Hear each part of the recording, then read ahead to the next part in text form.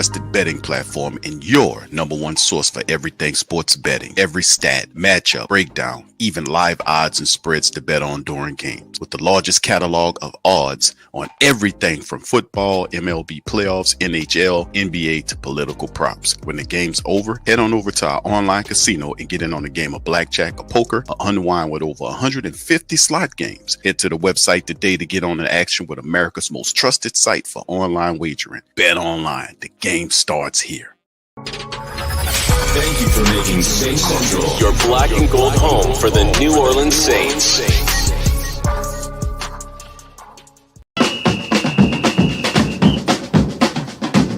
Who that say they gon' beat them Saints? Who that? Who that? Who that say they gon' beat them Saints? Who that?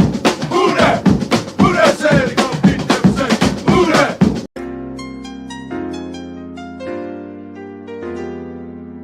Yeah.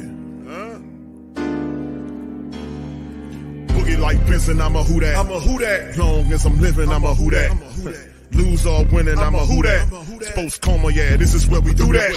Where we do that, where we do that, where we do that, where we do that, where we do that. Boogie like Benson, I'm a who that. I'm a who that. Sports Coma, this is where we do that. Where we do that. Welcome, welcome, welcome. Somebody please better help. Running this thing like elf. I thank God every day I'm not a felt. Go to YouTube Live with Big Q and the guys. If you ain't ride or die, the bandwagon get flipped. Been marching in, that was way for the ring. I was yelling out your shame for the championship. Bucking on Tampa, duck down. Falcons, pluck, get shut down. Panthers ain't much touchdown. The vision really belong to us now. So much hate on the Saints, you could probably tell. Ever since Bounty Gate hit the NFL, when things seem fishy, then you probably smell the crooked referees or Roger Goodell. Yeah, probably like this, and I'm a who that. Every day I'm living, I'm a who that. Lose or winning, I'm a who that. It's the Sports Coma, this is where we do that. Where we do that, where we do that, where we do that, where we do that, where we do that. Boogie like this, and I'm a who that. It's the Sports Coma, this is where we do that. You're listening to the Sports Coma with Big Q and the guys on the PRO Media Network.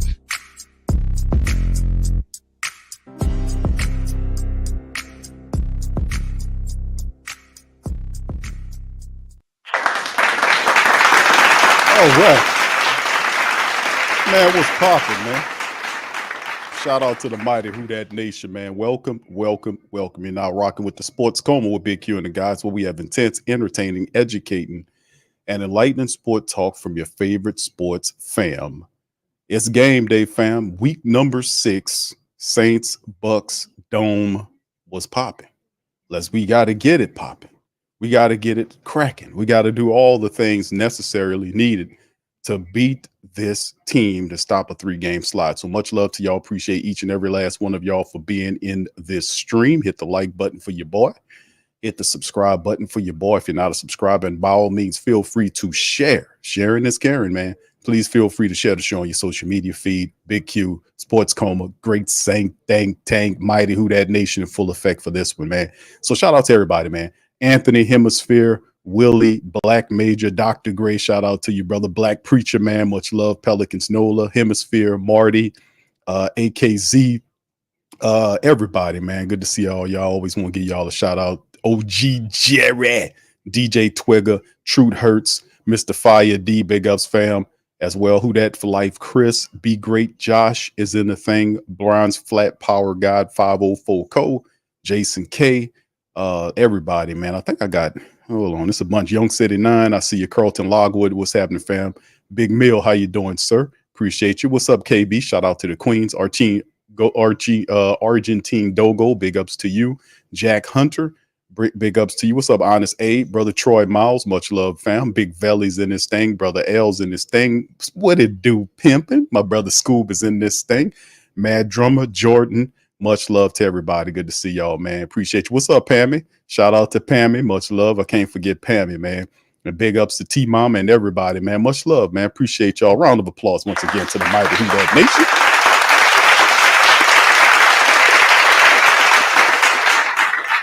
Salute to the mighty Who Dat Nation. Stand up, brother Greg. I see you, fam. Appreciate each and every last one of you. You know we always got to share our Share the love. All right, anyway, let's hit this transaction report, fam. We got this the other day as the Saints have elevated from the practice squad safety Jonathan Abram, who is anticipating of starting the game. Guard Chris Reed is a 9-year pro who the Saints brung on through the practice squad here to kind of get things popping and twisting there to help out with the offensive line. The team also activated running back Kendre Miller from the IR, but you'll see in a minute he was deactivated. They elevated him from the IR to make him an inactive scratch for this game. Will Harris, who had a hamstring issue last week, is placed on the IR. You'll see that on this inactive list, as you can see right here.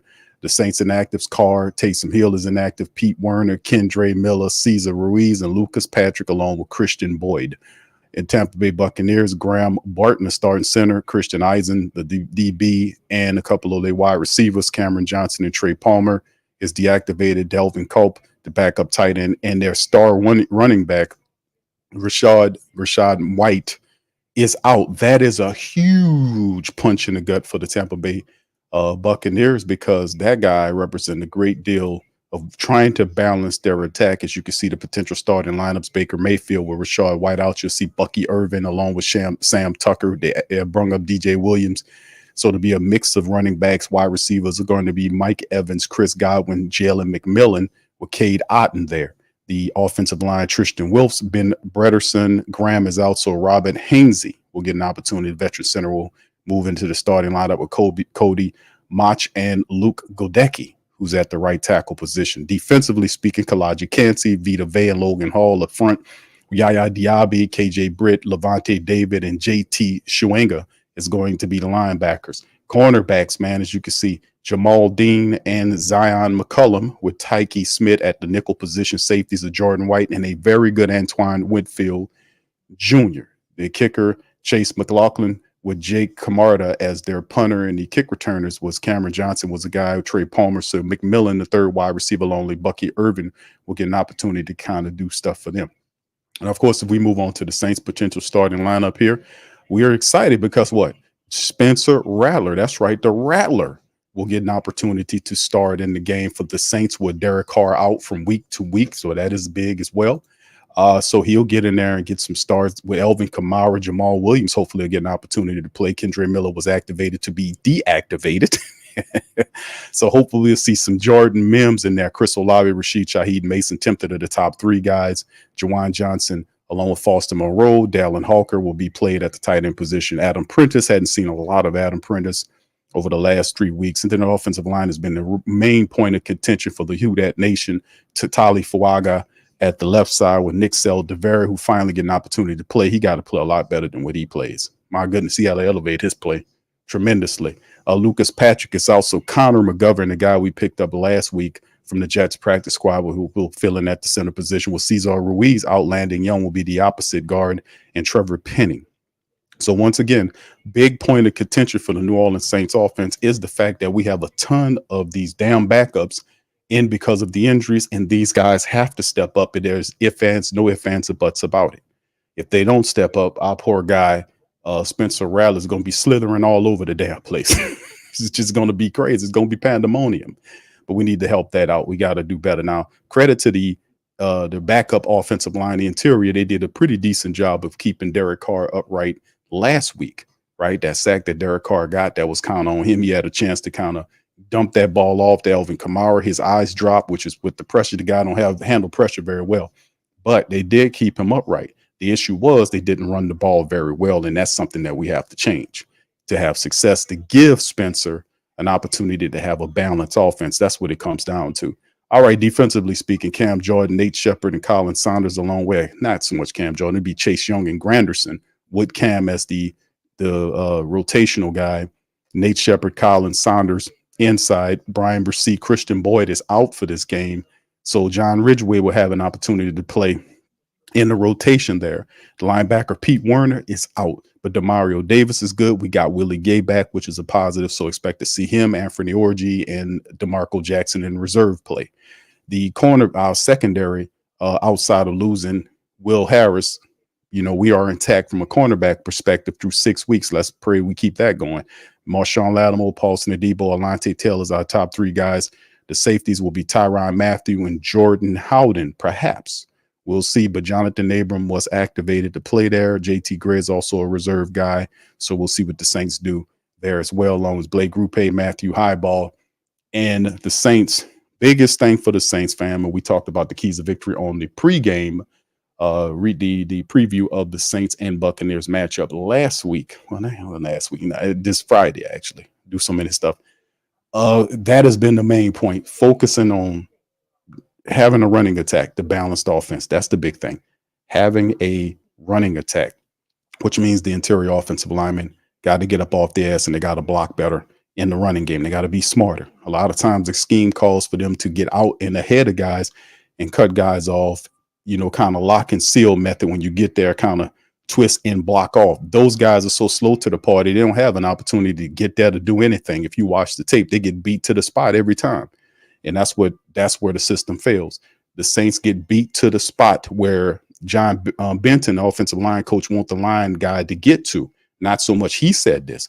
And we've seen a lot of it operate well in weeks 1 and weeks 2, where you get to a spot. You beat the defensive lineman or defensive player to a spot, then block and seal so that the offensive skill player can get behind you for a greater game. They're so slow and stupid. They're not able to get to where they need to be because they don't know the system that well. So hopefully with a lot of practice, some of these backups can get up off their ass and earn their paychecks because we can't have no 4-game slide here, man. We can't lose to Tampa Bay, Atlanta, and go down 2-4. This is a must-win in any sense of the imagination. This is a must-win. All right, big ups. Brother Rich, how you doing, sir? Shout out to you. Back in the cut. That's right. Thank you, brother. Appreciate you for that. Thank you. Get fucked too kind. Thank you, bro. Appreciate you, man. And yeah, we got a lot of stuff to get to, man, in this one, man. And we about to kick off for the black and gold. So the black and gold got to handle a business in this. We got to stop the slide against the Tampa Bay Buccaneers, and we got to do it. And no ain't fast butts this. We got to do in this sucker, man. Just going to keep it all the way funky with you. All right, so we'll see Spencer. They're showing Spencer. Look like Spencer's ready to go, man. I'm really very excited to see what he can do out there. The guy is almost kind of, I don't want to kind of throw him out there, but everything about the guy in terms of his look, he's like his mannerisms, the way he's built, the way he play football, everything is Mahomes-esque. You know what I'm saying? The way he scramble around, even the way he look when he put his helmet on, it's very weird. You know what I mean? Y'all get that? When I'm looking, I'm like, man, this dude, and I really don't want to say that because Mahomes is the best quarterback in the game. And here go the Saints kicking off the right to left to the Bucs. They get it and return it to the 25-yard line on the play. The Saints, Anthony Orgy and others are there to bring down Bucky Irvin, the scat back, as the Tampa Bay Buccaneers offense runs out on the field. Baker Mayfield, 13 touchdowns against 2 interceptions, 13 touchdowns, lead the NFL. So shout out, Baker is doing a pretty decent job, man, to be honest with you, with his season so far. So anyway, like we said, Bucky Irvin, Mike Evans, Chris Godwin, Joe McMillan, and Cade Otton are skill set players. And they pick up from the 26-yard line. All right, shotgun, 2 to the left, 1 right. Baker Mayfield turns and fires it. Easy pitch and catch to Michael Evans. And he slides down, picks up about 11 yards on the throw toward the center of almost to the right hash mark. So just like that, the Tampa Bay Buccaneers get a quick strike for a first down and then some. All right, 12-yard pickup off the back as they break huddle. All right. So anyway, let's keep it moving and grooving in this. I don't know what the hell going on with this, y'all. Let me just have to wait on that. All right. Baker Mayfield under center now. 2 to the left, 1 right. He sends a man in motion from right to left. Baker turns and hands the ball. Nope, flag down right away. So that's probably going to come back. And there's some pushing going on right now. And who is that pushing? Who's that pushing? Okay, Nate Shepard is getting is pushing on somebody there. One of the offensive linemen there. He didn't like something that happened, but there was a flag down prior to the play. It's Granderson, and they got Cam Jordan there. As Cam Jordan's actually out there. So, yeah, Demario Davis. We see Willie Gay and Demario there as we went through the starting lineup already. All right, so here's Baker Mayfield. It's loud now. He trying to audible out of something, 2 to the left and right. He's in the shotgun with the running back to his right side. Ball is that clock is getting pretty low. There's the snap. He's looking center, turns left. He's getting pressure, scoots out, makes the throw, and it's right in between two defenders, and it's caught by Chris Godwin for a first down toward the left side of the field. Actually, it's it's just a gain of 3. I'm sorry. 2nd and 7. He picked up 3 on the pickup. So yeah, Baker Mayfield, man. A lot of people kind of thought Baker Mayfield was a bum. He was done from Cleveland, but he's found new life in Cleveland, man. He's found some confidence, and you remember in college, Baker Mayfield was a good quarterback. He kind of found himself again. 2nd and 7 in the shotgun for the Tampa Bay Buccaneers. 2 to the side, the tight end motions from left to right. It's Cade Otton. There's the handoff on the draw play to Bucky Irvin, who's wrapped up, and he falls forward for a gain of 2. Willie Gay had him in the backfield for a loss and let him leak out and pick up a 2-yard gain as he runs off the field. 3rd and 5 now. Willie had him for a loss and let him tear through his arm tackle. All right, so Willie runs off the field on the 3rd down, which is really odd. Why would they run him off? And then they got, let me see who they got there. You see 3rd and 5. This is a big one here. Baker's in the shotgun. You got all kind of stuff going on with the Tampa Bay Buccaneers. Very confusing. He runs up and tries to switch out of it. Buccaneers, it looks very confusing, but there's a snap right there. Baker's going to turn and fire the ball, and that's very easy. And he gets him to midfield as he finds the wide receiver, Chris Godwin, again, and that's another first down to the right side of the field. Kind of a confusing look right here. 3 wide receivers to that side, and the Saints got caught up in the zone. They were playing zone on the play, and the guy found the receiver. Next play, Baker Mayfield got all kind of time and just fires it right up the center of field to Chris Godwin. Can somebody guard Chris Godwin? I mean, that's Shepard, the wide receiver. About to say that was Godwin, but it's the 3rd wide receiver. Shepard makes the grab, and it'll be 2nd and 2, just too shy. Baker Mayfield got too much time in the pocket. He's 4 for 4 for 35 yards right now. The Saints got to do a better job of getting pressure to him, man. He got way too much time. All right, let's see if they can dial up the pressure, man, or do something. 2nd and 1 now. Baker on the center, man in motion is Mike Evans from right to left. It's 3 to the left side now. Play action to the running back. He has time for it, fires it to the left, and it's caught by Mike Evans again, and he beats a Debo to the left side for another pickup. The Tampa Bay Buccaneers walking the damn ball down on the New Orleans Saints defense. I mean, Paulson Debo covers him out of the slot, and then he's in a immediate disadvantage right off the play. He was in a trail position soon as he was there. So yeah, that ain't gonna work, man. They get all the way down to inside the 20-yard line in the Saints. Baker under center now, man in the motion from left to right, then back to right to left, and then Baker motions him back to the left side. So it's 2 on each side. Then he motions him back to the right side, tosses it, misdirection play, fakes the Saints defense out, and then Bucky gets all the way down to the 4-yard line. Boy, what a play Tampa Bay did on that one. Baker Mayfield had the guy going back and forth, and then moved him to the opposite side, did a misdirect to the empty side of the field, and absolutely befuddled the you-know-what out of the Saints defense. And then Jordan Howden got shook out of his church shoes, out of his Kenneth Coles. And that's why he was able to progress, because he put a move on Jordan Howden, went right past him, and Laddie Daddy was the one that had to drag him down to the 4. Shotgun Baker Mayfield, man in motion from left to right, has 3 to the right, 1 left.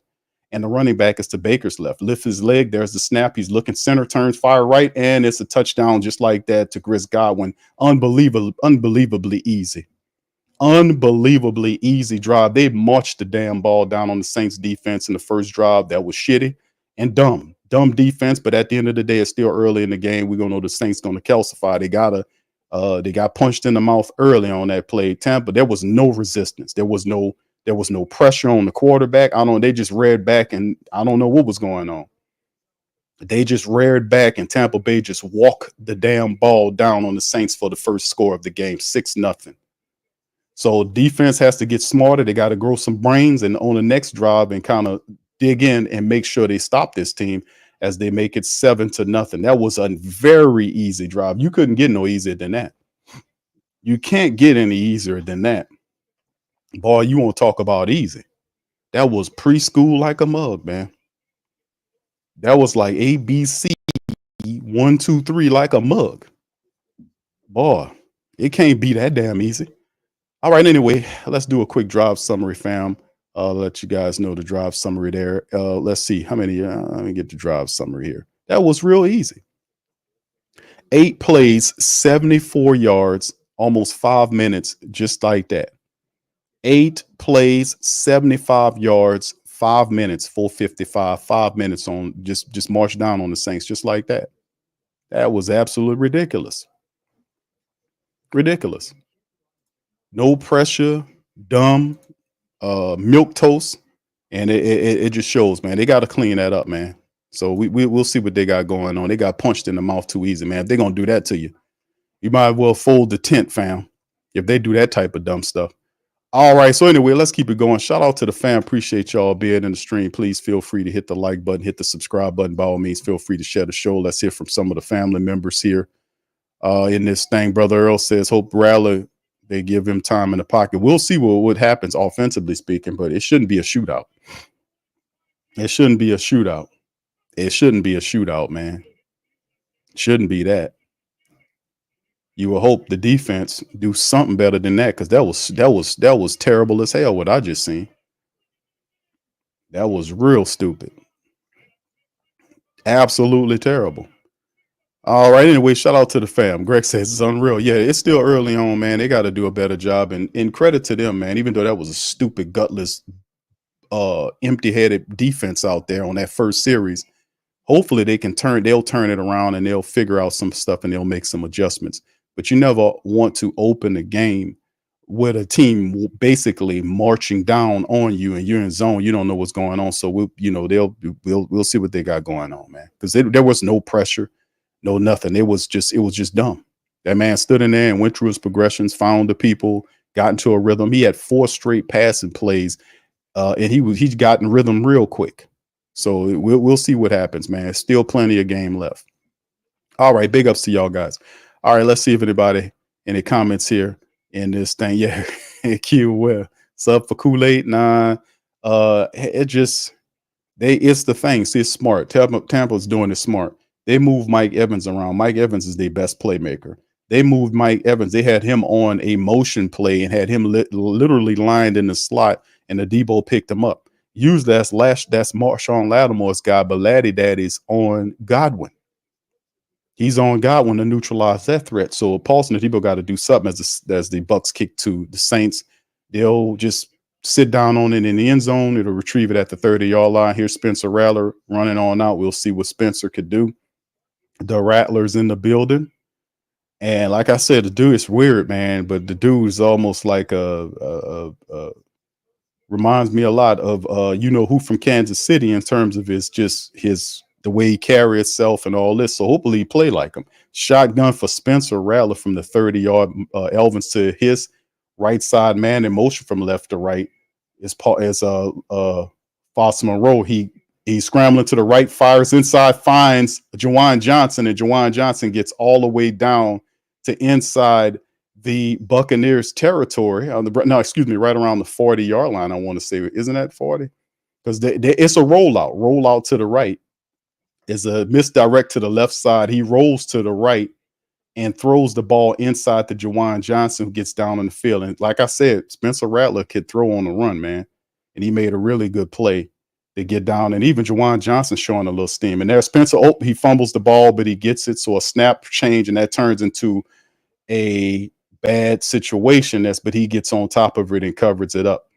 We can't have that, as McGovern is listed as the center there for the Saints. So this QB center snap exchange, McGovern, man, you got to be smarter than that, bro. We got to make sure we get the ball. He snapped it and he fumbled it, and the Saints going to lose some yards on that play. So it'll be 5-yard loss. It'll bring up 2nd and 15, and they have to do better. All right. So anyway, there's a snap. Spencer turns, fires it right to the wide receiver. It's a dump. And the guy's trying to run. He's treating it like it's a fumble. They hadn't blown the whistle, and he got the DB returns it all the way. I don't think that's going to be anything, but he threw it to. Is that Mason Tip? No, that's Chris Olave. Olave. He looks symptomatic. Concussion. Did the guy hit him in the helmet? What happened there? It's a helmet to helmet. There it is. And that ball came out before. That's a helmet to helmet. League, do your goddamn job. That's a helmet to helmet play by the Tampa Bay defender. And he rung Chris Olave's bell. The ball dropped out before Olave was there. That's just a drop. But they're saying, did he take 2 steps and make a football move with it? 1, 2. And the ball comes out on the second step. And they're saying it's a fumble. I mean, and there was no flag on the helmet to helmet. So we don't flag helmet to helmets no more. It's a helmet to helmet. I mean, that's why I hate the NFL. I really do. I hate the NFL and their bullshit rules, because it's a clear helmet to helmet that the guy hit him with, but there's no call for the helmet to helmet. I thought we had a helmet to helmet penalty rule. That's a helmet he hit. It's a helmet to helmet hit. But it's a touchdown. They're saying they're ruling that's a fumble, but it's just that's why I hate the NFL and they bullshit rules, because that's the direct helmet to helmet hit on Chris Olave. We're gonna just pretend like it didn't exist. Terrible, man. Absolute terrible. That was helmet to helmet, man. See the bullshit fake pretending as referees, they're gonna ignore the fact that it was helmet to helmet prior to him fumbling the ball. Anyway, there you go, fam. Straight off the bat, they reviewing to see where it was, whether it's a fumble or not. Did the ball come out before he took the step down? That's what they're trying to say. Is did he have enough, or did he have possession of the ball there before that happens? But they're going to totally pretend like they don't see that the guy lowers his helmet and hits Chris Olave helmet to helmet. No penalty on that. All right, shout out to the fam. Brother Prime says DA and Loom has ruined this team for the next 3 years. Appreciate you, bro. Thank you. Fuck too kind. Thank you, bro. It's just very fascinating, man, how you see some of this stuff work out, where you have rules that's supposed to be enforced, and then it's a helmet to helmet hit, and it's not even a flag for it. They pretend like, oh, well, we're going to just focus on this. What about the helmet, man? So, but that comes off the back. That first drive there got off to the nice little rollout by Spencer. Then the botch snap that cost him 5. Then the throw to Chris Olave. So hopefully what happens is the fumble's not a touchdown, but they're going to count it. Look what the graphics on screen saying that they're going to count it. So your Saints down just like that. 13-0. They're down 13-0. 13-0 off the turnover, fumble. Saints spot them 7. They're gonna say it's a 13-0. Bam. They're gonna get in there and kick the field goal, and just like that, the Saints are down. Call stands. They're gonna grant Tampa Bay the fumble return for a touchdown. Never mind the helmet to helmet.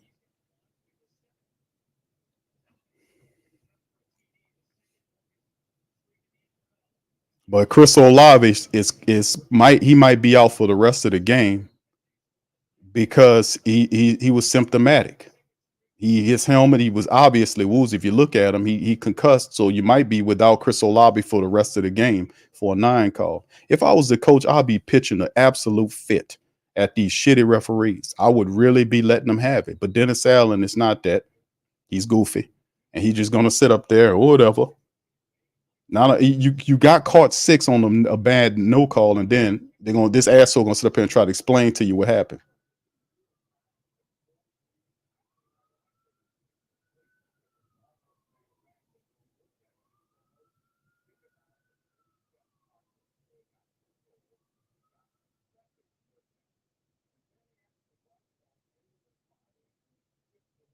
I mean, literally, Pereira is sit up here ignoring the helmet to helmet hit. Boy, I hate these bureaucrats, man. I sit up here and try to explain away. He don't say nothing about the helmet to helmet hit. And he looking right at it, but it's okay. There's plenty of game left. We're gonna get back at you. We're gonna get back at you. All right. So anyway, We down 14 quick. Spencer got to lock in.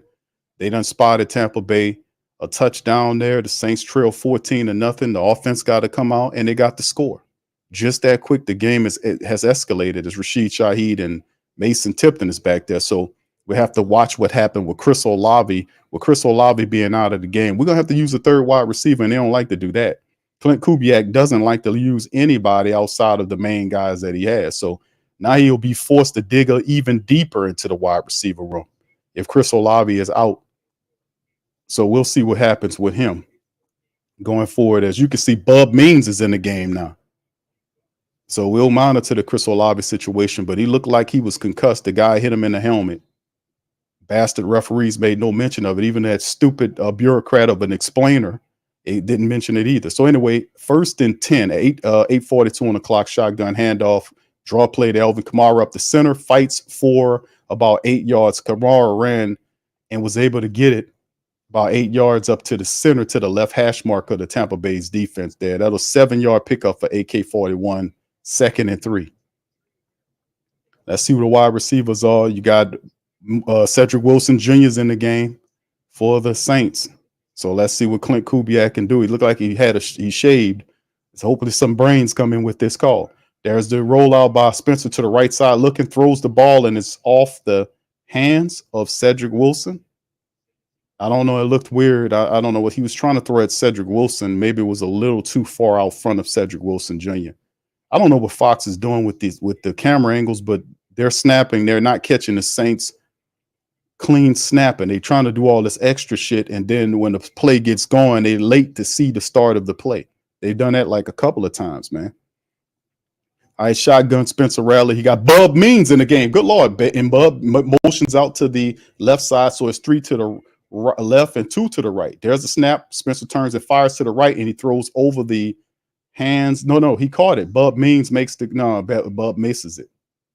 It's 4th and 3. Throws toward Bub Means, and Bub Means does not make the catch. He couldn't get his feet in, so that's 4 and that's 3 and out right there. But Bub Means with one hand, he went off his hand. He couldn't make the grab. It was a little too out front of him on the play. All right, 4th and 3. So now the Saints, he got to settle in, man. Just settle in, Rook. 14-0 right now early. This is going to be dangerous. We need the defense, who looked really terrible that first drive. They got to stop the Tampa Bay Buccaneers from doing anything this next drive. If Tampa Bay scores, this game is going to look really, really funny, really fast. So that's Matt Hayball out there ready to punt it for the Saints. And it's away. Nice punt. It'll be back around the 21. The guy doesn't call anything, so the Saints wrap him up. It is that's Rico Payton. I want to say Rico Payton on the stop right there. So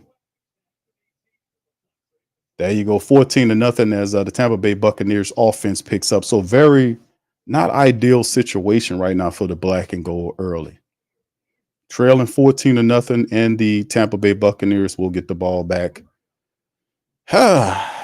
We can't lose this one, fam. We gotta do it. It's a lot of time left in the going game. We just gotta sink in our rookie. It's he getting a little antsy, but that's all right. We're gonna be all right. He got to settle in. This is the part about having a young rookie quarterback that hadn't seen it before. We got to settle in. All right. Anyway, big ups to y'all. What's up, Desi? Good to see Desi. Carlito, what's up, Carlito? Man, where you been at, man? He said you saw how stupid Allen looked. Look, teams clowning the Saints. Yeah, he was standing there. I bet that's bro. He's a goofy, man. We've been saying goofy for years, and then the younger people are starting to say goofy like it's something new, man. We've been saying that. He's a goofy, he said that's what Dennis Allen is, man. He's a goofy. We know that. He's a goofy. All right, what's up, fam? What's up, Scoob? We got to do something. What's up, Angelique? She says, how do they have 14 already? I just turned the game on. Damn, I know. Shoot, you just turned it on. We've been suffering through it. All right, miscellaneous mail says, mention nothing about helmet to helmet, almost like they in collusion against our squad. Dude even said he took a big shot, but why not mention the helmet to helmet? Because these people, that's the problem. Like if you're a referee, There was a helmet-to-helmet call. That is a flag. That does a lot there. That does a lot there.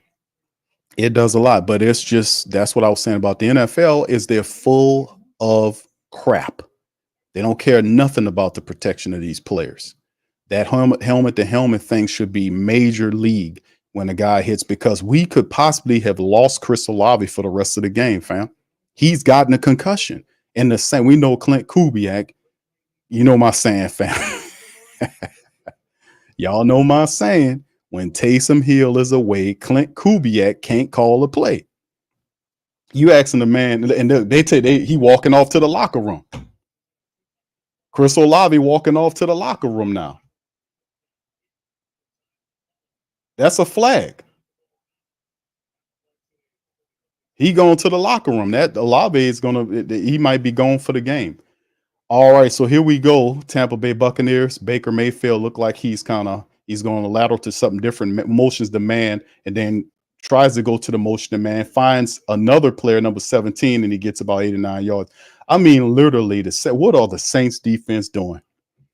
You won't talk about non-aggressive. You won't talk about scared. You won't talk about non-effective.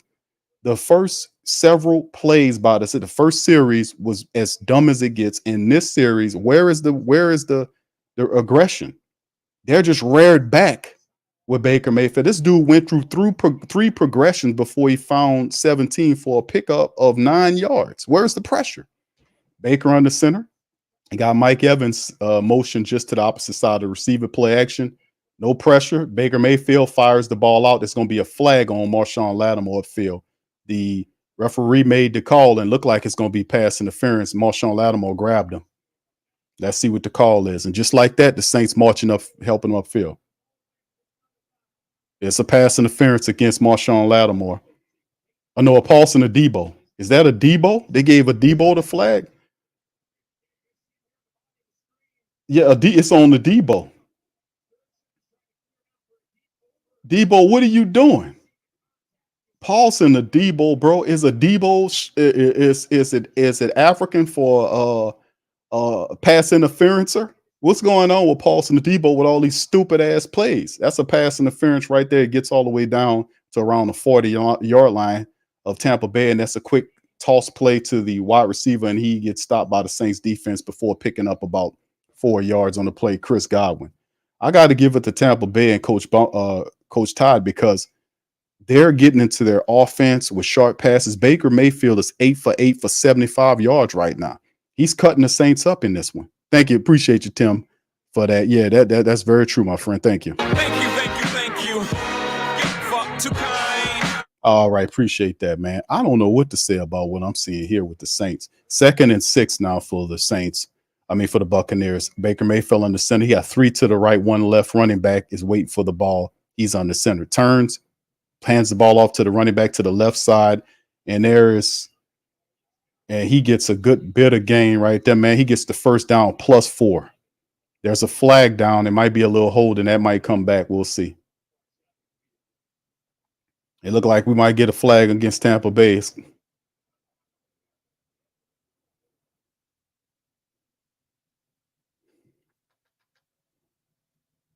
We'll see what the call is. It's just amazing, man, how this personal foul.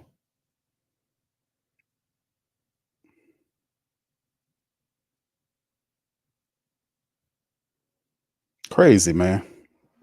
I don't know, man. This is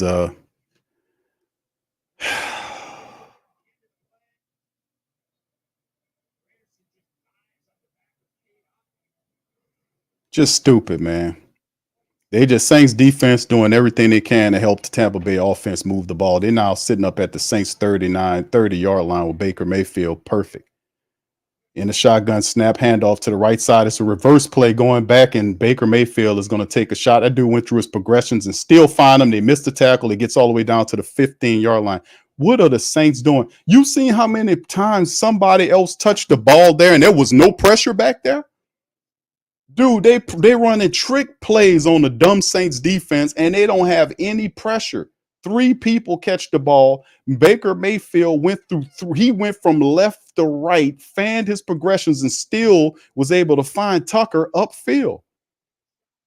He was looking, and then they playing rare back in zone, scared as hell, and they still, Demario Davis misses the tackle, and Tucker picks up more than enough. They get on down to the 15. You want to talk about these people applying no pressures. Baker Mayfield is calling audibles now. He turns, is a run to the right side, is a flag down right away. I mean, there is zero pressure. The Saints are providing any pressure, and that's against the offense. At least the referee slowed them down that time. It's a delay of game penalty against Baker Mayfield. He got greedy trying to audible to a different play, and it'll buy him 5 yards. But he's 9 for 9 for 90 yards in the touchdown. If you're letting Baker Mayfield go through his progressions, he's forming left to right on reverse and trick plays. Ridiculous. And now these people are threatening to score. Baker in a shotgun, 1st and 15, 2 to the left and right, looking left, turns right, throws the ball, another catch, nope, drop. Ball dropped by K-Dot, and thanks to Willie Gay Jr. on the pursuit, knocking the ball out to bring up 2nd and 15. Maybe the Saints defense could calcify. We need some calcification for the defense. They got to harden up, man, and stop this from happening. Dude, what's wrong with these people, man? What's going on here with this Saints defense? They got to be called upon here with a rookie quarterback at the offensive side. If Tampa Bay is allowed to score right here, this is going to be really bad. Baker in a shotgun, 2nd and 15, 2 to the left and right of the formation. He's waiting for the snap. There it is. He turns center, looks right, looks left, and he's going to run it. He got room to run. He gets from the 20 to 15 down and falls forward to the 8-yard line and picks up almost all of the yardage back except for maybe 2 yards on the 3rd and 2. So it went from a 2nd and 15, just Baker Mayfield scrambling on the Saints, picked up all of it except for 2 yards. Once again, the Saints break containment and leave a wide open hole, and Baker Mayfield just runs away and just picks it up and then goes and get it. Unbelievable. Unbelievable. You don't talk about a dumb defense, man. Undisciplined and dumb. 3rd and 3 now. Manageable. 3 to the left, 1 right. Running back to his right side, Baker Mayfield. Saints showing pressure. They're going to try to blitz him. They send him in there. Baker turns, fires left, and the ball is knocked away by Alontae Taylor on the play. It was a bad throw by Baker. So they'll still have another shot. So Alontae Taylor got around Mike Evans and made it difficult. So no, actually that's 4th and 3. So that good play by Alontae, and it forces them to kick a field goal now. Good play. Because Alontae was on him and the ball was thrown in front of him. Actually, Baker Mayfield threw the ball, and if Alontae Taylor turns around and locates and turns his damn head, that was an interception, bro. All he had to do was turn around, and we would have had the pick. Just turn around. And there it is. The Buccaneers will go up 17-0. Just whip your head around, Jada. What Will Smith? What was his kid name? Whip their head around, or whatever that damn song is. That's all he got to do. Whip your head around, and you got an interception in the end zone, just like that. Whip your damn head around. My goodness, all you have to do is turn around, and you get blessed with an interception. Turn around. Oh, my goodness. All right, big ups to y'all, man. Appreciate y'all. Big Valley says defense is 30th in yards after the catch. # no words. Thank you, brother. Appreciate you. Thank you. Get fucked too kind. Yes, indeed, man. Turn around. Whip your damn head around for a pick. All right, Brother Prom says DA has lost his team. Fire him. Cut Carr. Thank you. Get fucked too kind.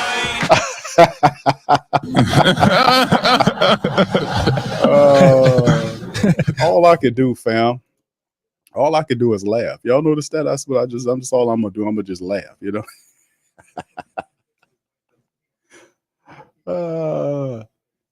Oh my goodness. I don't know what to say, man. I don't know what to say, man. I really don't know what to say. We're down 17-0, and they still got 4 minutes left to go in the first quarter. So the defense did a good job there stopping them from getting another touchdown. They made them kick the field goal, which is good, because ultimately what's going to end up happening is we got to turn around and fix this thing. We got to turn around and do what we're supposed to do, which is we got to score. There is no ifs, ands, or buts about it. The Saints need to go and score a touchdown on this next series. They got to keep scoring. We need the defense to kind of do their thing too. We need more pressure on Baker Mayfield. We need some turnovers now. The defense might have to get a turnover or two to help us out. My goodness. Man, I tell you, I don't know what to say about it. I don't know what to say, fam. All right, yeah, KB. What's up, KB? How you doing, baby? She said, this team is abysmal. She broke out the big word. Abysmal. Yeah, it's horrible, man. I mean, yeah, this doesn't look good. It don't look good. What's up, T Mama? She said, I'm sick of what the team has become. Yes. Bike Life says same thing every time we've been here before. All right. John says, didn't they play Jameis when he had a fractured vertebrae when Carr was broken up while Jameis was back up? Didn't they play him?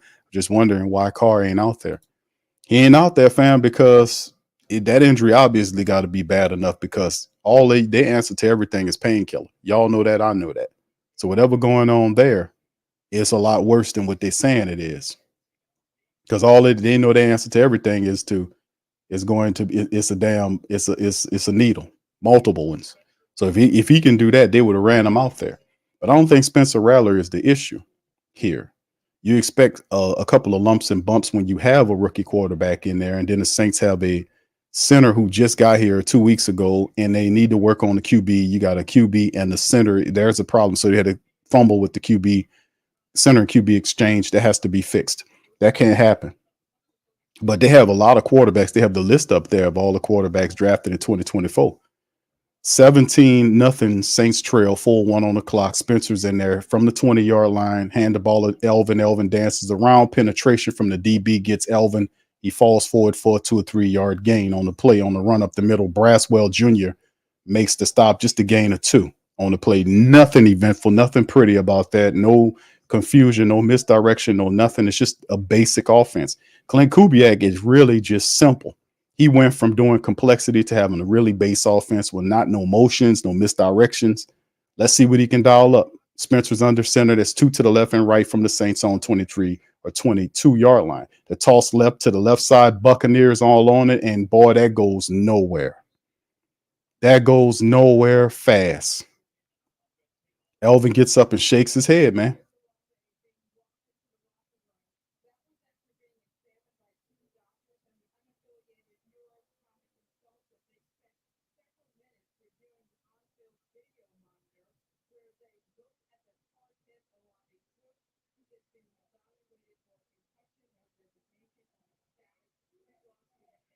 So Christina Pink, I think that's who. No, Pam Oliver just said he's being evaluated. I was quiet, but I was listening to what she was saying. Chris Olave has a concussion, so he's out for the game. There's a throw by Spencer Rattler to the right side to Bub Means, who makes the catch, and that's a first down. So they're getting Bub Means involved. That's a positive. So yeah, Chris Olave is going to be going for the game. He got a concussion. Bub Means makes a catch. Did he get both feet then? Yes, he did. So that's a catch by Bub Means to the left side of the field, to the right side of the field, rather. So getting other guys involved. Chris Olave's done for the game, concussion. All right, 2:22 on the clock. Play action toss to Mims. He fires it toward the left side, and Bub Means again. So Spencer Rattler is getting a connection with Bub Means, the two rookie wideouts. So you see Jordan Mims out there. It's a fake toss to Jordan Mims. Spencer pulls to the left side and fires Bub Means, who picks up some more yardage. So there you go. We got a rookie-to-rookie thing that's going on. So Spencer Rattler tell him, hey, man, just catch the ball, bro. We're going to win this together. And they got a Tampa Bay Buccaneer player, number 35, down on the ground right there. So it'll bring up 2nd and 2 on the play as Andrew Janoku's talking to Spencer Rattler on the play. So some excitement going on with the rollout. That's pretty popping as they go into a commercial break. Yeah. All right. So, yeah, we got a rookie-to-rookie. So we seeing Bub Means get involved. We see Jordan Mims out there. He's out there. Not so, so we seeing some new personnel roll out there. Cedric Wilson. That's because you got to dig a little bit with Chris Olave. He's done for the game. So the Saints gain more difficulty. Chris Olave is going to be out. He got a concussion. Now we'll be counting on Rashid Shaheed and other guys. And that's the thing. Like, you remove your best wide receiver, somebody else got to step up and make plays. Usually somebody else's. So the Saints, man, So many injuries, but still in all, this is a must win. We gotta keep it moving. He gets knocked out of the game with a concussion from a helmet to helmet hit and not so much a goddamn whistle on the play. That's the crazy part about it. He's out for the game, and we didn't even get a penalty for that. There was no penalty for that. The guy knocks our guy out of the game, knocks him out of the game, and guess what? There is no call on that. The guy's done. No call. And this is supposed to be safety for the NFL. NFL about to stick a middle finger to the NFL. Let me tell you, y'all with me on that? That's terrible. Y'all full of it, man, because they're supposed to be helmet to helmet plays here that's supposed to be called. There was none of that going on. Them bastards didn't say nothing. They just pretending like it didn't happen. That's not right, man. Even if it ain't a penalty, it's the injury of our player. All right, Marley Moss says, Q, we need the Pope to get us out of this one. I don't know. The Pope got his own problem, brother. You know what I mean? Thank you. You're fuck too kind. The Pope got his own problems, bro. Did you hear me?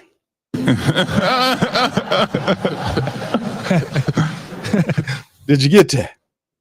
He got his own stuff to deal with. Did you hit that? But anyway, let me keep it moving, fam. Appreciate y'all, man, as the Saints roll back out 2nd and 2, man, on the play. And the Saints tasked with a lot. Cedric Wilson Jr., they got Jamal Williams out there, Rashid Shaheed, Adam Prentice, Foster Moreau is out there as well. It's crazy, man. It's crazy. All right, here's Spencer in the shotgun. He's going to motion Foster Moreau. And look, this is terrible. The defense, where was the blocking? No blocking was even done on the play. The Tampa Bay Buccaneers, 3-4 guys got penetration on the run play. You want to tell me that you can't find offensive linemen that can run a goddamn play and just ask them to block? We're not asking you to participate in the building of the largest statue in the world. All we want you to do is to block the big what in front of you. That was horrible. There was no blocking on that play. They even lost the yard. Shotgun, man in motion from left to right is Rashid Shaheed. Here's the pressure. Rattler has time. He's going to scramble, try to take off, and he's on his feet to the 50. Spencer to the 45, falls down and picks up the yardage the hard way. So Rattler winning with his feet. He took off and got all of the yardage on the play. And that's the thing that makes Spencer Rattler dangerous. He's a dual threat. He don't have to just stand back there and throw the ball up for an interception. He can use his feet. And the Saints do a good job of blocking him. Spencer sees it, and he sees the hole. He just takes off, makes the guy miss, and he got nothing but green opportunity in front of him. So he gets to the Bucs 45, play action to the left. He rolls to the right, looking, fires, and the ball is caught by Foster Moreau, who falls forward, picks up the first down, and gets down to the 31-yard line in Tampa Bay territory. Saints moving the ball.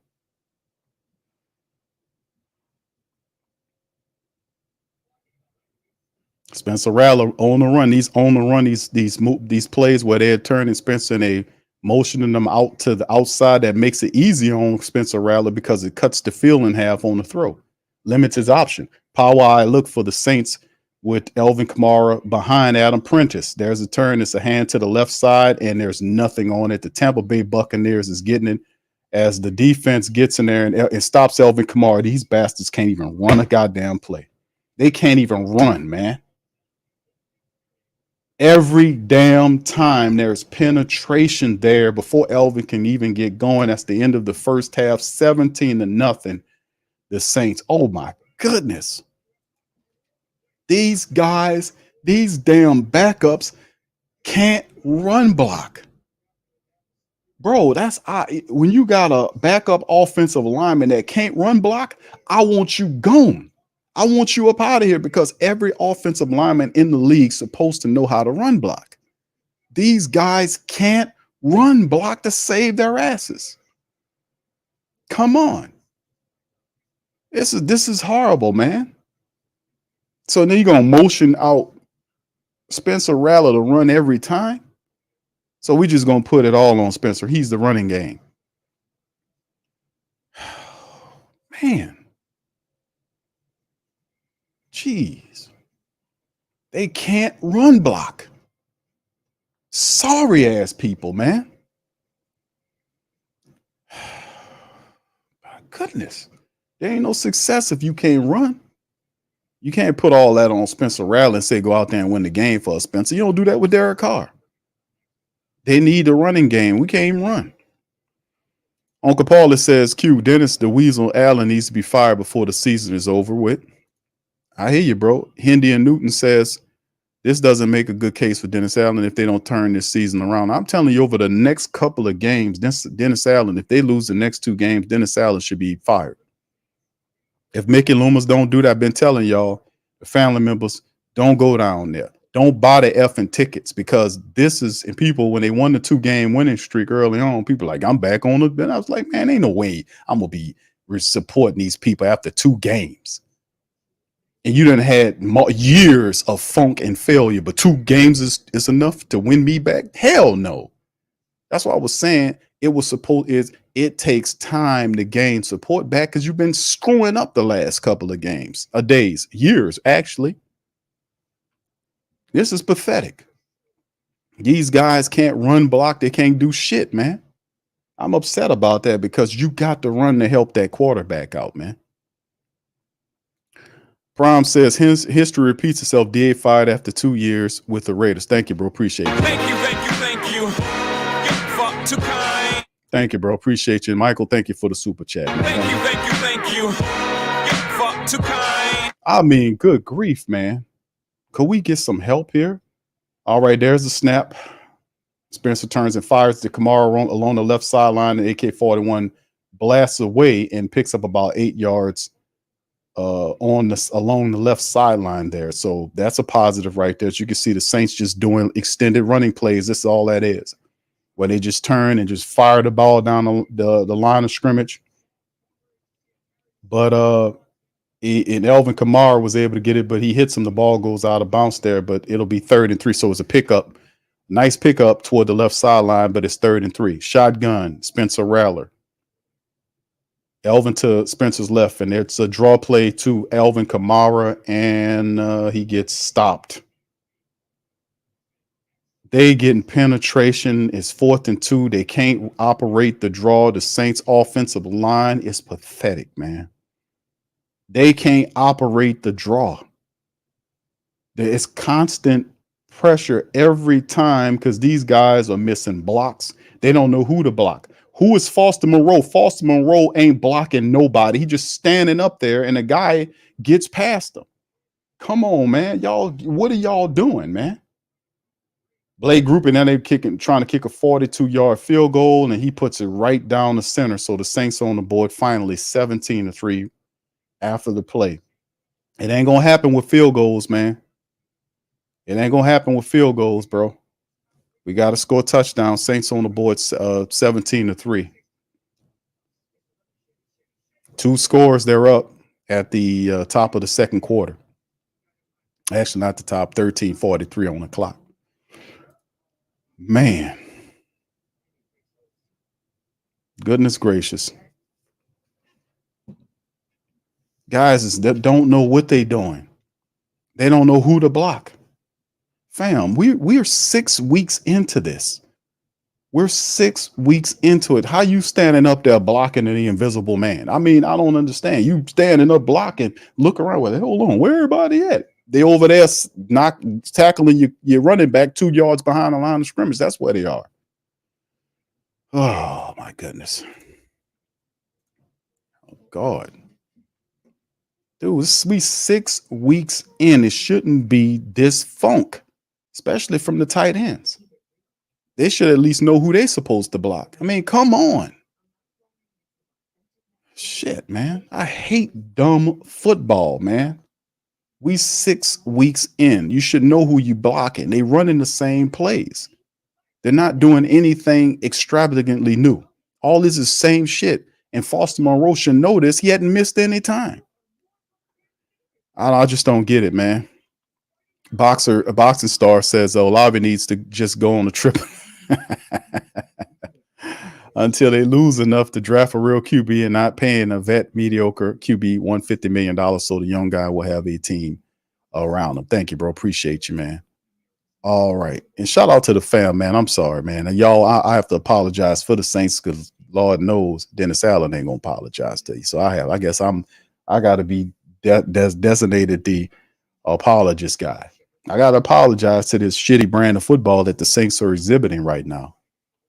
Jasper says, he says, Q, you may disagree, but I think we got us a QB. No, I agree. I think Spencer Rattler is going to he's the future of the position. We just got to protect him. We got to get a man in running attack. And what I don't like is it's not so much on Spencer Rattler. Like they're showing you, he was 4 for 4 for 39 yards on that last drive where the Saints had 11 plays and went 56 yards and ate up 5 minutes and 18 seconds. So he did well. It's just he can't do it by himself. They got to run the ball. Could we pan to where the offensive linemen are and see what they're saying? John Benton should be cussing the blue streak at these people. Because that's the reason why the Saints offense is failing. You can't operate. You can't just have it all on the rookie quarterback. They need a running attack. You got to give them a running attack. And these guys are not doing the basic stuff. There's the kick. The Saints are to the Tampa Bay Buccaneers. They pick it up inside the 5 and they get all the way down to the 24-yard line before the Saints stop them. 13:38 on the clock. Jeez Louise.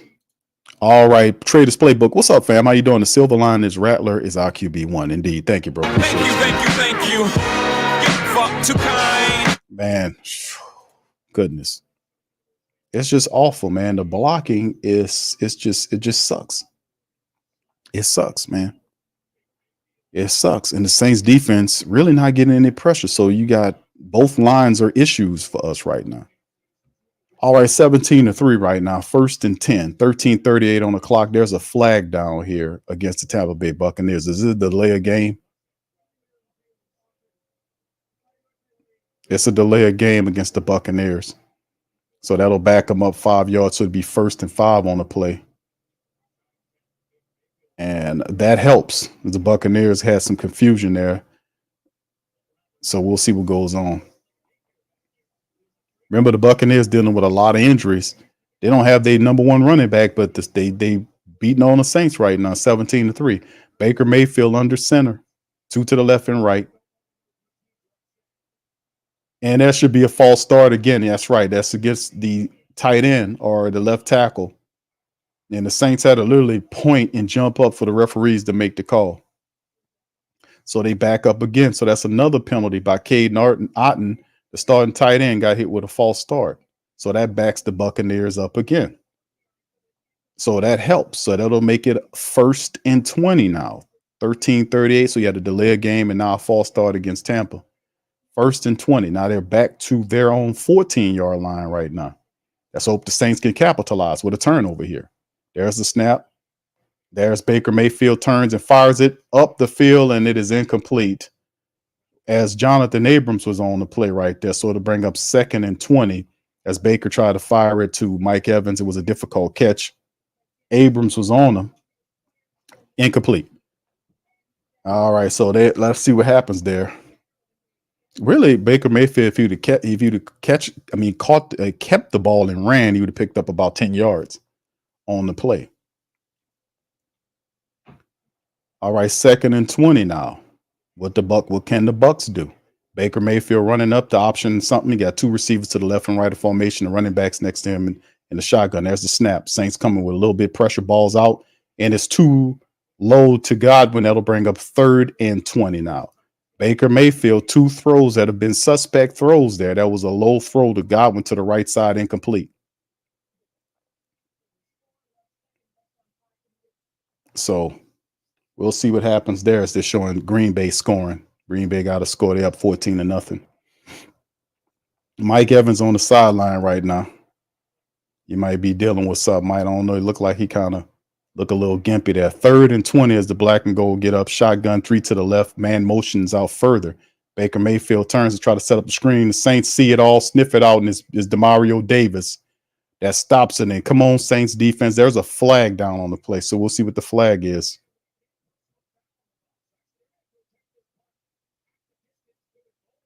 So they're saying it's a personal foul.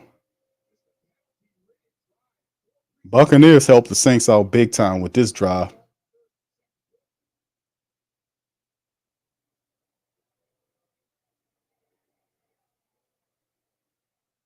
Come on, make the call, man. What you doing? You're slowing the game down.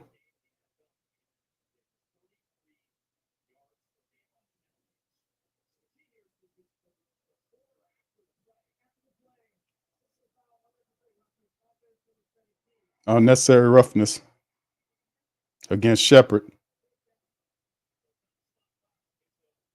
That dude had a penalty early on. He was the one that had some other penalty that happened. He was responsible for both those. Oh, so he just knocked Delonte Taylor on his ass. So that dude, I don't know what's wrong with that dude. That's the second time that dude was involved in the penalty. Somebody need to slap him in the face and get him back into the game or sit his ass down. Because he was involved in two situations that drive that hurt the team. The first time he was complaining about something. So I mean, it is what it is. But that helped the Saints out big time as the Buccaneers punting from inside the end zone. The ball is out. It'll be returned by Rashid inside to the 50, to the 40, to the 35, to the 30. He gone. 20, 10, 15, 5 touchdown. Rashid Shaheed with the punt return for the touchdown. And that's what we need is the Saints get a score off the punt return. And just like that, the Saints are on the board. So that's a positive. We got it with the touchdown. Boogie like Benson, I'm a who that. I'm a who that. Long as I'm living, I'm a who that. Lose or winning, I'm a who that. Sports Coma, yeah, this is where we do that. Where we do that, where we do that, where we do that, where we do that, where we do that. Boogie like Benson, I'm a who that. I'm a who that. Sports Coma, this is where we do that. Where we do that. Welcome, welcome, welcome. Somebody please better help. Running this thing like elf. Thank God every day I'm not a felt. Go to YouTube live with Big Q and the guys. If you ain't ride or die, the bandwagon get flipped. Been marching in, that was way for the ring. I was yelling out your shame for the championship. Fucking on town, duck down. Falcons, pluck, get shut down. Panthers ain't much touchdown. The vision really belong to us now. So much hate on the Saints, you could probably tell. Ever since Bounty Gate hit the NFL, when things seem fishy and you probably smell the crooked referees are Roger Goodell. Yeah, funny like this and I'm a who that. Every day I'm living, I'm a who that. Lose or winning, I'm a who that. It's the Sports Coma, this is where we do that. Where we do that, where we do that, where we do that, where we do that, where we do that. Boogie like this and I'm a who that. It's the Sports Coma, this is where we do that. You're listening to the Sports Coma with Big Q and the guys on the PRO Media Network.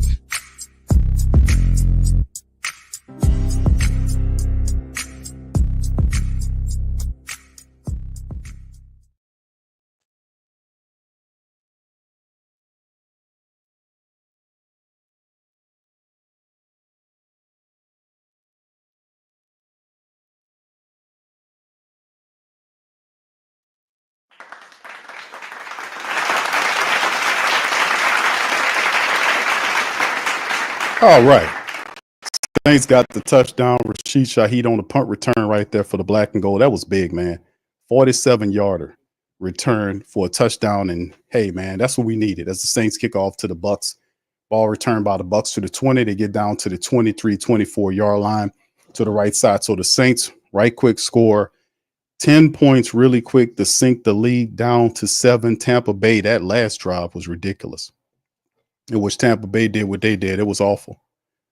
But at the end of the day, man, still very positive as we keep it going. So, yeah, Tampa Bay, boy, they had a ton of injuries. That last one with the guy did the stupidness that knocked the guy down. And, you know, with the pass interference, that Shepard cat, that was stupid. But it hurt the Buccaneers, and they lost a lot of momentum. Let's see if the Saints could capitalize. There's a run to the right side to Irvin. He battles his way down, and they get pushed and stopped around about the 34-yard line. So it's like a gain of 8 yards, look like, for Bucky Irvin, a little running back. 2nd and 2 for Tampa Bay, 12:41 on the clock. They had the momentum, and then that last drive for Tampa Bay where they just had 3 penalties, the situation occurred. You can see right there the Tampa Bay offensive line just are holding up the Saints defensive line. There's a flag down on the play, so that could be coming back too. So they are, boy, the penalties, all of a sudden they falling apart.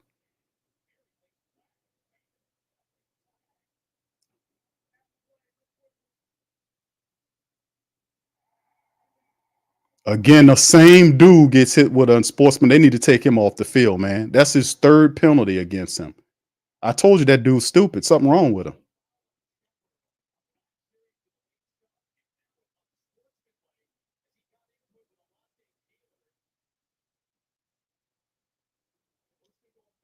He didn't do nothing, though. He pointed at him. Oh, he did. He did the gun thing? Is that what it was? He did the gun thing? That little dude's stupid, but they won't take him off the field, though. Two wide receivers to the left and right. Shotgun. There's a snap. Baker Mayfield looking. Pressure off of him. Intercepted. So Marshawn Lattimore got it, and he's returning it all the way down to like the 12th yard line. The Saints get the pick. How about that, man? Marshawn Lattimore. Tampa Bay falling apart. Flag down. I'd have took 17 off the field. He's an idiot. That's 3 penalties against him, and they still leaving him on the field. You deserve everything you get because that's not good coaching. And then Mike Evans is now running off to the locker room now. So they about to leave. Something wrong with Mike Evans. So he's running to the locker room. And just like that, Marshawn Lattimore picks the ball. No, is that? I'm sorry, that's not Baker. That was Marshawn Lattimore. No, is that? No, Paulson Adebo. I'm sorry, that was Adebo. My bad, Paulson Adebo on the play. I said Marshawn Lattimore. My bad, because I thought he was covering Mike Evans. But that was Paulson Adebo. My bad. Credit to Paulson Adebo. He gets the pick. And he said, man, I'm tired of these pass interferences I be getting. Let me get some interceptions. So shout out to him. And there's a flag down. Alontae Taylor gets unsportsmanlike conduct. What did he do?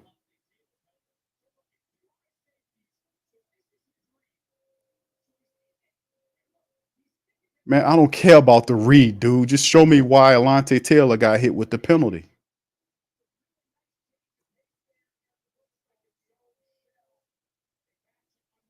Alontae read that perfect. I mean, not Alontae. Adebo read it perfectly, got right up under it, broke on it, and made the play. But where was the penalty against Alontae Taylor for?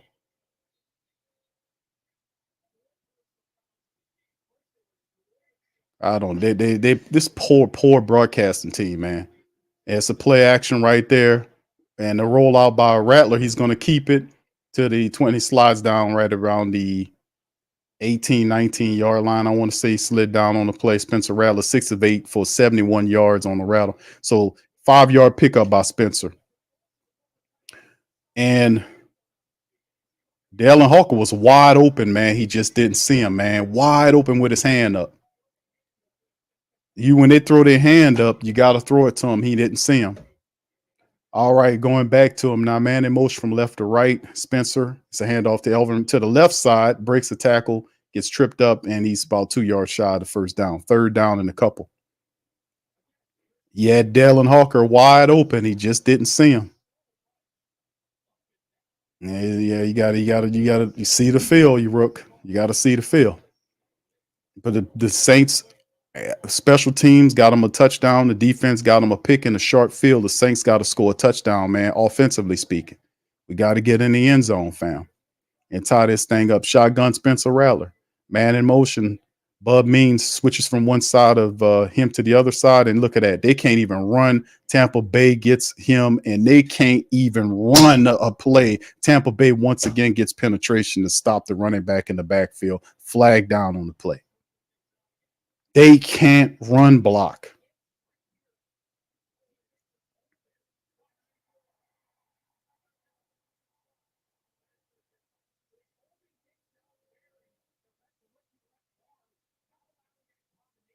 Okay, they got hit with Kalijah Cansey, got caught on a hold play.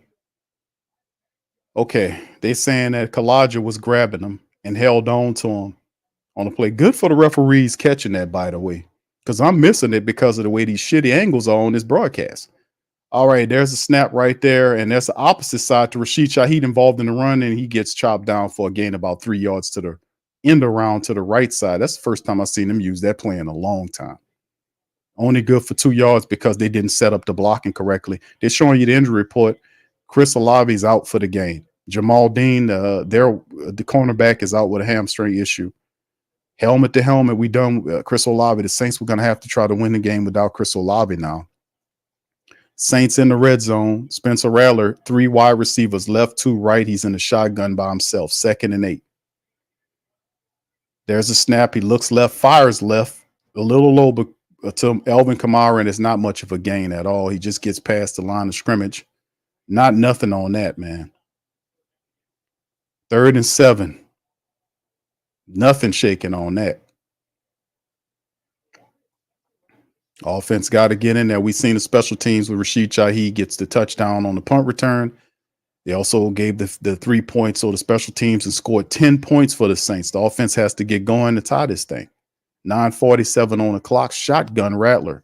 Alvin Kamara motions out to join the wide receiver on the left side. 2 left, 2 right. There's a snap. Looking left, stand left, looking center, and then throws, and he's grabbed and ripped down by Big Vita Vey at the line of scrimmage, and that'll be 4th and 7. Big Vita grabbed a hold to him and grabbed him and yanked him down. And that'll kill whatever the Saints had got going on. They have to settle for a field goal. All special teams points at this moment as he has a lane and it looked like he had it, and then he just threw Nick Saldiveri out of the way. Big Vita Vey just threw Saldiveri ass out the way and grabbed the plenty of jersey on Rattler and drags him down. And there's Blake Grupe kicks it through. The Saints are now down by 4, 17-13 now. A 13-point score by the Saints special teams at this point. Baker Mayfield and offense will take the field for the black and gold. So there you go, fam, right now. That drive, man, for the Saints. Let me see if I can get a drive summary right here. That last drive summary about the black and gold, man. Jeez Louise. Blake Grupe, 29-yard field goal, 6 plays, 17 yards. They used 324 for 17 yards. But they're hanging close. That's the thing. Staying close, hanging close. Hanging tough. That's what they're doing. All right. King Chosen One says, let's go get this win. Thank you. Get fucked too kind. Hang close. We got to hang tight. All right. Caleb says they can block on special teams, but yes. I don't get it. I don't understand. Thank you, man. Thank you. Get fucked too kind. Thank you for that. Appreciate you. I don't get it. It might be a mental block because I don't get it. I mean, boy, we can't do it. But Big Vita Vey is a handful to block one-on-one, and Nick Saldiveri was basically a rookie. He was drafted last year, but was hurt the whole year. He was hurt for most of the training camp and preseason. When he finally got healthy to play, he got hurt, and he missed a lot of training camp that way. Then he makes the team, and he's struggling mightily, and he's going to struggle against Vita Vey.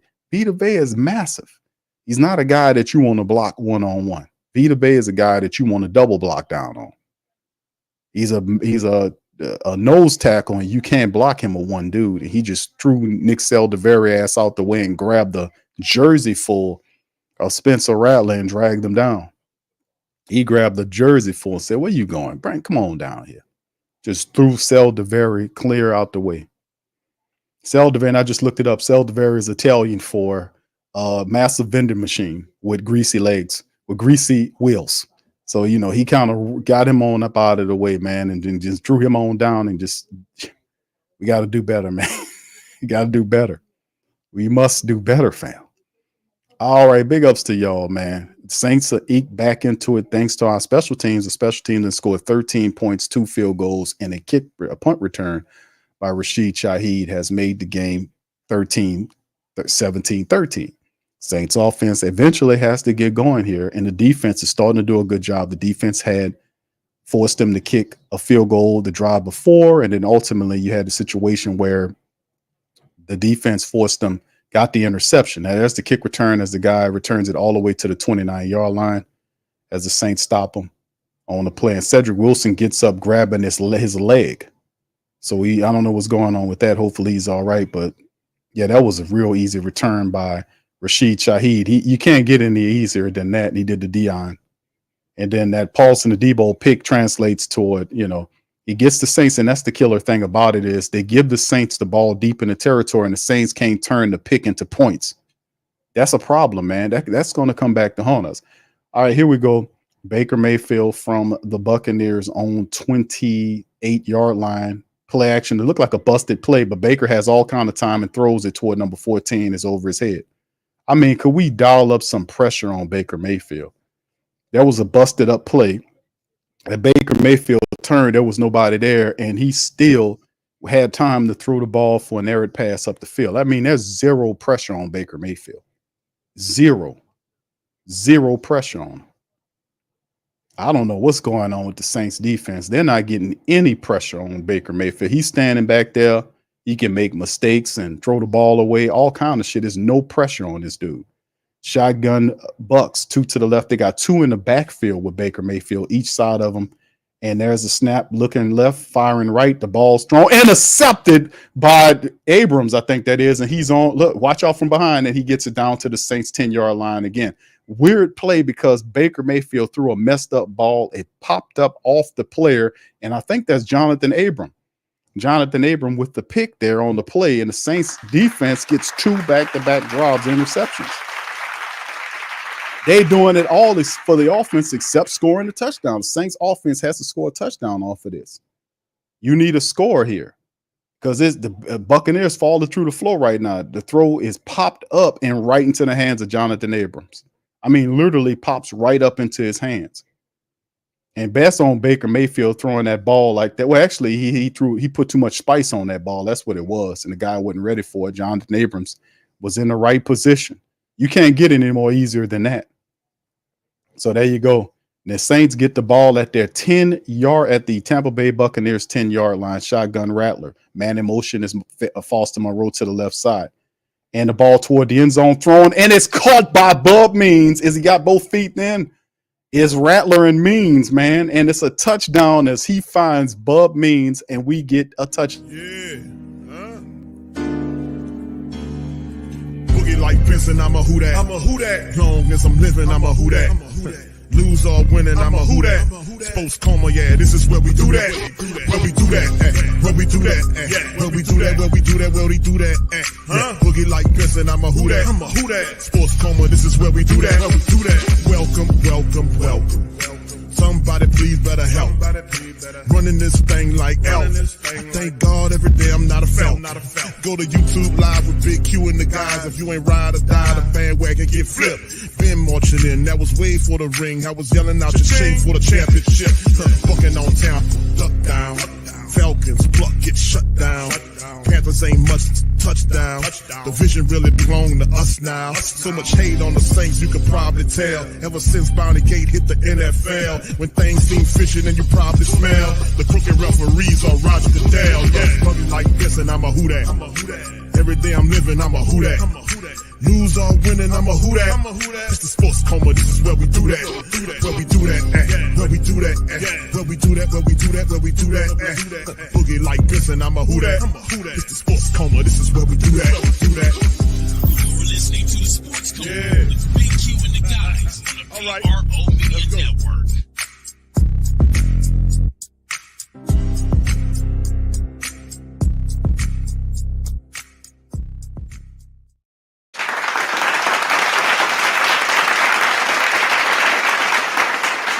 That's what I'm talking about, man. That's what I'm talking about, man. Bub means playmaking. That's what Bub means.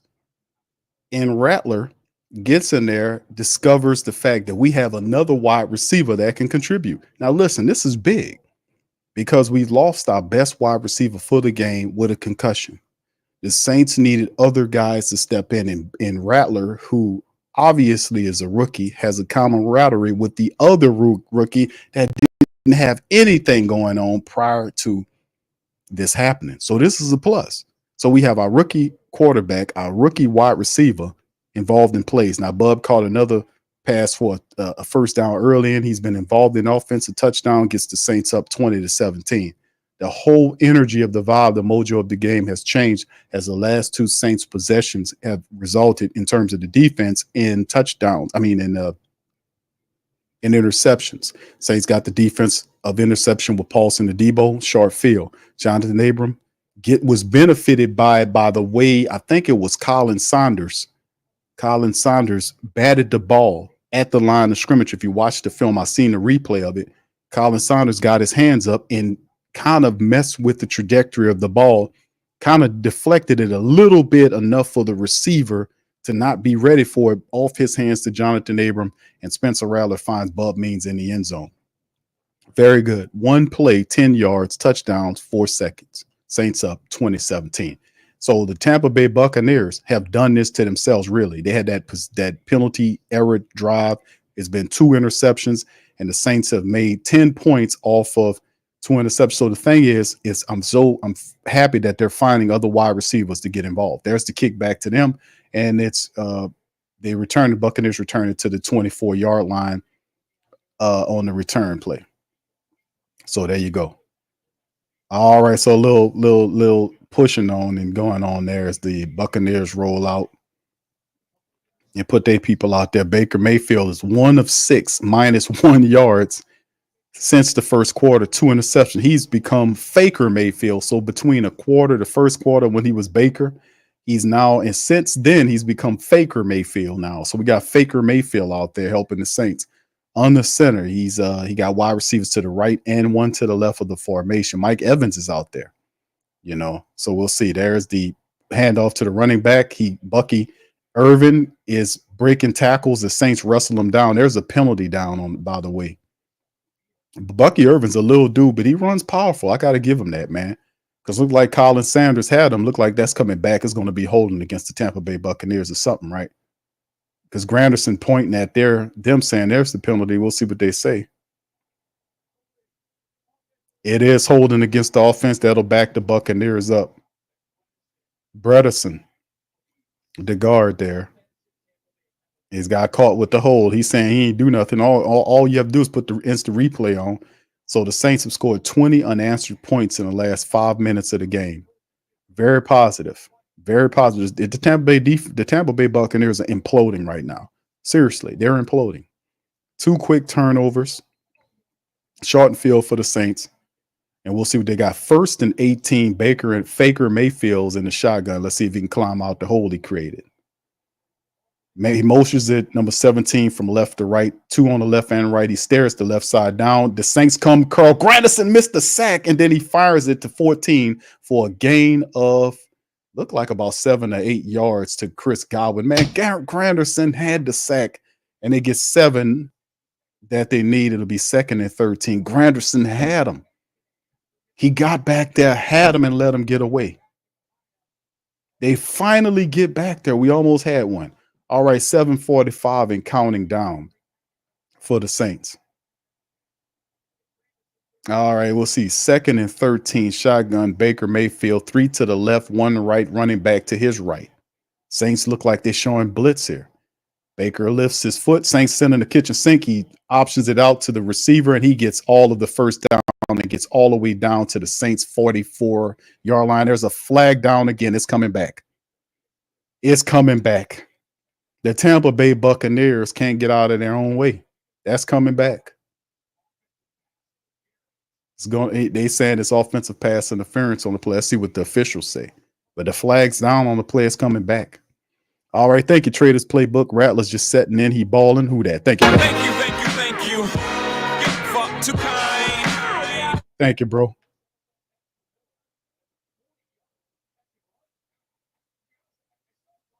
They saying it's against the.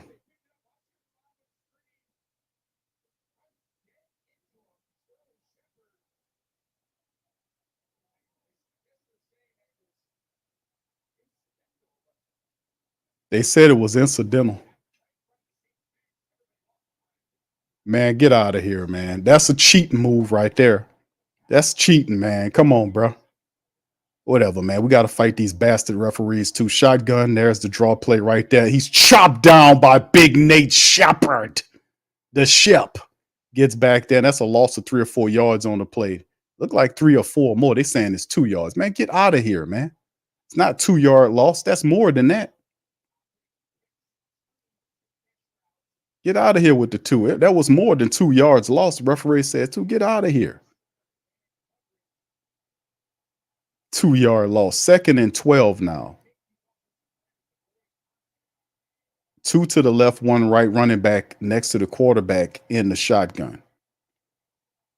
There's a snap, looking center, fires right, throws it back to Bucky Irvin, his running back, and he gets about 6 yards on the play, maybe. On the play.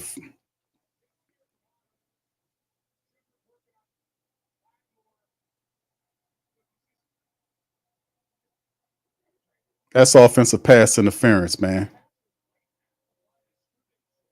That's offensive pass. That's against the offense. They're going to sit up here and say it's incidental. I never heard that before. Oh, it's incidental contact. That was a not. That was the dude ran into him. That's a penalty. We got it. That's crazy, man. All right, shotgun Baker Mayfield 3rd and 6. The 6 sending the pressure. Baker has time and he checks it down. The guy picks it up to the 20, to the 15, to the 10, down 5. He's in the end zone for the score, just like that. Sean Tucker, the running back, gets it, and he wasn't covered by anybody. He marches the length of the field to score the touchdown. The Saints are now trailing 23-20. Boy, you want to talk about garbage ass officiating on that last drive. And then the guy gets out, Baker Mayfield finds him, and there's nobody out there.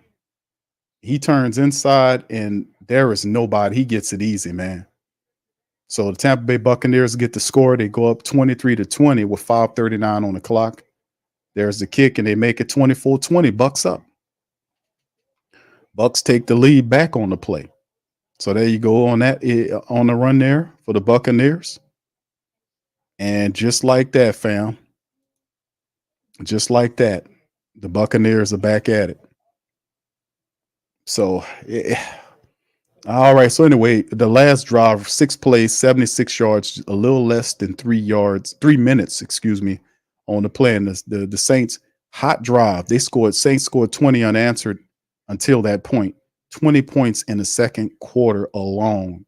Buccaneers had to respond. They respond with a touchdown.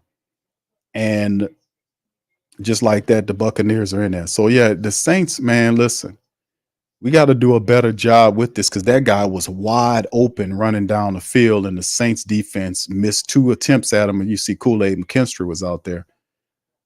But, yeah, we got to do a better job, man, going forward. The Saints, as they peer at Cam Jordan, the Saints defense, we got to be more consistent, man. We got to be consistent here. And that's what usually happens on those type of plays. The Saints sent the kitchen in there and didn't account for the leaking out running back. And if the blitz don't get to the quarterback, that play was open. All right. Thank you, Traders Playbook, for that, man. Appreciate you. And it's the Bucs kicking off to the Saints from right to left. And it's in the end zone, and they're going to just kneel it down. All right, Rich says, I'm feeling the magic, Q. Thank you, bro. Appreciate you. Thank you. Fuck too kind. Thank you, bro. Appreciate the super chat. William, what's up, Will? Says, Carr worried. Now he was looking happy when Rattler wasn't looking so good early. Thank you, brother. Appreciate you. Thank you. Fuck too kind. All right, Spencer Rattler's looking good right now, man. He had a couple of flubs early on, but he's a natural, man. He's a natural, and that's the thing that I like about him is that he's going to find the receivers that our other quarterbacks not looking for. Like he has his own guys. Bub Means is obviously the rookie that he practices with during it, and he has confidence in the guy. There you go from the 30, hand off to Jordan Mims. How about Jordan Mims gets a carry and gets 5 yards? How about that? Jordan Mims gets a 5-yard carry. I've been calling for Jordan Mims for multiple weeks, and we finally get a Jordan Mims sighting. As they're showing, Carolina got a block field goal, and the guy returned it all the way in. That's the only way they're going to score any touchdowns. The Browns and the Eagles, what a garbage time matchup that is. All right, Buccaneers 24-20. Rattlers out there after the 5-yard run by Jordan Mims. He's in a shotgun. 2 to the right, 1 left, 2 left. Spencer steps up and throws into the ground. He was trying to find Mason Tipton, but the guy kind of hit at him from behind, and it affected the throw. That'll be 3rd and 5 as the pocket kind of collapsed around him on the play. Buccaneers trying to blitz the rookie man on the play. And Spencer almost had the throw. The guy was wrapped around his legs, And come on, man, the guy, come on, that's not a foul. He put his helmet into his face. That's not these referees, unbelievable. Helmet there's the shotgun right there. And Baker's going to scramble out the right, throws on the run and is it a catch? It is a catch. It's Bub Means. Obviously, Bub Means and Rattler have a good synergy as Spencer's pumped. He's pumped. It's a good throw. He finds Bub Means off to the right side, throwing on the run, pinned against the sideline. Bub Means get both feet in. Does he? Does he grab that feet? Yeah, hairpin rusher before they force the challenge. Come on, slap the ball. All right, there's the ball. And Elvin Kamara to the right dances around, and my goodness, boy, we're not getting much on the ground running the ball, but that's a gain of 2 or 3 as Anton Winfield Jr. and Yaya Diaby was over there. 2nd and 7, a pickup of 3, 4:23 and counting down on the clock. Oh my goodness, here. That guy hit when the guy grabbed Spencer and he was going down, that other guy put his helmet in his face. Like, good Lord, man. All right. Dennis Allen is 1-4 against the Buccaneers during his tenure. That sucks. All right, Saints showing like a little power eye look. Nope, it's a misdirection to the right. He's going to move left, fire across the center, and got a wide open Foster Monroe who gets all the way down to the 7-yard line. Good read by the rookie Spencer Rattler. 2nd and 7. The play action is working because Spencer's a threat to run. He's cooking. Let's keep it going. The Who That's in the crowd are yelling loud and proud. Spencer Rattler, man. This is what Dennis Allen don't want to happen here. And then there's the run, and then the ball, he just finds him right up the field. A wide open Foster Monroe just sitting there. And he dropped it right in the breadbasket to him, and they get all the way down inside the 10-yard line, and the Saints threatening to score again. There's a nice pass to Foster Monroe. Credit to Foster for making the catch. 3:42 on the clock. We got a guy down. Is that Yaya?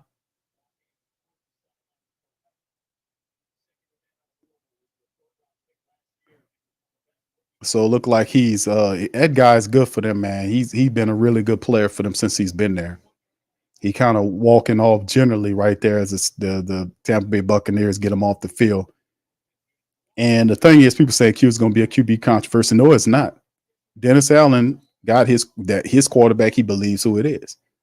And when Derek Carr becomes healthy again, watch y'all see Spencer Rattler go back to the emergency quarterback role. Terrible. All right, Spencer, there you go. Audible in the play here. Let's see what happens here. He's under center, turns, hands it to Elvin, goes back to the right. Kamara dances around and gets tackled down inside the 5-yard line, close to the 3. So that bring up 2nd, or what is it? 2nd and goal for the black and gold.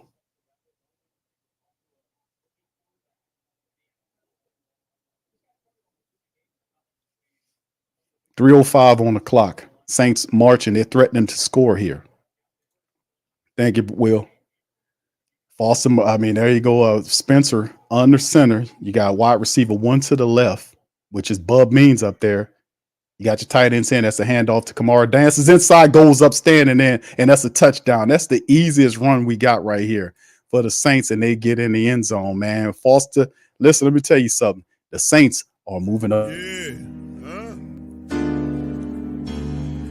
Boogie like Vincent, I'm a who that. I'm a who that. Long as I'm living, I'm a who that. Lose or winning, I'm a who that. Sports Coma, yeah, this is where we do that. Where we do that, where we do that, where we do that, where we do that, where we do that. Boogie like Vincent, I'm a who that. I'm a who that. Sports Coma, this is where we do that. Where we do that. Welcome, welcome, welcome. Somebody please better help. Running this thing like Elf. I thank God every day I'm not a felt. Go to YouTube Live with Big Q and the guys. If you ain't ride or die, the bandwagon get flipped. Been marching in, that was way for the ring. I was yelling out your shade for the championship. Bucking on town, duck down. Falcons, pluck, get shut down. Panthers ain't much touchdown. The vision really belong to us now. So much hate on the Saints, you could probably tell. Ever since Bounty Gate hit the NFL, when things seem fishy and you probably smell the crooked referees on Roger Goodell. Yeah, probably like this and I'm a who that. Every day I'm living, I'm a who that. Lose or winning, I'm a who that. It's the sports coma, this is where we do that. Where we do that at. Where we do that at. Where we do that, where we do that, where we do that at. Boogie like this and I'm a who that. It's the sports coma, this is where we do that. You're listening to the Sports Coma with Big Q and the guys on the PRO Media Network.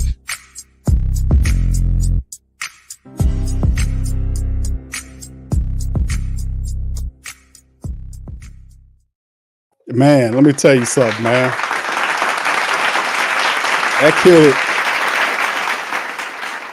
That kid is awesome, man. Spencer Rattler, man, is pumping life into the Saints offense, man. I mean, he really is, man. He's pumping life as the Saints kicking the ball off to the Buccaneers. They'll receive it at the 1 yard line on the return to the 5, 10, 15, 20, 25, tackled down at the 30 yard line. 2:41 on the clock. Spencer Rattler's just pumping life into the Saints offense, man. He really is. Shout out to Dr. Gray says, Big Q, Saints have 7 people on defense. Bucs got 20. Thank you, brother. Thank you. Fuck too kind. He's pumping life into that offense, man. He's found with Chris Olave out, they found Bub Means. That's something that Tampa Bay doesn't even probably have a scouting report on the guy. He tearing them up. They got Jordan Mims. We've been calling for all of these people, and we finally seeing them in there. All right, here go the Buccaneers from their own 30-yard line in the shotgun. Baker Mayfield. There's a snap. It's a fake draw. He's looking plenty of time, too much time. Saints got way too much time, and he throws the ball incomplete toward the right side, toward Cade Otton. Too much time, Baker Mayfield. This dude was able to look left or right twice before throwing the ball. There's literally no pressure on this guy. That's one of the things I want the Saints to kind of get. Our top 4, they got to get home against this dude. They're giving them the Kurt nobody's cousins treatment. We gotta dial up the pressure. We gotta do better than this. The front 4 got to get home, man. Y'all guys got to do better than this. They got to get home. Baker has way too much time. Shotgun Baker Mayfield. He has 2 to the left, and he now has 2 to the right. The running back is to his side in the shotgun. There's the blitz. Saints come with 4, ball out quickly. It's caught by number 14, pushed out of bounds for a gain of about 6 yards, maybe 7. That'll bring up 3rd and 2 or 3, depending on where they spot the ball at. No, they're saying 3rd and 4. 2:20 and counting down. The clock still turning. As the Saints, Baker Mayfield, 14 of 22, a buck 180, and 2 touchdowns, 2 picks. Let's see what the Saints got going on here. If they could stop this right here, this will be a big get for the defense. And the offense gets it back the way they're energized, they can really kind of leap ahead in this thing. Baker Mayfield, 3. They got a bunch formation, 3 to the left, 1 to the right. He in the shotgun. There's a snap, looking left, staying left, firing left, and the ball's caught by Chris Godwin. Gets to the Saints 45 down to the 43-yard line. Too easy. 1st and 10, and Jonathan Abram is down.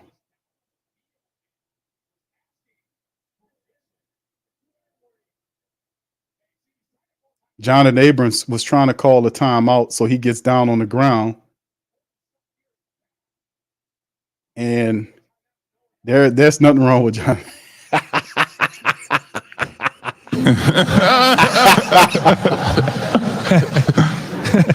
Jonathan Abrams was trying to call a timeout, and he just sat down. You know, he was trying to stop. Something he didn't like out there. Something happened there. He's saying something going on, so I hope it ain't nothing. But usually, when you see something like that happen, sometimes it's he was trying to get the time out for whatever reason. So I hope he all right. But looking like to me, players do that from time to time when they want to try to stop a play. So it didn't work. There was no timeout there. I don't know how the referees missed that too. If the player's trying to call a timeout, the referees miss it. How does that work? Brother Prom said Rattler means Carr is done as the starter. Thank you, brother. Appreciate that, man. Thank you. You fuck too kind. Man, I said I don't believe it, bro, because as long as you got Dennis Allen as the coach of this team, Derek Carr is going to be the quarterback of this team. That's not me talking. That's just me saying that's what Dennis Allen's going to do. I actually prefer a quarterback that knows how to read the field, that can scramble and run. That's just something that Derek Carr is. I don't know, man. It's different. The offense flows different with these guys in there. Spencer Rattler is a guy they can roll out. He's accurate with the ball on the run. He is getting other guys that the defense probably don't even have a scouting report on. And Bub means, and this is so big because and I have to say this because Chris Olave is gone. He's out for the game. So your offense, your top option is missing. You can't run the ball. The defense has an issue running the ball. And credit to Alvin Kamara. Pay that man. Because Alvin Kamara, that touchdown was all Alvin Kamara. He didn't follow Prentice to the left. He seen that lane open up to the right of his periphery, and he jumped in it and glided and got that touchdown standing up. That's field vision. Alvin was following the fullback Prentice to the left on the goal line, seeing that green pasture in that lane, and just jumped to that side and walked in standing up. That's Alvin Kamara on that run, man. Pay that damn man. And that's why I was saying the energies for the offense is flowing different on this thing. So we'll see what the defense can do here. Hopefully we need the defense to make some stops here now. The offense is moving. The defense had some interceptions, credit to them, but we also need them to make some stops and stop the Buccaneers here. 1st and 10 inside Saints territory at the 44 or 43-yard line. 3 to the right, 1 left. Baker in the shotgun rolling out to the right. He got time. He got space. He's going to throw it back inside, and it's dropped by number 17, Shepard. So that'll bring up 2nd and 10 on the play.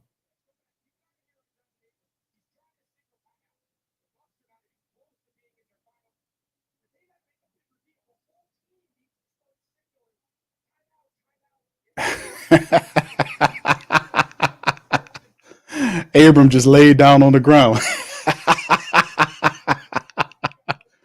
I can't get the timeout, so I'm going to grab my ass and sit down.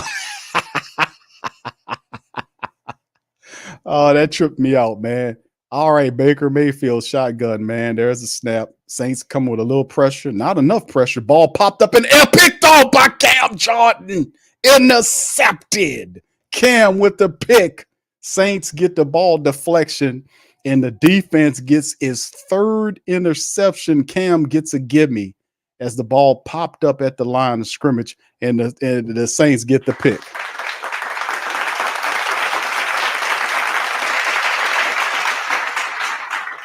That's the Saints coming up with that. That's the turnovers. That's 3 interceptions. And really, it's Brian Bresee. Brian Bresee got a big mitt on it. It popped up off his helmet. It hit his hand, bounced off his helmet, and Cam was the willing participant of getting the pick. So Brian Bresee. And then remember, the other play was Bink Saunders. Bink Saunders got his hands on the other deflection that Jonathan Abram got, because he deflected it at the line. The ball went in a weird gesture to the wide receiver, popped up off his hands and to Jonathan Abram's hands. So here we go from the Saints from their own 40-yard line. Spencer's in the shotgun, 3 to the right, 1 left. Kamara to his left. There's a snap. They're coming with the pressure. Spencer rolls, throws the ball off the back foot and out of bounds. And it's a flag down on the play. And we'll see. It's probably going to be against Tampa Bay on the play. We'll see what's going on the play. Let's see what it is. Spencer saying it's against the Bucs.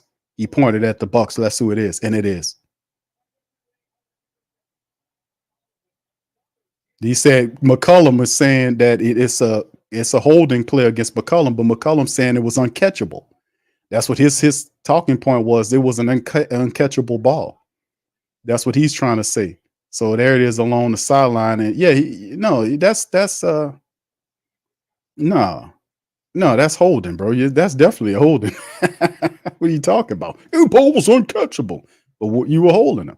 All right, so there's the 5-yard give. It's a draw play to the left side, handoff to Kamara, and he gets to the 40 or the 49-yard line on the Tampa Buccaneers side of the thing. A pickup of 7 by AK-41. Spencer Rattler, 10 of 13 for a $137 and a touchdown for the rookie. 7-yard pickup by AK-41.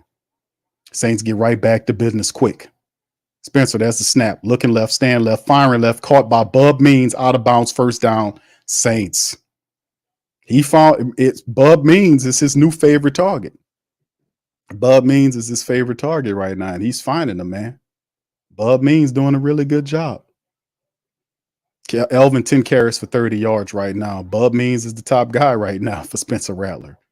So it's good to know we got other guys involved, man, and that's how you win games. Bub Means is doing a fantastic job early on. All All right, Elvin Kamara is sitting to Spencer's right side. You got 2 to the right, 2 left. Spencer in the shotgun snap, looks right, looks center, looks left, scrambles, throws left, fires out of bounds. Nothing there. Smart move. Good quarterback. First, it'll be up 2nd and 10 for Spencer Rattler. He looked around. The game is not too big for this guy. Thank you, Trader Playbook. Honestly, win or lose, do not put Carr back on as QB1. This kid Rattler bringing a different energy. Q, tell me I'm lying, bro. We not. He says we ride if Carr. Thank you. Fuck too kind. Thank you, bro. Appreciate it. All right, there it is. Carr. There's the Rattler in the shotgun. Motions Jawan to the left side, 2 to the left, 3 right. He looks right. He's going to get flushed out of the pocket and just throws it away, and like a smart quarterback would. And that'll bring up 3rd down for Spencer Rattler. So no interceptions, no bad plays. He don't see something he like. He just throws it out of bounds. And that pressure came, and that was the thing. They came with the pressure, and Spencer Rattler had the athleticism to be able to kind of maneuver himself away from it. And, and look at the strength on him to be able to throw that ball out of bounds going on that weird ass angle. It's Todd Bowles. He looked like a grandpa watching the game. All right, shotgun Spencer again. After that, it's going to be a timeout right here because the clock is at 2 seconds. Saints got to burn a timeout, and they do. It'd have been a delay of game right there. 11 of 16 for Spencer for $140 and a touchdown, man. He's doing a really good job. I got to give it to the kid, man. Wonderful. All right, King Morrison says, hey, fam, is it me or is the team playing with more passion behind Rattler? They are. Thank you. Fuck too kind. Thank you, bro. Shout out to you on that. Appreciate the super chat. Thank y'all, man, for the super chats, man. Spencer Rattler, it's a different energy. Ain't no doubt about it. I mean, he's an exciting quarterback that do different things. Look what he's doing. Look how he's commanding the huddle. He's calling the plays. He's bringing guys in, motioning guys. The game is not too big for him. And Derek Carr's not nervous because Derek Carr he's going to get his job back. Dennis Allen said that earlier this week. Shotgun snap, pressure coming. Rattler throws the ball. He's hit as he knocked down on the throw and is almost intercepted. He took a shot and the ball is thrown and that'll be incomplete. They'll have to punt it on the play. So that'll bring up, 3rd and 10 now. No, actually, that should be 4th down, shouldn't it be? The blitz, they send the pressure and they're just going to blitz the guy. They're going to blitz the rookie and force him to make a decision. But if he scrambles to the right there, he probably make a play. But like I said, the guy give him a shot there. Wingfield Jr. knocks him down, and the ball was thrown poorly because of the hit. So to bring up 4th down, the Saints will have to punt away. So 27-24, the Buccaneers do a good job right there on that last drive, but doing a little confusion, some blitzing to knock the quarterback around. There's a punt by Matt Hayball, and it'll be bounced up and received right at the 10-yard line by Rico Payton. So that'll pin the Buccaneers deep in their own territory. And the Saints special teams has been really big in this game until the offense got going. The Saints defense has 3 interceptions against Baker Mayfield, Paulson Adebo, Jonathan Abram, and Cam Jordan. But it's been a very eventful first half of the game, hasn't it, fam? A very eventful first half game right now between the Saints and the Bucs. Collectively, look how many points these people have putting up just in the first half alone. This is going to be a crazy ending to this game. Tampa Bay in a shotgun. Saints sending 4. They got 2 to the left and right, motion and tight end from left to right. There's the snap. It's a draw play to the running back to the left side, and he picks up about 8 or 9 yards as he's dragged down by Kool-Aid McKinstry. He'll bring 9 yards with Bucky Irvin. They're going to try to run the 2-minute offense. Saints have to stop this from happening here. So we'll see in the game. There are Saints up by 27-24. They got 25 seconds. There's the snap. Saints coming with pressure. Ball thrown is caught, but the Saints do a good job, Paulson, of tackling them on field, which means they won't have an opportunity to kind of run out of bounds, but they'll just burn the timeout. They have 3 of them right there. So are they going to burn the timeout? They're letting the clock. Okay. All right. So they burn the timeout. So 19 seconds remaining on the clock. Buccaneers have 2 timeouts. It's ridiculous because it's a lot of scoring going on so far in this game, fam. A lot of scoring going on. It's 27-24 right now. I can only imagine what the second half is going to look like. And there's 3 interceptions involved in this game. A lot of plays left on the field, and all the stuff that is happening thus far in this game, it's the Saints only have a 3-point edge. So, man, it's going to be interesting. Shotgun Baker Mayfield, 3 to the right, bunch formation, 1 to the left, and Chase Young is going to be encroaching, and Baker Mayfield takes a shot downfield, and it's knocked away by Paulson Adebo. He got 2 hands on it, almost made the pick, but it wouldn't count anyway because Chase Young jumped into the neutral zone, so that'll be encroachment against Chase Young. 5-yard penalty. It is a first down right there, so the Saints spot him 5 right quick.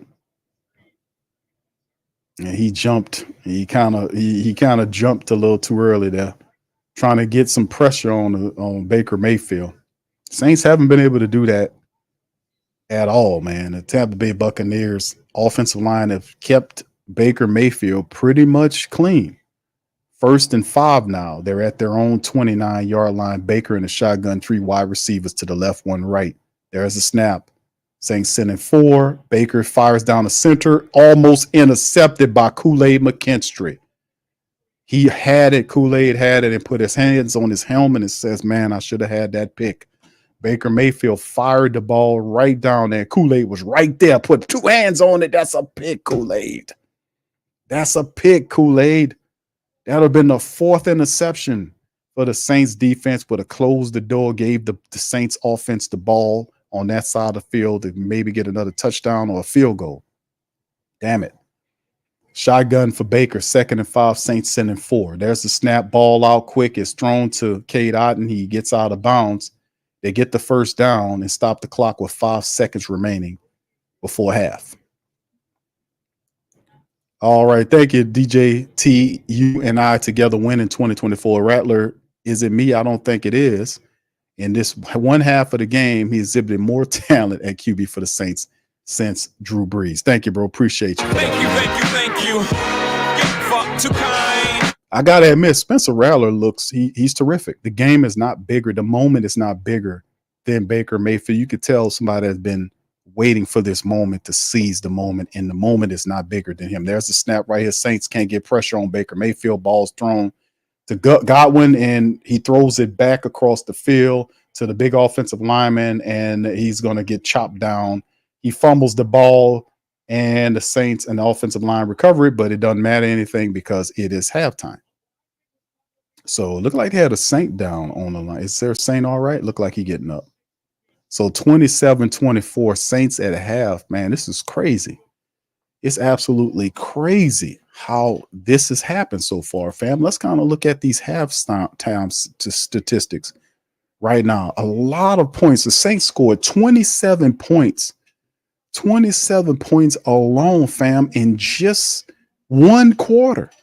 That last quarter, the Saints they scored 27 points in the second quarter. Now, I don't know if that's a record or not, but geez, I don't think I'll remember the Saints ever doing that, scoring 27 points in one quarter. That's crazy.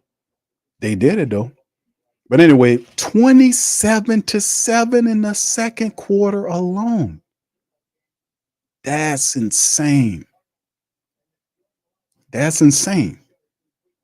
Let's hit the halftime stats, fam. 15 first downs to 11 advantage Tampa Bay right now. They're doing their thing.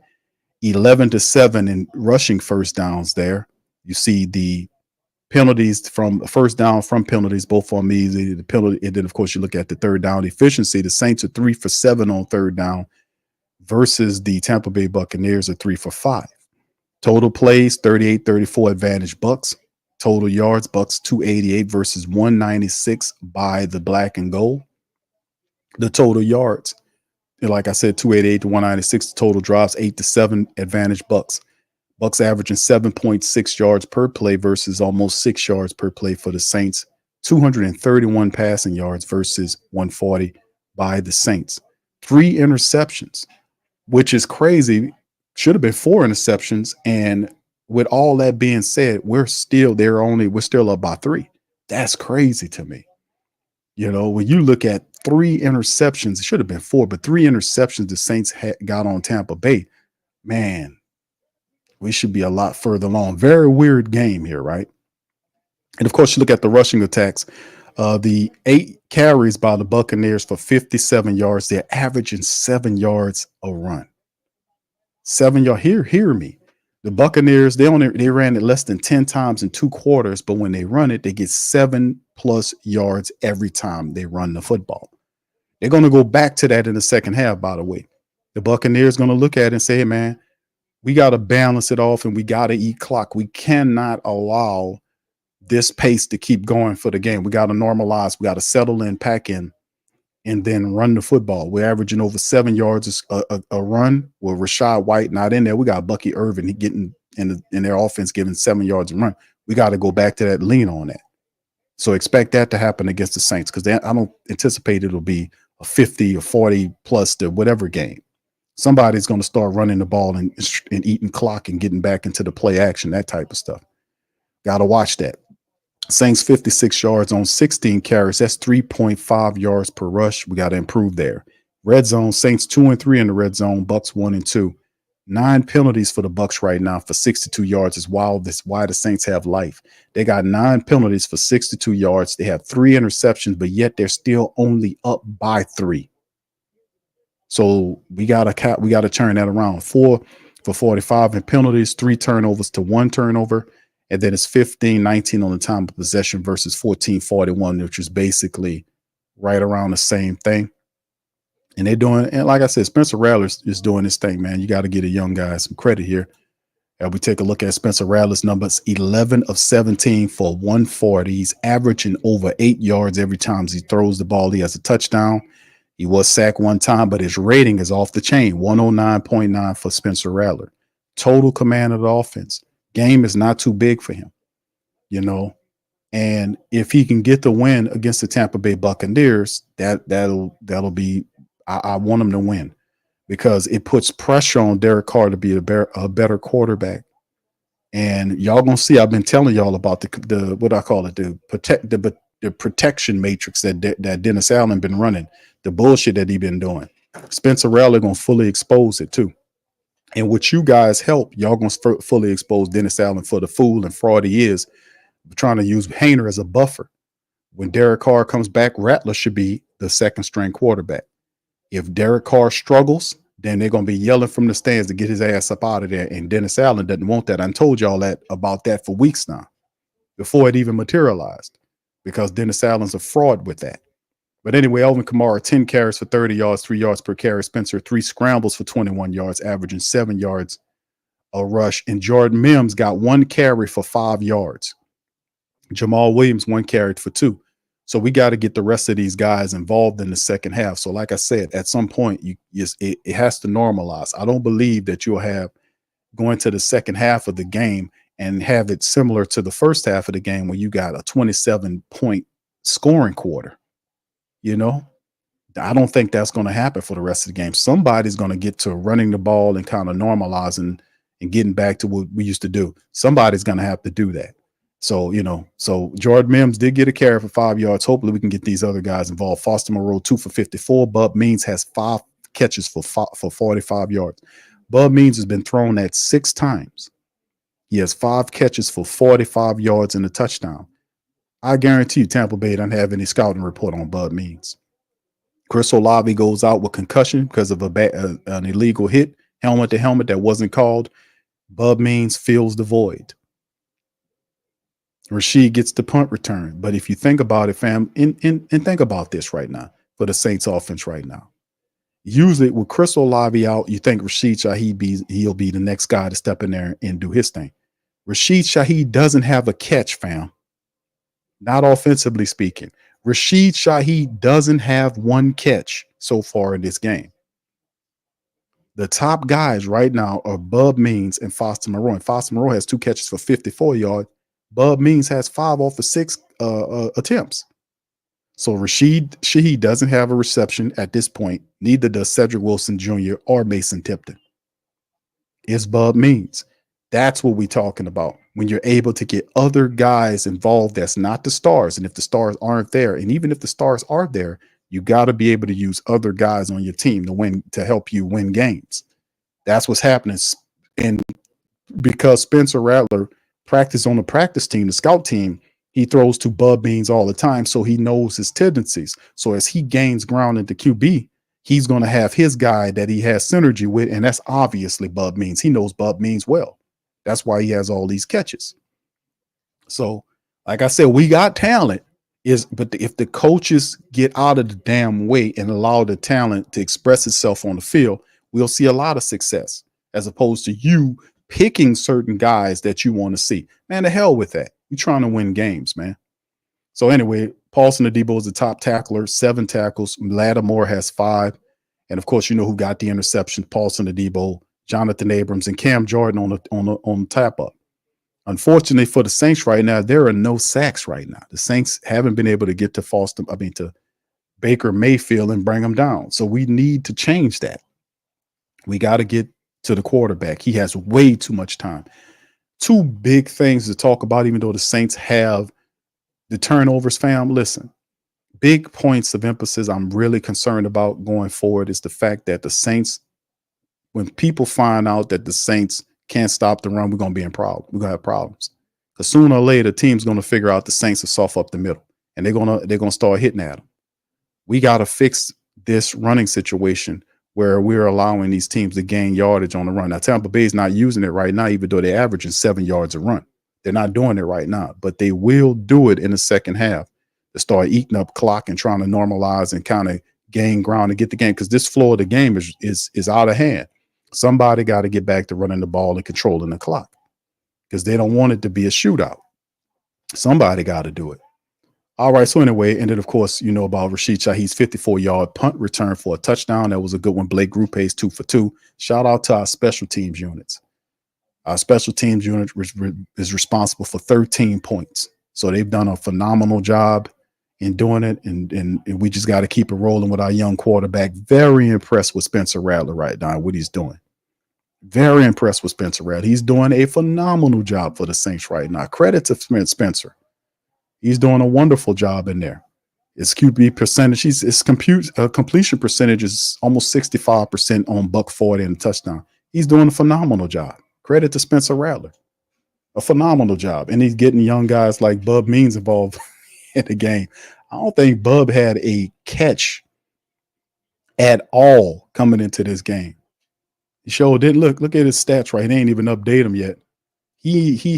This man didn't have a catch coming into this game, but he's been an active participant in the offense. They weren't concerned with using him in that way. He got 0 catches. He was targeted 1 time in all those games, and targets 6 targets, 5 catches for 45 yards in the score. That's all Spencer Rattler, man.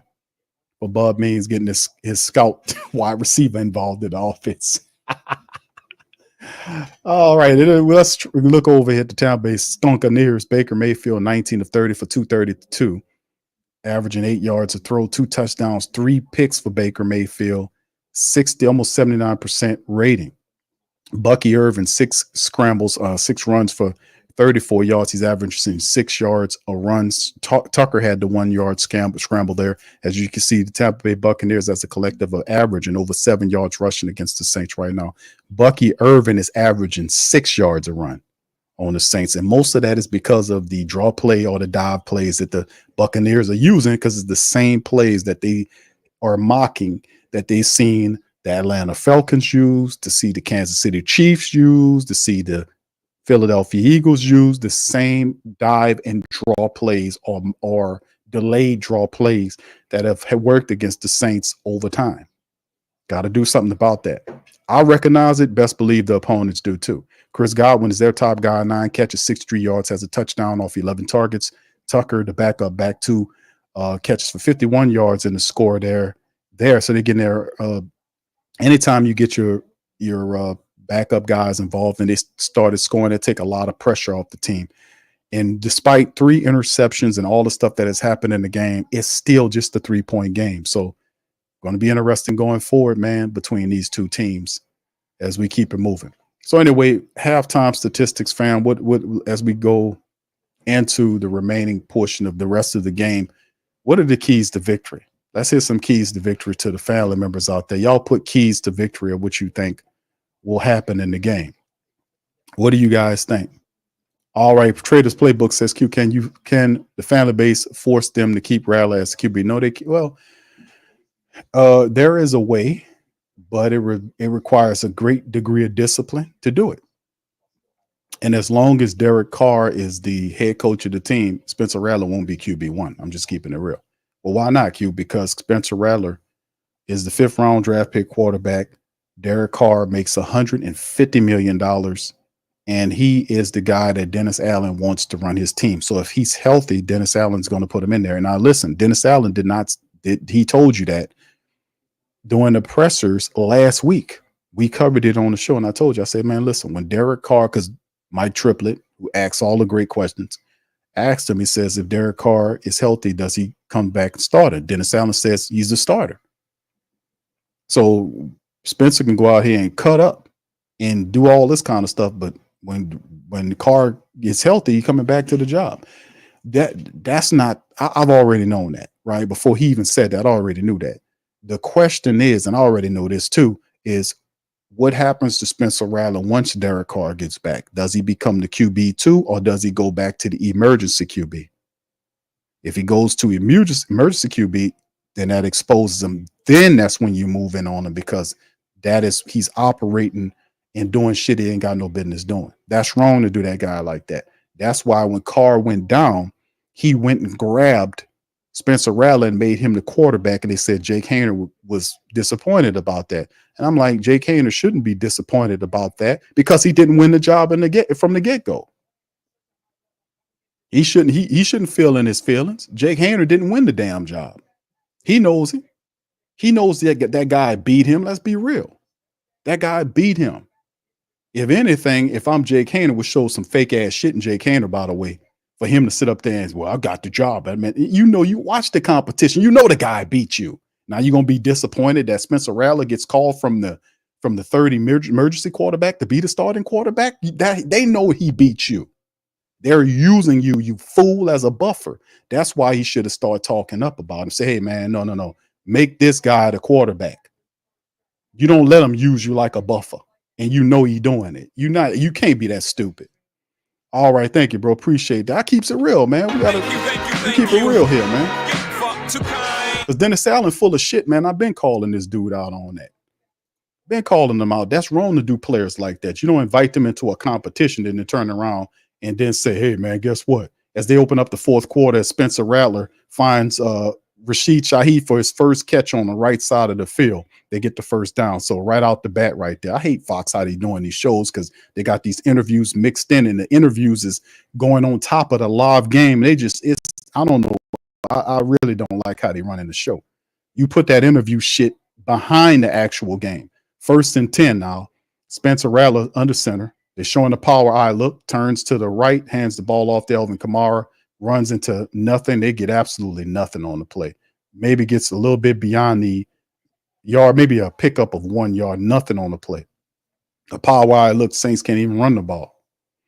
We got to do something about that, man. They got to get rid of these linemen, find somebody that know how to block, because you can't be getting paid to be an offensive lineman. You can't run block, bro. You're supposed to know what you're doing. 2nd and 9 now as the Saints get. This is horrible.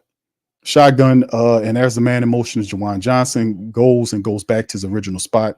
There's a snap. Rattler looking right, stand right, throws the ball, deep shot right here, and it's knocked away. It was going to Rashid Shaheed, and the ball's knocked away by McCullum on that side. It'll bring up 3rd and 9, 13:47 on the clock. All right, appreciate DJT. You and I together win in 2024, says Rattler Kamara for 2024. Thank you, bro. Thank you. Fuck too kind. Problem was the ball was a little bit underthrown. That's why Rashid Shaheed had to stop and wait on the ball. If he put some more arm underneath that ball, that'll work. All right, here we go for the Saints. 3rd and 9. Rattler in the shotgun, man in motion is Bub Means from right to left, 3 on the left, 1 right, snap. Rattler firing to the right side there, and let's see, he was throwing at Juwan Johnson there. So 1st and 10 for the Saints on the throw right there. Big throw right there by Rattler. And he has time. They gave him time, and he makes the completion and fired it. It was a little low, but Juwan Johnson got right up under it and made the catch. Great catch by Juwan Johnson, man, on the play.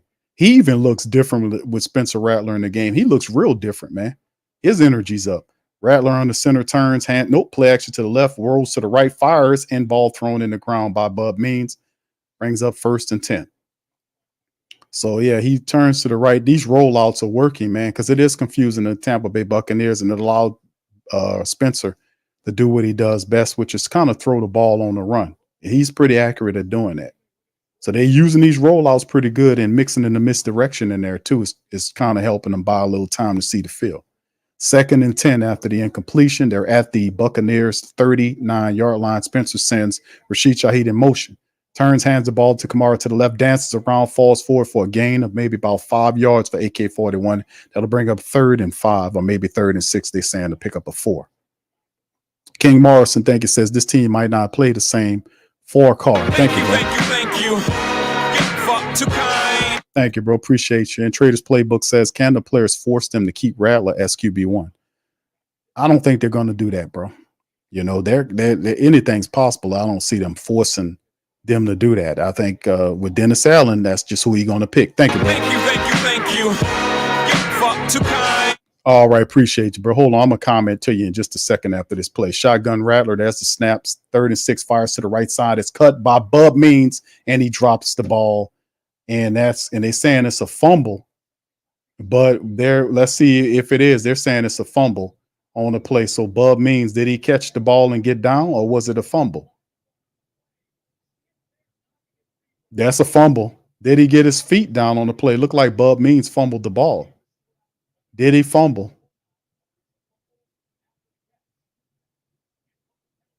He put the ball on the ground. The referee's about to tell you whether it's a fumble or not. Tampa Bay might have just got one. Could be a fumble here. Bub Means, the rookie, might have just gave Tampa Bay the ball back, or maybe it's an incomplete play. Let's see what the referee says. Yeah.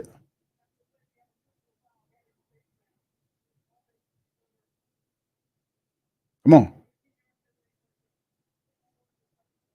So they say it's a fumble. They're going to get the ball to the Tampa Bay Buccaneers, man. It's a face mask penalty against the Saints, they're saying. So they're saying it's a fumble. Bub Means takes a step. The ball gets poked out, and right there he misses it. And then McCullum, the defensive back, recovers the fumble, and the Buccaneers get the ball back. So there you go. Just like that. Now you can't put that on Rattler. That's on the rookie. But that's what happened, man, when you do have with the rookies, man. The rookie's going to make some mistakes. We seen Mason Tipton miss the ball that Derek Carr threw him between his arms, and that would have been a big gain for the Saints on that play. He missed out on that. The rookies are going to make mistakes. It's just a part of the game, you know. We understand that when you are using them like that. You know, our veteran guys are, you know, outside of Rashid Shaheed, these other guys are not involved. The Cedric Wilson Jr.'s of the world are not getting thrown at. So Bub Means got the vibe because Spencer Rattler, that's the guy that practices him on the scout team. So he knows his tendencies. So another turnover for the Saints, man. We can't do that, but we did. All right, big ups to you. And then just to kind of comment on your Traders Playbook about the Derek Carr Rattler thing. I've said this. I've been vocal about it. I think he goes back to the emergency quarterback role when Derek Carr comes back, simply because Dennis Allen's off-code goofy putz who does off-code crap like this. And if I notice it, the team members it. That's why I get on him for stuff like that, because you don't do that. If you're a coach of a football team and a guy earns the position, you don't use another guy who's less than him talent-wise as the guy to buffer against the guy who you really want because he's the guy you paying the money with. Did you catch that? That's what kind of stuff I don't like about this guy. That's why he's not going to go far in the NFL doing F stuff like that. And that's just keeping it real. You played the right guy. The guy earned the job. You don't keep him way back here and then snatch him and say, come on, when the other guy is hurt. You don't do that. But that's what kind of crap we got going on down here. All right. So anyway, Saints getting ready to punt the ball off from the Matt Hayball from their own 49-yard line. unfortunately, so they're just going to say, okay, that's a big get right here for the Saints right here for them to say it was not a fumble and it just turned it in. That could have been huge, man. So the Buccaneers, the referees kind of helped out on that play. Because if that would have counted as a fumble, that would have been a short field. That would have been a lot of stuff going on. So instead, the Saints were able to get the punt, and they explained that was a gimme right there. Because the ball got loose right there. He had a chance to re-grab at it twice. It just wasn't meant to be. And it just worked. So anyway, they just considered that. That's a big help for us on that play. The referees calling that, by the way, because that could have short field, put the defense in a precarious situation. But we ended up punting the ball away and burying them deep in their own territory. So the Bucs open up under center. It's Baker Mayfield from inside their own 10-yard line. Saints showing pressure. Baker is looking to audible. He see the pressure the Saints coming with. Man in motion from left to right. There's a rollout. They throw it to the guy that was in motion. He's covered by Paulson Adebo. And Paulson Adebo just got the meanest stiff arm in the world, man. Chris Godwin just shoved Paulson Adebo in the ground like he was Derek Henry or somebody. I mean, and then the crazy part, they had the guy for a loss, and he just get your ass out the way. Just stiff arm. He put a Derek Henry stiff arm on Paulson Adebo. Get your ass out the way. You know, and then he was talking mess to him. And then he got a gain on the play. He got 7 on that. Baker Mayfield under center. Man, we could have had a loss. Man in motion from left to right is Shepard. There's the handoff to the running back, and he gets chopped down by Alontae Taylor for a 2-yard loss. So the Saints getting involved to stop that run. DB blitz in there. It's Alontae Taylor making a tackle. 3rd and 4. That was a good play right there. He got involved, got in there, fired through, and made the play to get Bucky Irvin down in the backfield. Big play by Alontae Taylor because the Saints got to stop this team from running the ball. Alontae Taylor doing a good job in there. All right, 3rd and 4 for the Buccaneers. Shotgun. They got a bunch formation to the left, 3 of them to the left. Mike Evans working his way further to the left. There's the ball thrown to Evans to that side, and the ball is overthrown.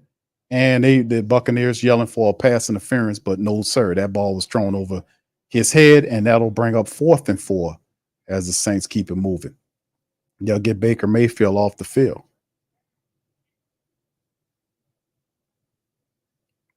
I knew they was going to Mike Evans because the way they positioned it, Mike Evans was he went into motion, and that was Paulson Adebo on him, and it was just overthrown. Now here go Rashid Shaheed's back there as the punter comes. Oh, that ball almost was blocked. Could have been blocking. There's the bounce to Rashid Shaheed to the 45, and he gets tackled. Nice open field tackle by the Buccaneers. They get him at the Saints 44-yard line. So the Saints, after the punt, get the ball nearly at half field, at midfield. That guy made a wonderful tackle because if Rashid Shaheed could have reversed field, that might have been another touchdown there. So number 37 for the Bucs made a really good open field tackle to stop that. Saints pick up the ball at their own 44-yard line after the break. Man, a lot going on here in this game, fam. We 10:48 into the 3rd quarter right now.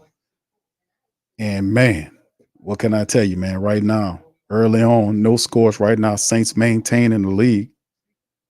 The lead right now, 27-24. All right. Anyway. All right. Let's see what you guys got to say about this. What's up? Courtney says they're doing this for Derek Carr. They don't want him to look too good for Rattler. Then it's hypocritical at best. And it's one of the main things that's going to turn people against Dennis Allen because they see what he's doing. The reporters see what he's doing. That's why the reporters asking him about it. They see what he's doing. And then sits up here and lie about it and all this kind of stuff. Why Dennis Allen, as a coach, his teams don't get too far because he's so stupid. He don't realize you don't do off-code behavior like that. You don't participate in off-code behavior like that. And call yourself a coach or somebody's coach and call yourself to be respectable and run a respectable team. That don't work like that when you obviously showing bias. You don't protect anybody from competition. I don't care if it's the quarterback, the running back, the wide receiver, none of them. If you can't handle some competition, then he don't need to be a player in the football. That's facts. You don't do that. Exhibits major off-code behavior, and it's just not good. All right. Anyway, We'll see what we got going on. KD said, I wonder if they let Spencer run the ball this drive. The D's are crashing hard on Kamara. Need some blocking, fam. Miscellaneous Mail says 3rd and 20. They better not get the first down. Let me go a little further down here. Here, Dedrick says, get Hayner in the game, get Rattler away from this mess and save him for the future. Saints for Life says, DA, get you head into the game. Please get your head into the game. I agree, man. I agree. What's up, Jamaica? Shout out to KB, Jamaica, and all the fam. What's up, Desi? She said, we needed that. Thank you, Shaheed. All right, y'all, let me go a little further down, man. I'm way up here. This damn thing scrolling. I'm trying to get all the way down here. All right, Clint says, why in the hell do we keep running up the middle? Yeah. All right, so here we go. We're going back to the Saints side of things, man. With Spencer Rattler. Let's see what they got going on here. Yeah, we got to keep it driving, man. We got to keep things going, man. The best of our ability here, man. And it's just a part of the game, fam. You know, and as the play action again, and then Rattler gets wrapped down for a sack. So yeah, he gets drove down for a sack. KJ Britt sacks Rattler, and that brings up a 2nd and 19 on the play. So the Buccaneers in the second half, they're gonna just send the blitz at Rattler. He gets sacked there, loss of 9 yards on the play. There's a snap. They're coming with the pressure again. Rattler's gonna get he gets tackled for a second straight time. So the defense is coming in here with the blitz. You can't hold on to the ball. Spencer's either throw it out. It's Kalaja Cansey gets the sack, and it's 3rd and a mile now. So they might just come out with the draw and kill the drive. They coming with the pressure now. And you can see right there, he's going against Tali Fuaga, and he just pushes Tali Fuaga out of the way. And then the other guy beat him on the opposite side, so he was going down anyway. And Spencer knows I can't hold on to the ball like that, man. I got to throw the ball, man. So 3 sacks, 4 knockdowns on 25 dropbacks. There's a snap. It's a draw play to Jamal Williams, and Jamal Williams falls forward, gets to the Saints right around the 44, 45-yard line on the give-up play. So the Saints are just going to punt it away. They're going to just punt it away. That wasn't a very good drive by the Saints. That was 4th and 13. That was not a good drive. 2 back-to-back sacks on the play. They're going to dial up the blitz, and guess what? Because it worked there, they're going to come back with it on the next drive. You got to have a equalizer for that. Matt Hayball's out there to punt away. 4th and 13. Saints can't run the ball either. We're going to look at the time of possession on that last drive, by the way. Saints can't run the ball, man. That's not going to be good. You got to run the ball to eat clock and to help the quarterback out. There's the punt back to the 6-yard line. Fair catch. 8:38 on the clock. Tampa Bay Buccaneers coming with the blitz. They come in with the blitz to the rookie quarterback, and he goes down. Saints, we got to do it. That last drive, fam. Let's do a drive summary there. For the Saints, the last drive for the Saints play was let me see. That was 7 plays. Hold on, let me make sure this is right. Hold on, that wasn't right. Let me kind of refresh this stuff to make sure we good here. All right, the last Saints drive, fam. Hold on here. Make sure I get it. Yeah. No, that's not right. I don't like what I'm seeing. I'm trying to get the scoring summary of the last one. Okay, there it is. All right, it's three plays, -3 yards, 210. We gotta. That's not gonna cut it. We got to be able to do better than that, man. We're gonna have to be able to run the football, and they can't even run the ball. They cannot run the ball. That's a problem, big problem. We can't expect to, like I said, you gotta in the preview string. We gotta run the football. Take pressure off the quarterback. We can't have this. We can't have this. We can't have this. You got to be able to run the ball. All right. Jasper says the play calling is atrocious. The kid can throw, trust him. Desi says Derek Carr misses them wide open, and he's an 11-year veteran. People know what the hell they're looking at, right? You ain't never lying either. What's up, Valika? Shout out to Valika. All right, Brother Earl says DA will not be able to keep Rattler off the field. Trust shit. He made him an emergency quarterback. That's keeping him off the field. Oh boy. Hell, I don't know what people talking about. He did, man. He did keep him off the field. He made it an emergency quarterback. It had to be an emergency to use him. Yeah, it's crazy. Joe says they need to stop running the ball up the middle. Yeah, it's crazy. Bagdo says we burned two downs running behind as a BSO line. You know, can't block it. Stroll the damn ball, bro. Spread them out. Open the playbook. It's that damn easy. Talk to your coordinator, bro. Talk to Clint Kubiak. When Taysom's away, Clint Kubiak can't seem to call a play. That's my term when Taysom Hill's not in there. There go the Buccaneers handoff to the running back, and he gets up to about the 14-yard line going center. 8:38 on the clock. At some point, somebody got to take the game. And as you see, the Tampa Bay Buccaneers are trying to run the ball at the Saints now. They're trying to run the ball at the Saints now to kind of eat up clock and normalize things because they know they can't get into a shootout. Somebody got to get back to running the ball and dominating the clock. Whoever does that wins this game. 504 says we got to get some misdirection going. They are vanilla, very vanilla. All right, there's the Bucs from their own 14-yard line. It's a play. Nope. Yep. The ball's out. There's no pressure on Baker Mayfield. Tucker was able to get the first down. New set of downs for the Buccaneers, a gain of 6. There is zero pressure on Baker Mayfield. Zero pressure. Zero pressure on Baker Mayfield. The front four Saints ain't doing shit, man, to be honest with you. Baker Mayfield standing up there going through his progressions and everything. He's not even worried about them people. There is zero pressure getting to him. He got a pocket of protection there. From their own 21, what was that? The 19-yard line, Baker Mayfield in the center, 2 to the left, 1 right, running backs behind him.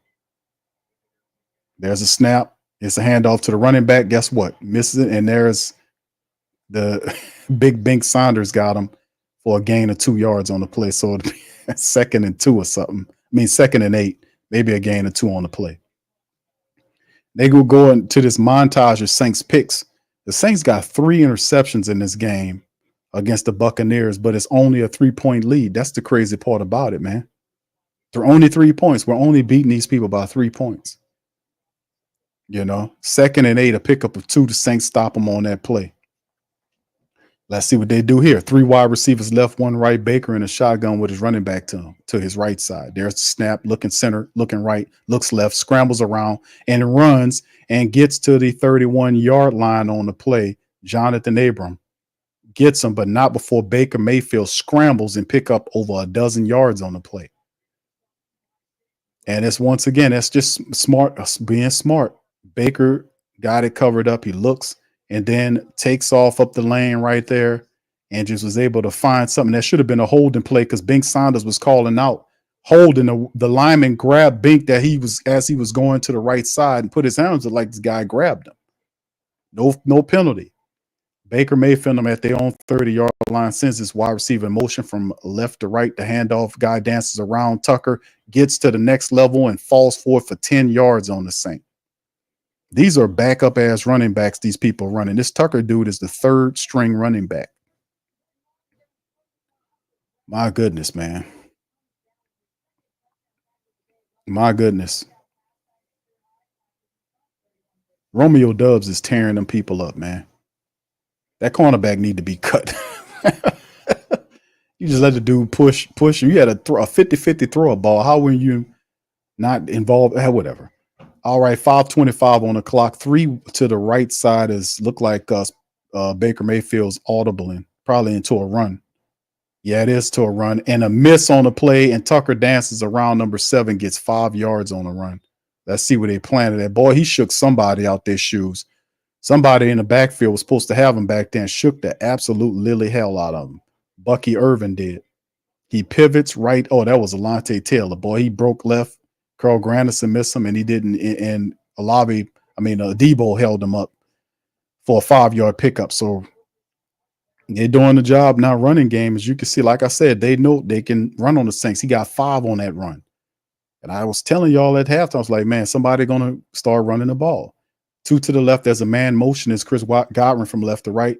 It's a play action. He goes back to Godwin to the outside. He breaks in and gets to the Saints, and he's still on his feet, and he's gone.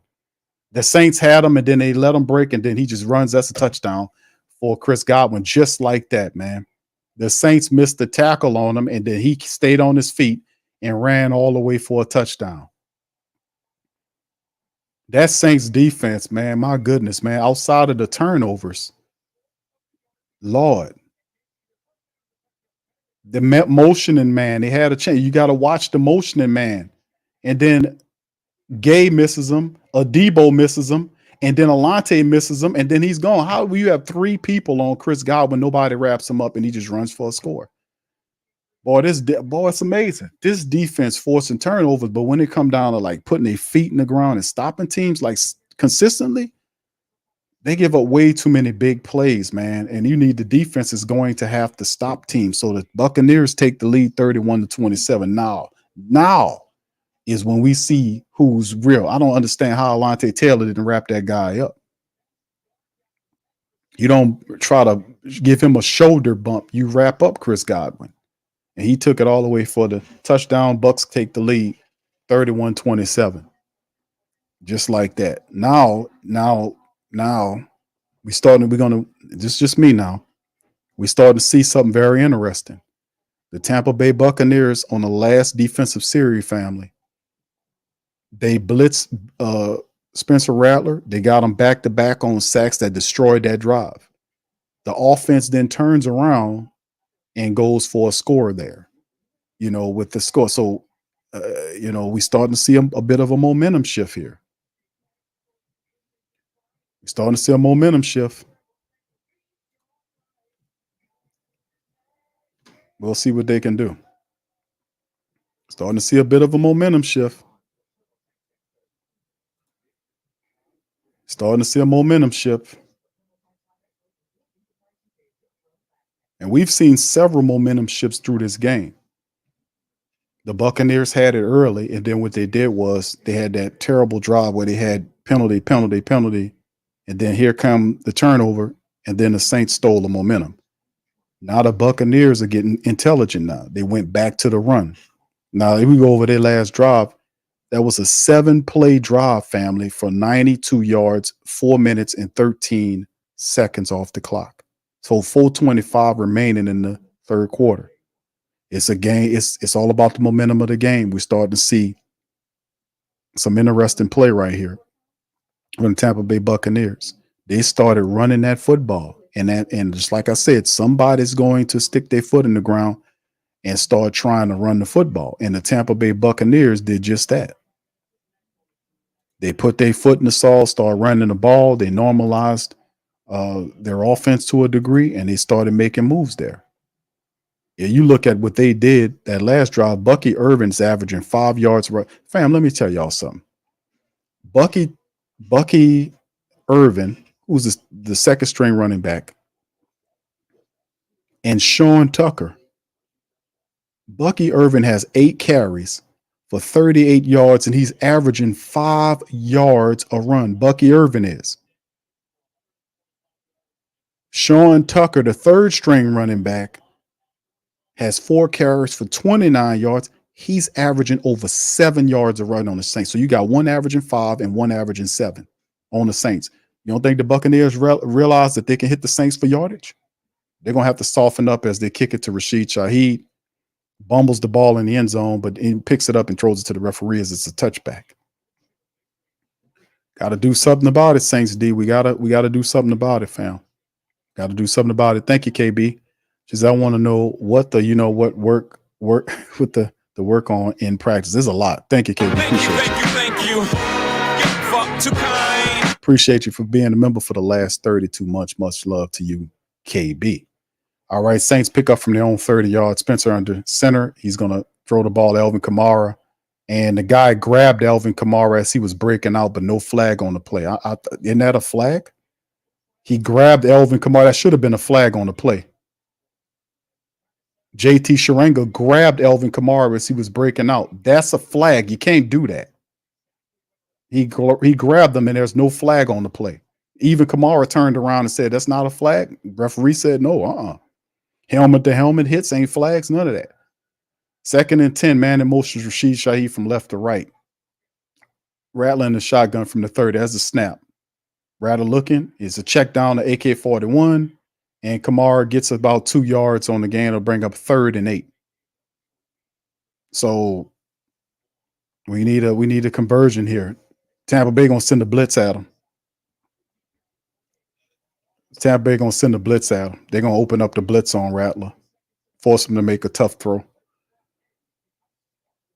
So the Saints offense got to respond in kind because Tampa Bay is picking up. They're picking up momentum. We gotta match it here. Man in motion, right to left, Rashid Shaheed, shotgun Rattler. Snap.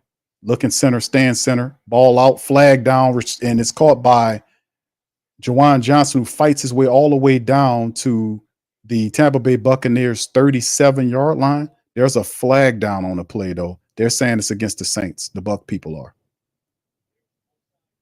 This could come back, and that'll be a big flag if it's against the Saints, man. Illegal shift against the Saints. That's a huge flag against the Saints. That got the Saints into Tampa Bay Buccaneers territory. Man, and that's just not the kind of stuff that we want to do right now.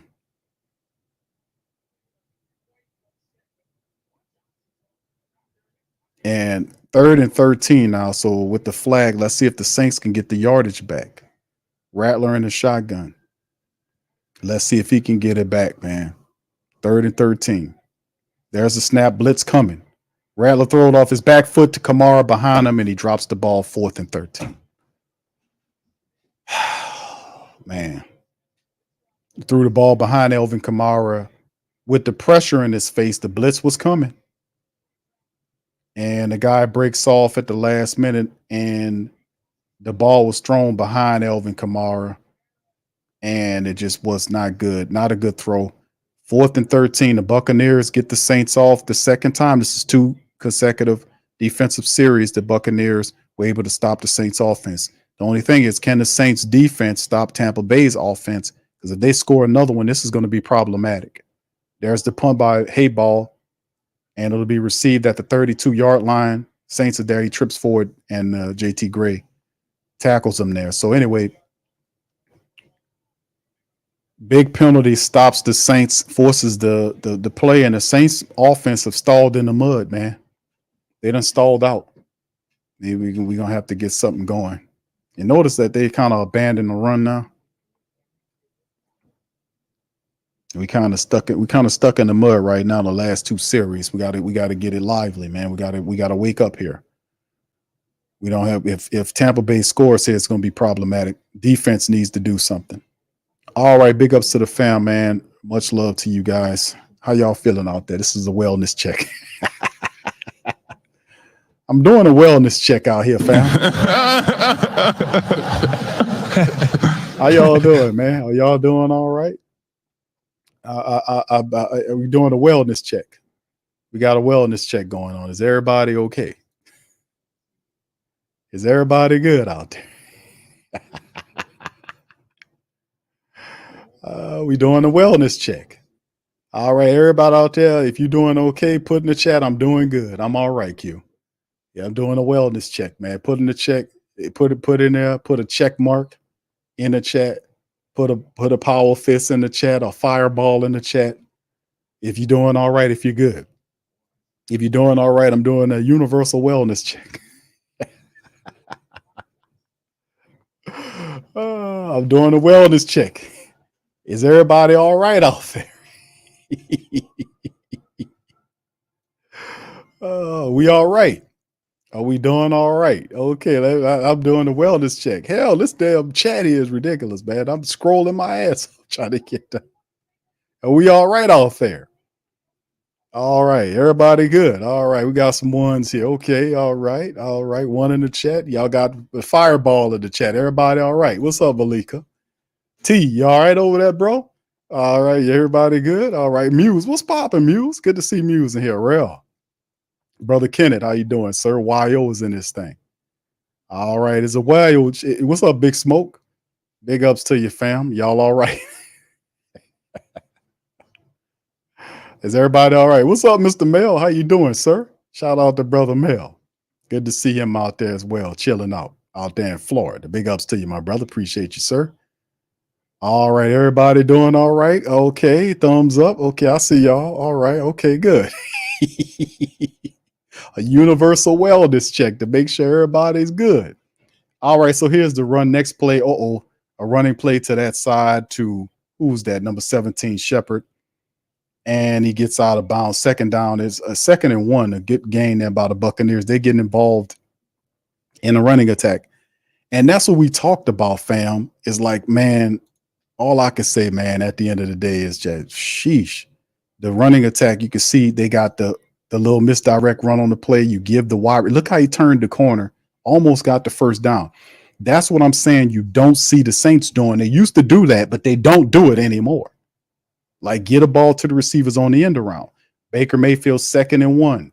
Turns as a play action. Saints come with the pressure. He just steps up, and there down he goes for the first sack of the game. It's Willie Gay Jr. But he was too soft on it. He should have plowed his ass into the ground. But then again, they probably would have called the flag. So he gently took him down. He wasn't trying to hurt him on the play. He had a shot at him because he definitely didn't see him on the play because he stepped up right into his path. The Saints came with multiple blitzes, and he was able to do it. He just pushed him down gently. The hell with that. If I get to you, you're going to feel it. He gently pushed him down. All right, 3rd and 9 after the sack right there. Man in motion out from right to left. 3rd and 9. Good sack on the play. There's the snap. Baker Mayfield looking left. Pressure's on. Alontae Taylor missed him, and he turns around, missed him again, fell on his ass, and then Baker Mayfield scrambling around and picked up the goddamn first down, fumbled the ball, and the Saints got it. The dumb referee said no to flag the ball. He was down on contact. And Baker Mayfield is slow getting up. Baker Mayfield made Alontae Taylor, who came in on a DB blitz, literally miss him. Then he had a second chance to get him and missed him again. It's Three Stooges football out there with the Saints. Then Baker ran and get it, and Brian Brucey blew his ass up on the play. I see what happened. Brian Brucey got at him. Brian Brucey got a helmet on him, and he's down. And plus Baker Mayfield, Brian Brucey got a little arm into him, and I think he fell on. They finished the rolling the tape. Baker Mayfield's hurt because Brian Brucey gave him a little love tap, and then he fell over the top of him on the turf, and he can't even stand up now. He grabbing his stomach area. So he's hurt right now, and it's 4th and 1. And the Tampa Bay Buccaneers is out there. They might as well just go ahead and run out the punt unit. And like I said, Fox is so trash with these replays, man, because if they would have showed the full play that was showing Brian Brucey, and he don't look right, they're putting him in the about to march him to the tent. He barely could stand up. So they're going to run out the punt unit to punt the ball away. As that was almost a disaster. Brian Brucey got a little love tap, and then there's a flag down on the play. And there's Rashid receives the ball from the 9-yard line, tripped up inside of the 10 by the same guy that got him again on the previous play. There's a flag on the play.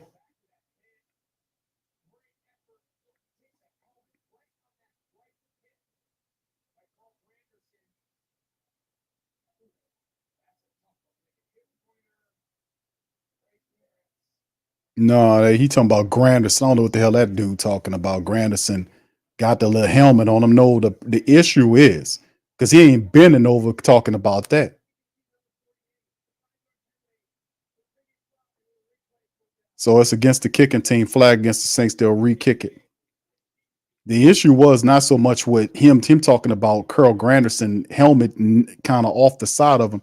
You should see with Brian Brucey. Once again, these people don't know what they're talking about. Brian Brucey gave him an elbow while he was going down, then fell over the top of him. That really did it. What the hell he talking about, man? So anyway, 4th and 5 here. As you can see, Darren Rizzi got more energy than all of them. Our special teams coach, and that's the re-kicking of the ball. Boy, that was all. And he runs into him. Anthony Orgy runs into the goddamn guy, man. Runs into the man. Is it a flag? They're saying there's no flag. Okay, good, cool. There's no flag down. And the punter's like, man, the dude ran into me. And Anthony Orgy did run into him. But it was he pushed into him. That's the thing. Was Anthony Orgy pushed into him?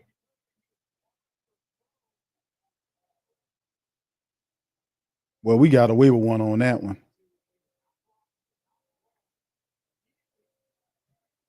Anthony Orgy wasn't pushed into him. That's a blown call by the referees. Because usually the majority of the time we got away with one on that one. That was this crew suck. All right, this is a rollout with Spencer Rattler holding the ball too long. Spencer's going to run with it. The guy gets him down, and he picks up about 5 or 6 yards on the run. He'll be 4 yards shy of the first down with Spencer. Spencer trying to turn some. He don't like what he's looking at upfield, so he uses his legs, pick up 7 yards on the run. So they're trying to get their backup quarterback, Trask, involved in as Baker Mayfield is in the tent. And the Saints set up the power I formation, 31-27, handoff to the right side. Kamara cuts back and gets the first down to 4 yards, 3-4 yards on the pickup, AK-41. Usually when they power to the right, it's Elvin Kamara breaking rhythm with his eyes and seeing the clearer lane and moving left to pick up that yardage first down there. And that'll be the end of the third quarter, fam. So it's a crazy game. Baker Mayfield is in the tent. Kyle Trask is warming up to come into the game, and the Saints have the ball, so we need to score here. We definitely need to score here, man, and do something positive, man. My goodness. All right. It's such a crazy game, isn't it, family? It's a crazy game, man. Very crazy. Michael says, why rookie QB have to score 40 for us to win? He'd get another touchdown right here, right? If we get a score right here and the defense holds the Buccaneers. But see, listen, this is the issue. Even if the Saints score the next touchdown here, hear me on this, family. Even if the Saints score a touchdown here and the defense stops the Buccaneers on the other end, some kind of way the Saints are going to have to run the ball to eat the clock.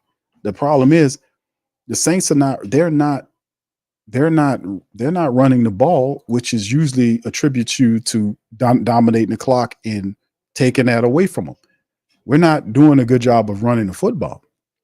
As it stands, we have 81 yards on 21 calls. This is 4 yards of rush, but you add Rattler's rushing into the rushing attack, makes it look better. Because Spencer Rattler's scrambling around in there for yards and making some stuff happening as well, as you can see. He participates in that. But with that being said, right now the time of possession is 23-14 for the Bucs, 21-46 for the Saints. At some point, somebody is going to have to run the football to eat clock and control the clock to run the game out. So like right now, we are already a quarter into the rest of the game. Like we got 1 quarter left. 1 touchdown has been scored, which was the Godwin touchdown there. The fourth quarter, you think it'll be an explosive quarter where teams are just scoring? I don't think so. I think what's happening is teams are trying to run the football and try to establish that. Now, Clint Kubiak, the question I have for him is, why isn't he using the plays, the end arounds with the wide receivers, the speed element wide receivers to get behind that? Because you're having difficulty running up the center of the defense. Usually you got to attack around the side. And we're not doing that. And that's what I asked. I was like, why is this what we've got speedy wide receivers?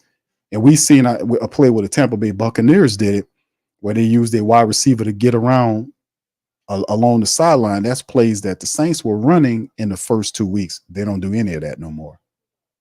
It's almost like somebody took Clint Kubiak and put a C version clone of him over the Saints offense. Thank you for that. Thank you. You're fuck too kind. All right, there's Spencer with the throw deep, and it's intercepted. And it's an intercepted. The ball was underthrown and it's picked off by McCollum by the defense. And it's a fumble, but the Tampa Bay Buccaneers recover it.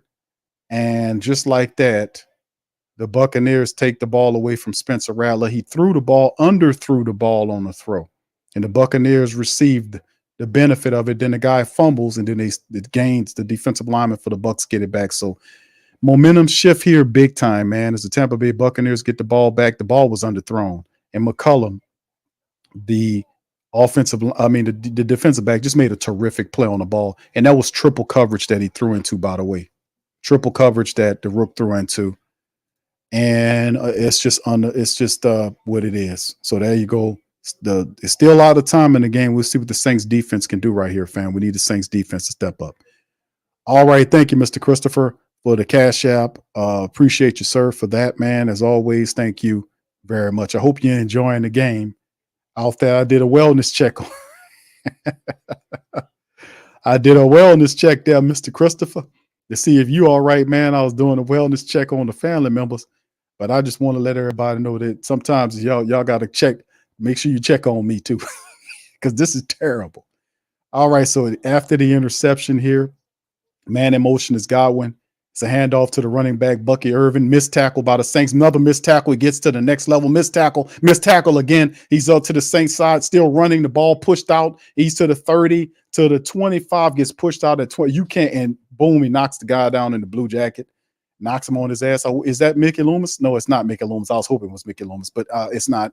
All right, so anyway, Bucky Irvin on a draw play, and the dude stiff-armed Kevin Henry Abram. Adebo missed him trying to grab at him. And they got a guy running up the field to make the play. And they get all the way down into Saints territory with one move. I told you, man, we got problems. All right, there he goes. Baker Mayfield is out there again. There's the run, another run to the left side, and he's gone to the 10 and pushed out around the 9-yard line on the play.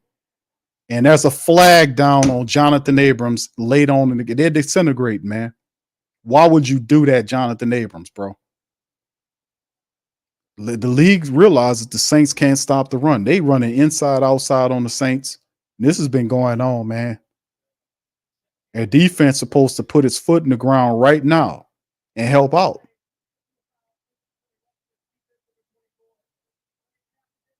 So they get Jonathan Abrams, who pushes the guy super late out of bounds. And the referee throws the flag on him, and that's a 15-yard penalty. And as they hitting the Saints with two different running backs. What is Jonathan Abram doing, man? What is he doing? So 15-yard penalty tapped on top of the game puts them at the Saints 4-yard line.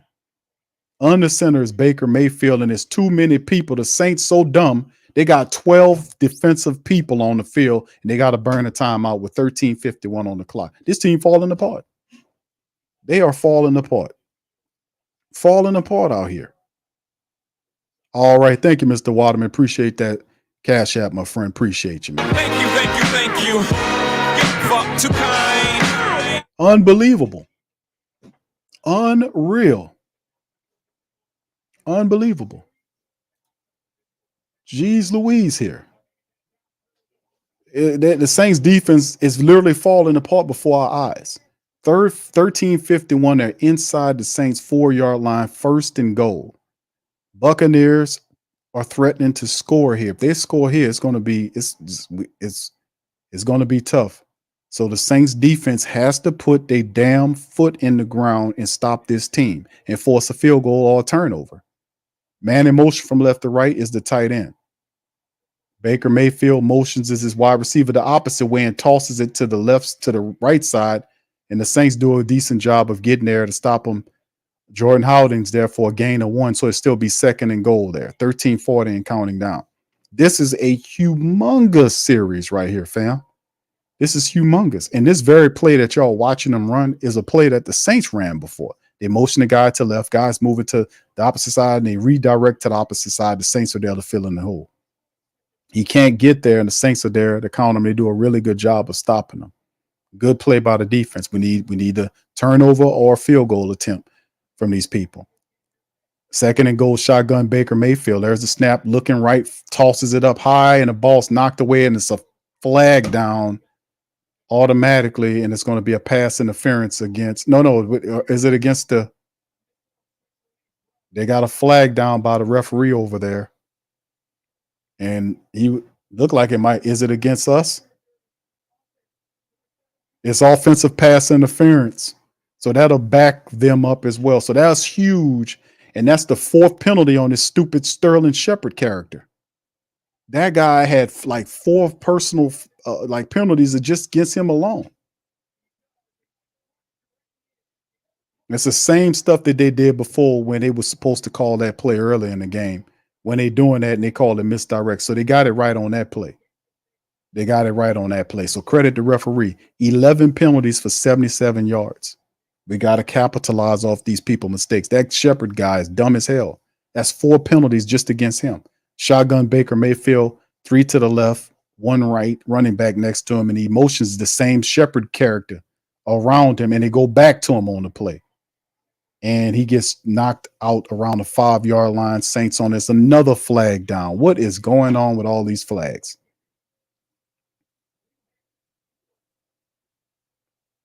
What's going on with all these flags?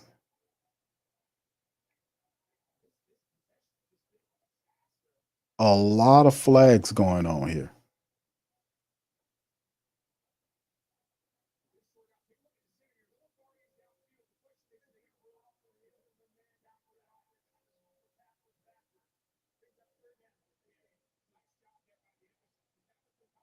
All right, 3rd and goal now for the team after that.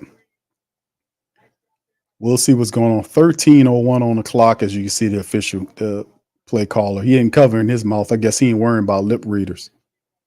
All right, 3rd and goal for the Saints. They got to stop them here, man. We can't let Tampa Bay get in there. They got a bunch look. 3 wide receivers right. 1 man motions is 14. Goodwin from right to left.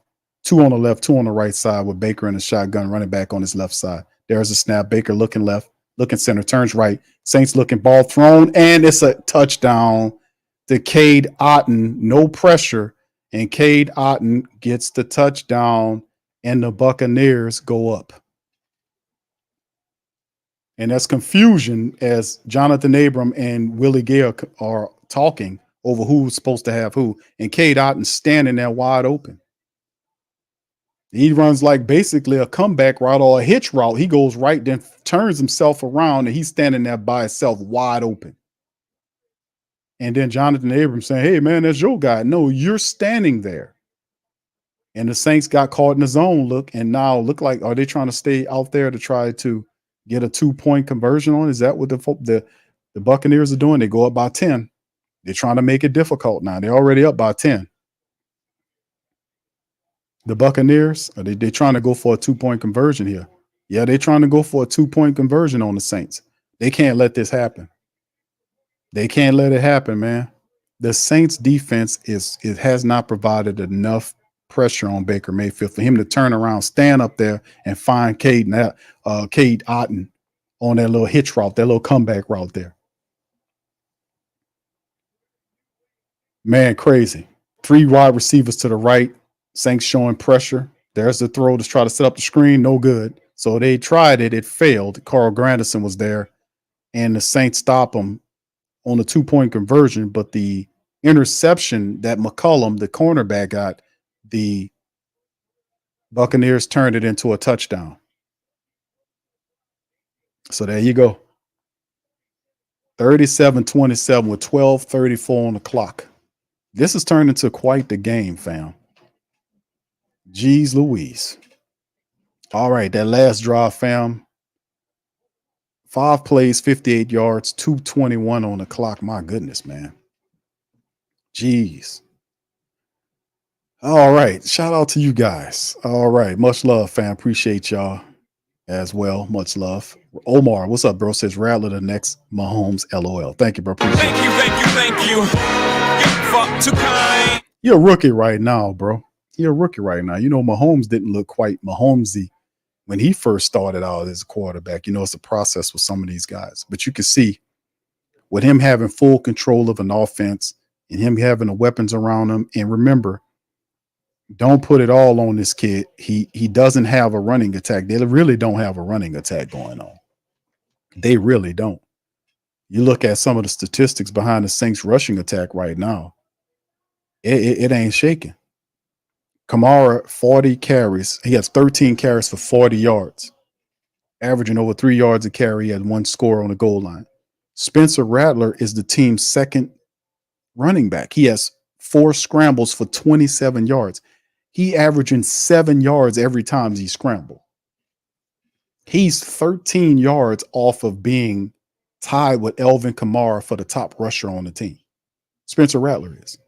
If it wasn't for his scrambling in this game, it would definitely look a lot different, right? Black Preacher Man says if DA's side of the ball getting us beat, what is Loomis keeping them for?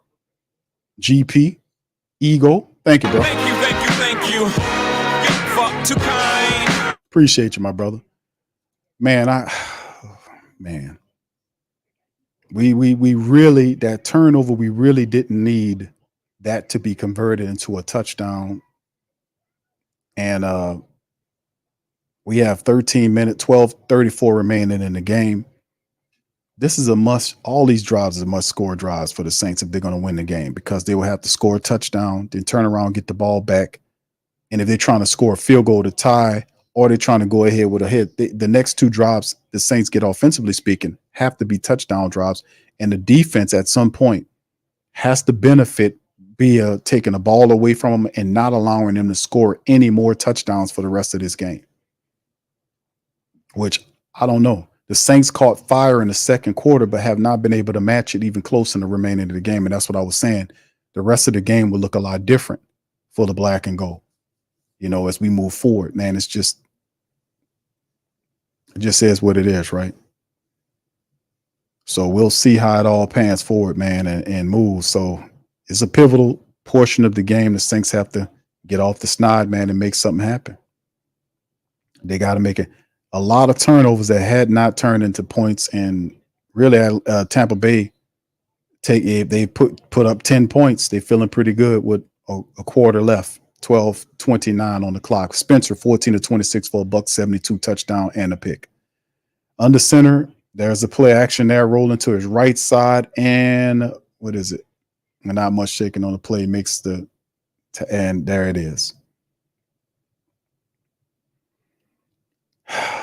Man.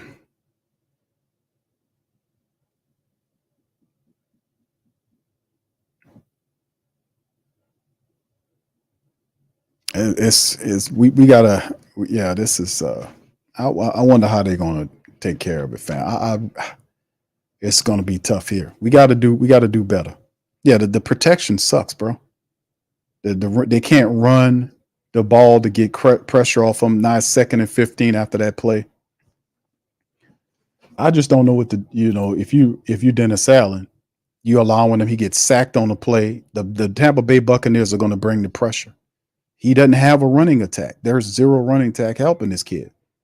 There's a snap in the shotgun, pressure coming, the ball's out, and Kamara drops the ball because he's not paying attention. Kamara seen he heard footsteps and try to turn and catch the ball. He's seen it was coming from, because the throw is basically the defense giving you this because they're playing off of you. So you make the catch and they can burst on you. And Kamara heard the footsteps, ball off his hand, incomplete. 3rd and long now. They get out on this, fam, and they get a ball back. There is no time. They're not eating any clock. You're going to make the defense tired. You're putting the defense back out there after a drop. There's the snap, and he's rolling deep, pressure's on him, throwing off his back foot, spins it, and it's out of bounds, incomplete. It doesn't look good. The pressure's on, it's forcing him out of the pocket, and he's doing rookie stuff now. Throwing the ball, he just throw it upfield, out of bounds. Issue, and they're going to look at them. They loaded up at the line and they shooting through, and boy, how in the hell did Charlie Fuaga let that dude blitz through like that without blocking? I mean, if you're Dennis Allen is a pussycat, but if I'm the Saints offensive line or even the head coach, I would tear that backup line into shreds. I would put them all in the street and go and find somebody else, because this is terrible. There's the guy, the punter goes down. I don't know if it'll be a flag. The punt's away to be retrieved at the 19-yard line. Missed tackle on the play, gets to the 25, and it's caught and dragged down around the 29-yard line back at Tampa Bay as they get the ball back with 11:36 on the clock. By the way, the Saints, that last drive the Saints had, family, just to let you know, drive summary, 3 plays, -5 yards, 41 seconds that you took off the clock, that you're giving it back to them. Defense getting tired. They gave up a touchdown last time around. What did they do this time around? Goodness gracious, man. Goodness gracious.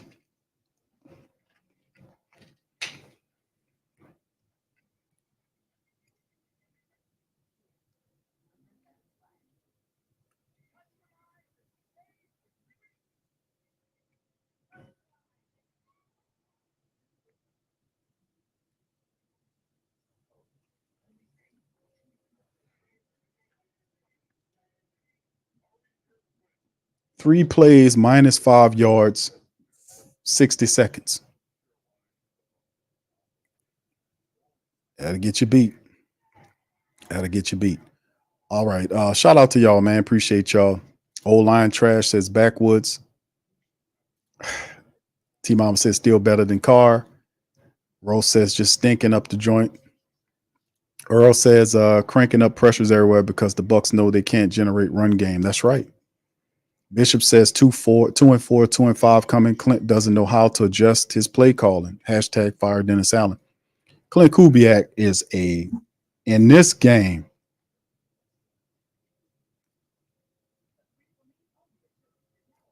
I would have to he got other guys involved in the offense and they were doing good up until the Bub means drop there and it's all changed. Because they're rolling them out a lot and the defense is okay, let's just blitz to the rollout. We'll put one here, and then let's see what he does when you hit him with because they don't have a running attack. That's the whole point. They're not running the ball. They can't run the ball. The Saints offensive line can't run the ball. That's what I was saying 2 weeks ago when we noticed that they couldn't run the ball. The backups don't run the ball well, is that you need to get rid of these bad backup players and go find guys that can actually run block. But instead, we keeping these trash backup players who can't even run block. They don't give you a chance.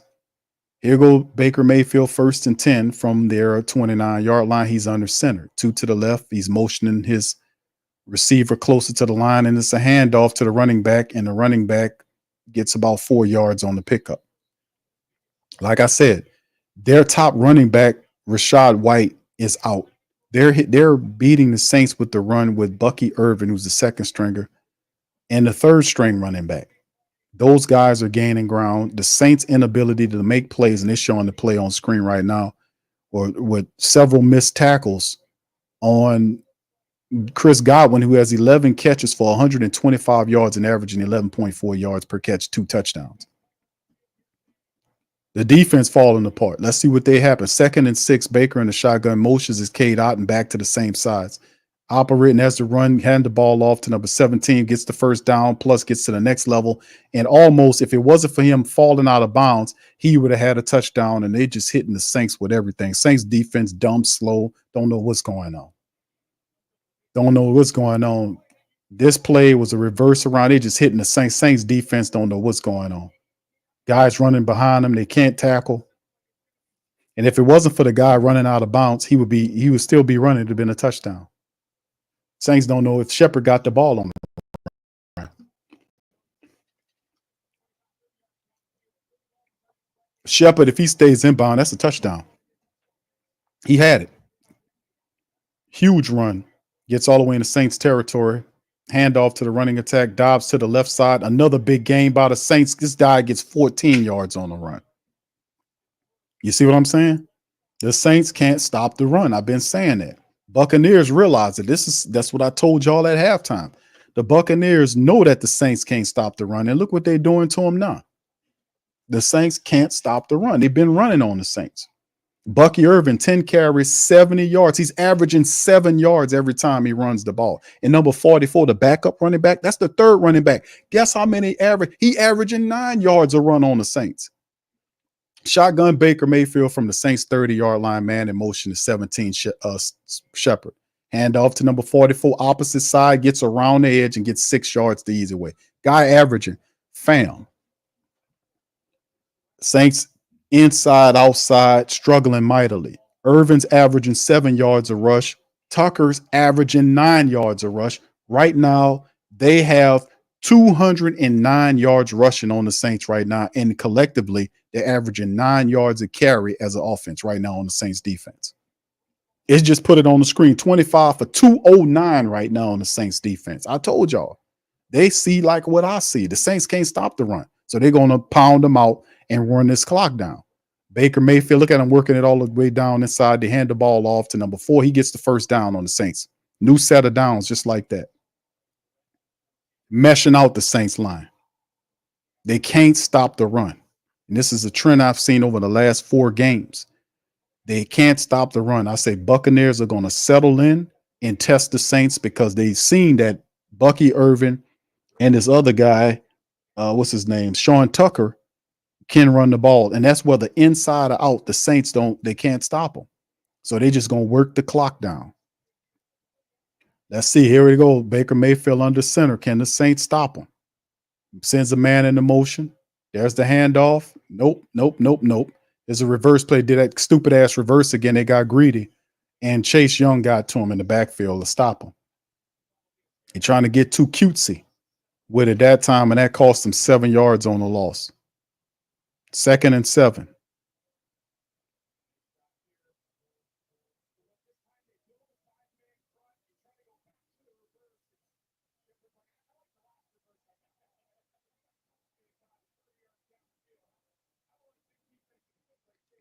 Man. Second, a 7-yard loss on the reverse play. They try to run, and Chase Young got back there and stopped them. It looked like they're going to just have to call a timeout to take a delay of game here because they're letting the clock run all the way down. Did they burn a timeout? Yeah, they did. 7:25 on the clock. They're just trying to work the clock out, man. They just eating the clock down. With a 10-point lead, the Buccaneers trying to work the clock out. So the Saints are forced to score here. If the Buccaneers score here, or even if they get a field goal here, it's going to be incredibly difficult for the Saints to then come back on the opposite side to score because they're trailing by 2 scores already. If they would need 2 touchdowns basically to win. Buccaneers working the clock.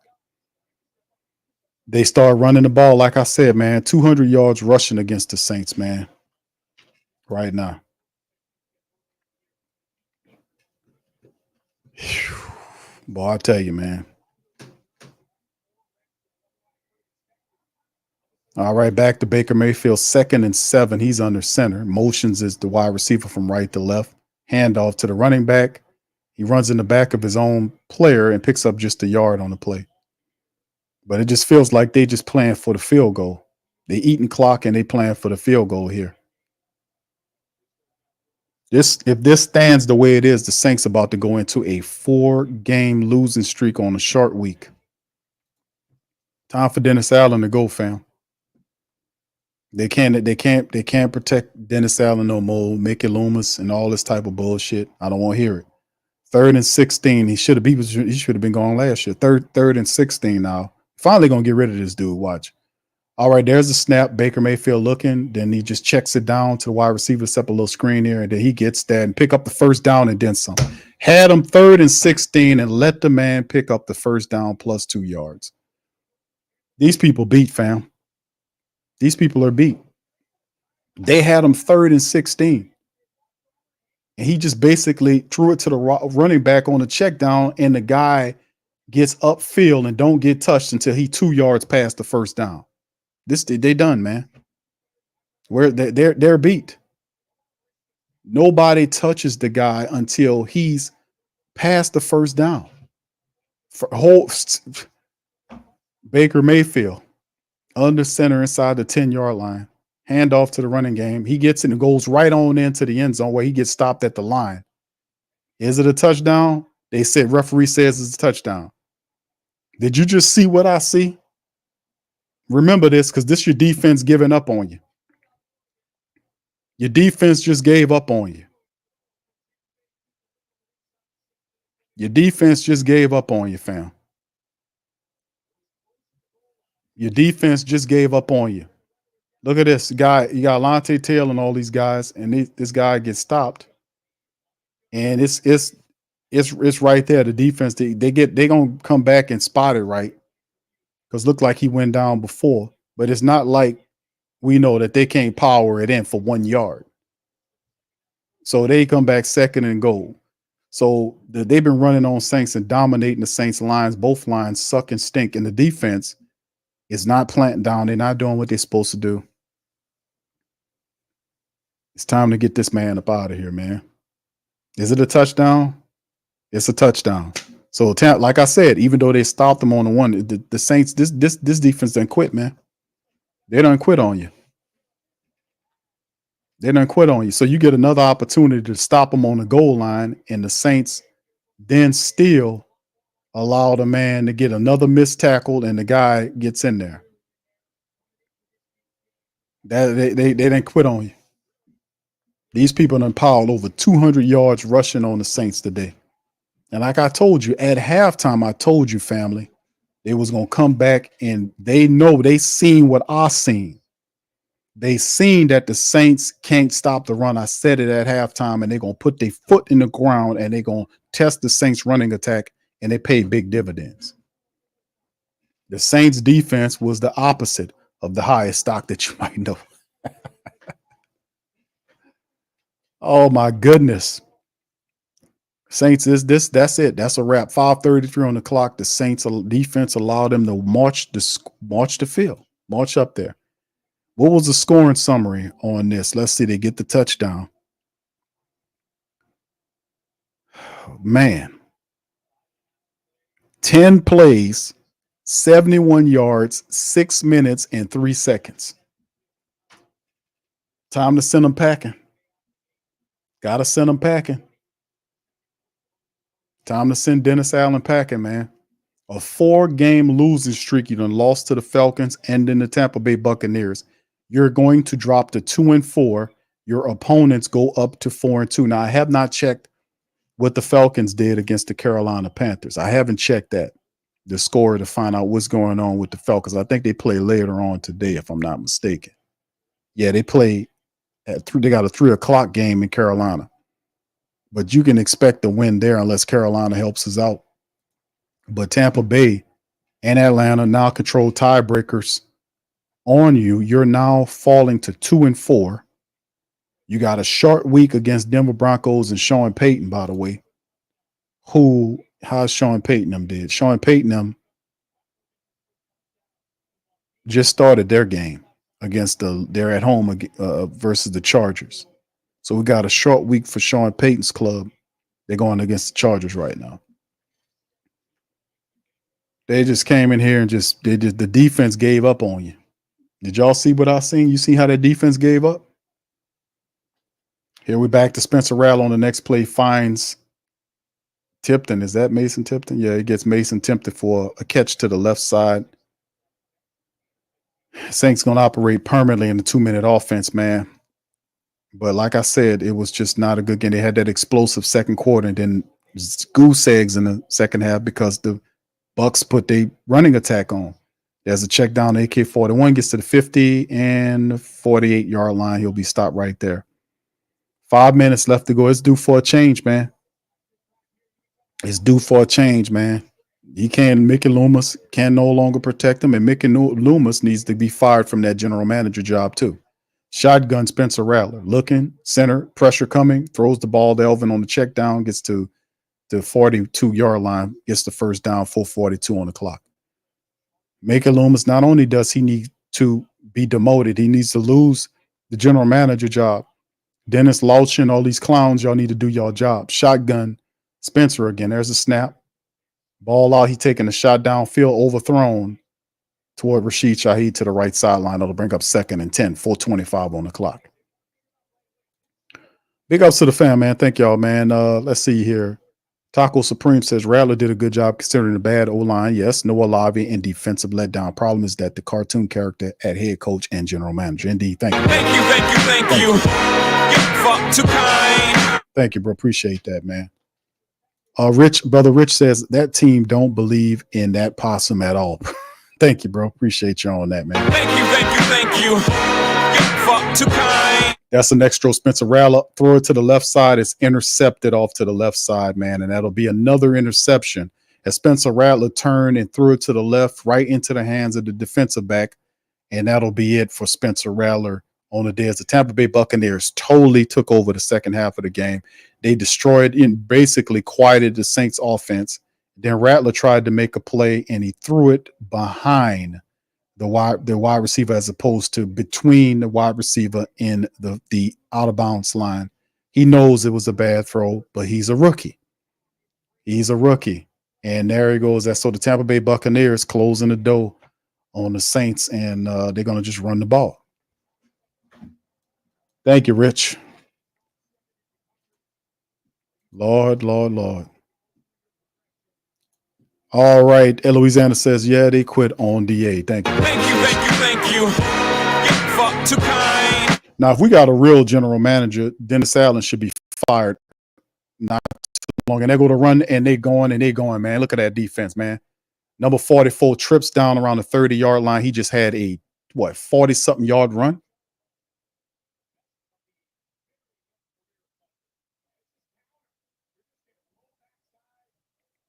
You got to be kidding. Look at that. Saints defense, nothing, no hold, no nothing. What part of the game is that? He wasn't even close to being tackled. He wasn't even close. They opened up. Where was the linebackers at? This defense literally quit and imploded to Tampa Bay's backup running backs. Their backup running, Rashad White would have told his team a new one if he was in there. These are backup running backs doing this to the Saints. Look at that. He run up on them again and he gets 3 or 4 yards. The Saints defense is incredibly weak up the middle. Something has to be done about that. These people have ran on the Saints tonight's totals, today's totals. They have 252 rushing yards on the Saints. Some people averaging 8 yards a carry on the Saints right now. Tucker, number 44, is averaging over 11 yards a carry. Bucky Irvin's averaging 6 yards a carry.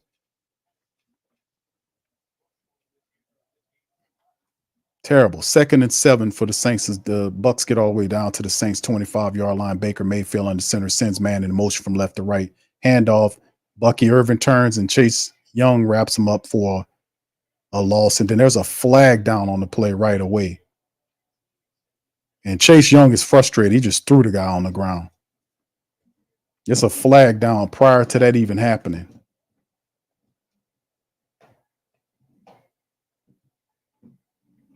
Chase Young frustrated.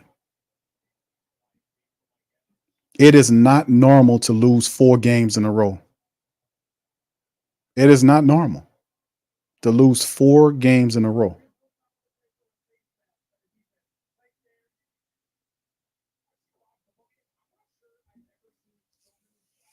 Second and 7.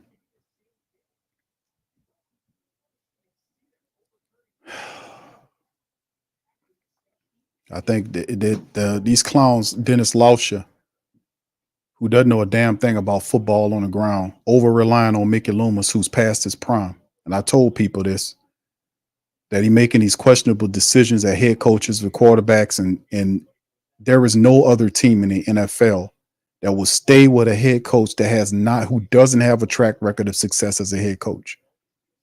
You afforded him 3 years. You made up a bunch of dumb excuses about why you're keeping him for this year. And now that your bet is wrong, it's time for you to pull the card.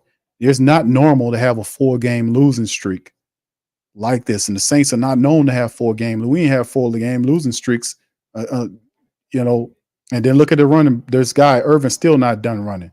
He gets a first down plus about another 5 or 6 yards. Where the Buccaneers at? The Buccaneers going to get 300 yards rushing. That's 264 right now. They still got time. These people almost put up almost 300 yards of rushing on the Saints today. Defense quit on the Saints. Let's see what they do in their goddamn club dubbed in now. They put the damn smoke machines on now when you get off. Take all that shit out of there. I've been saying that, man. Celebrating wins like you never had one before. It should be business as usual down here. Anyway, thank you, bro. Appreciate that, man. It's time, man. It's time. That guy got to go. You can't sit up here and justify him being here any longer and the team falling through the floor. The defense is supposed to be strong. They gave up on this team. They gave up. This defense gave up today, man. They gave up.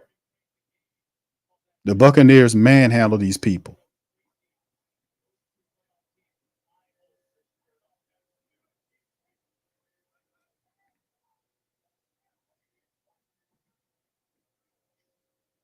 Look at this. Look at this. This guy got 7 yards.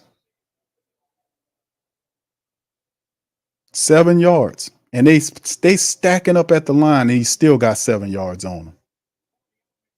That's now 260. No, I ain't add that last. Tucker got 123 yards. Tucker's averaging 10 plus yards a carry on the Saints defense today. This is absolutely awful, man. Now they got beat down in this one. So you go from barely losing games to getting beat down. Now you're regressing. This team quit on us today, man. They didn't run the ball. How much the running attack was? 13 carries for 40 yards. Jordan Mims got 1 carries for 5. Jamal Williams got 2 carries for 7 yards. Kamara got 13 carries for 40 yards. What do I learn from Clint Kubiak from last 3 losing games to the 4th straight losing game? He's doing the same thing. We shouldn't have to use Alvin Kamara so much as a running back because you want to use him at different places. Like we had 13 carries for 40 yards. But Alvin Kamara, 5 catches for 24 yards off 8 targets. None of that's like groundbreaking stuff. Spreading them out and utilizing them, spreading out the defense so we get an opportunity. But then again, it don't make a difference because these offensive linemen stink, especially these interior clowns that don't deserve to get paid today. They don't need to be on this team if they too stupid and too weak to open up running attack. I can't put it no more than that. Every offensive lineman that's in the NFL should know how to run block. Pass blocking, that's something else, but running blocking is usually the standard. You have to know how to run block. You practice all week. You should know who you need to block. It's awful, man. It's awful. This is awful. 4-game losing streak. The Saints are 2-4 in the NFC South. Laughable. Absolutely laughable. You had to put up here with Mickey Loomis talking stupid. You ain't gonna see him. He gonna hide. He doing what he doing. He gonna hide from you. That's just what he do because he's a coward. Lausch is an idiot. And Gail's an ambassador. She don't know nothing about the game. And that's a problem with having somebody that don't know nothing about the game.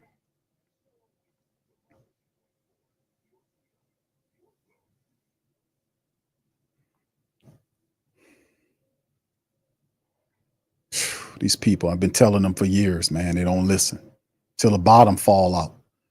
All right, Louisiana said, yeah, they quit on DA. Thank you. I got that one from you. Big ups to y'all, man.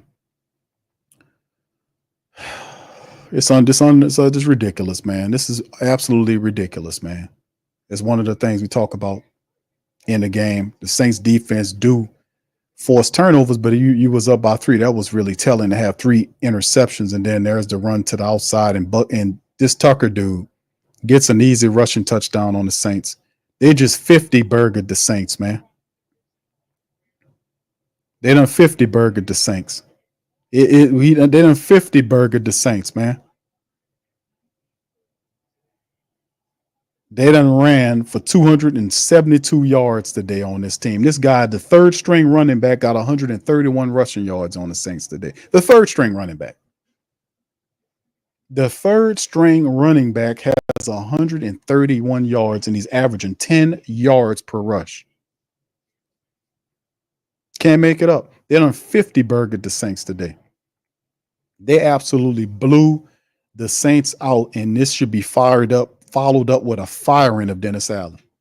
If they're serious about winning, this team has been regressing. They're on a 4-game slide. They just got the bottom just fell out. The defense, which he's known for, has failed and quit on him in this game. The goddamn defense failed and quit on him. And now they done 50 burgered the Saints. This should be followed up. Monday's show or Monday news should be Saints fire Dennis Allen. Now, the question is, who would be the guy to replace Dennis Allen as interim coach until the end of the year? His defense quit on him today. Who would be the guy that replaces Dennis Allen? Because I'm beyond it now.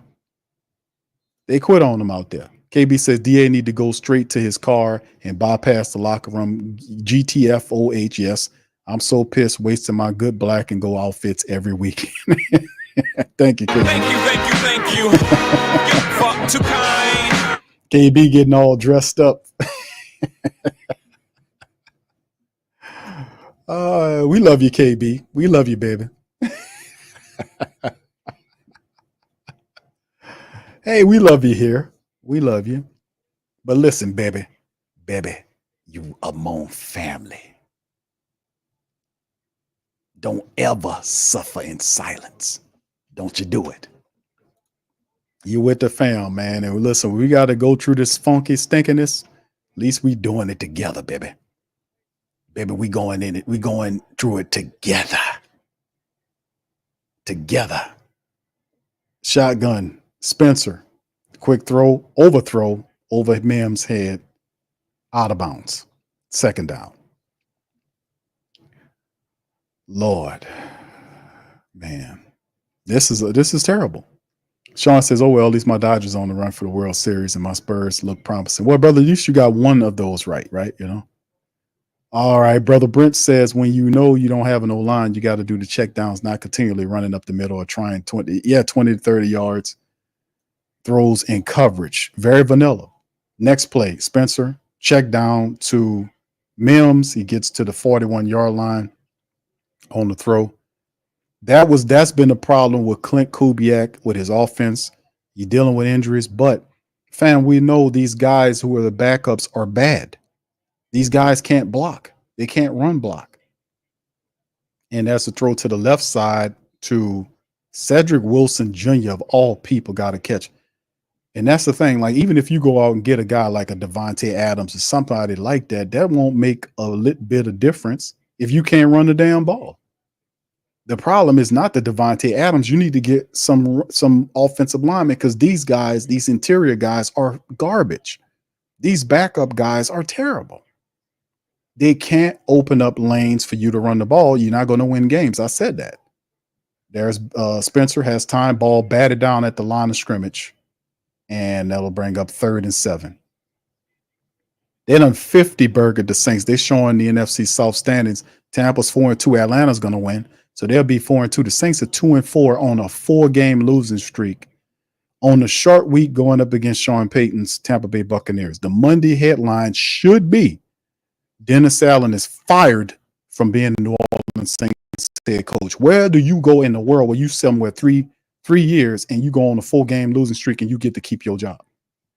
Where is that at? There, Spencer Rattler on the snap, pressure in his face, throws the ball to Juwan Johnson, who's tackled for a 2-yard pickup. That'll be 4th and 5. So they'll run off the field. They blanked the Saints in the second half, shut them the hell off, and the defense quit on us. Leon says, now what? I agree, Big Q. Laugh at them. We family. That's right. You. Thank you, bro. Appreciate you, Leon, and thank you for being a member, bro. Thank you. Get fucked too kind. That's the next throw, and Spencer was able to find on the 4th down. He fired the ball into to Cedric Wilson Jr., got the biggest gain. They get deep into the territory on the 4th down. It's 40-something seconds remaining. So on the 4th down, Spencer Rattler stays out there. The dome is clear. Dennis Allen needs to be fired, man. He shouldn't survive this Monday. Monday should be his last stop.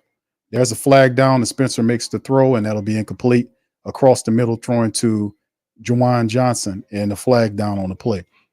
Mr. Suleiman says they're not going to fire Allen until we lose to the Broncos. We will lose. Our whole team is injured. I just hope we fire him. Thank you, Mr. Suleiman. I appreciate you, sir. Thank you. Fuck too kind. Thank you, sir. But it's the thing. It's different if you're losing these games by 3. And injuries aside, the Saints didn't have the Saints defense had all that they need to have to stop this from happening. The defense quit on the Saints today. They quit on the Saints. This Tampa Bay team put up almost 300 yards rushing on the Saints defense. And I've been saying this for games. Family, over and over again. Put one in the chat if y'all remember me saying this. Because I kept saying over and over and over again, the Saints can't stop the run. They soft up the middle. I said in this game at halftime when I said the keys to victory, I said we can't allow them. The Tampa Bay Buccaneers are going to realize that their running backs are getting this amount of yards and this amount of yards, and they're going to start running the ball on the Saints and punish them. I said that during the damn halftime, and them people came out and basically did what I said it was going to do. Another pass out to the right side to Mims for a 2nd down. It's ridiculous. Yes, indeed. All the people won. You Bucks owe you. Man, listen, bro. All I'm saying, and then Rattler tripped down on the run that play, and then Tampa Bay out there dancing on him. That's it. That's the final. 51-27. This should be fired. Dennis Allen should be fired Monday. Monday headline should be Dennis Allen fired as the coach of the Saints. Dennis Allen should be fired. He should be fired.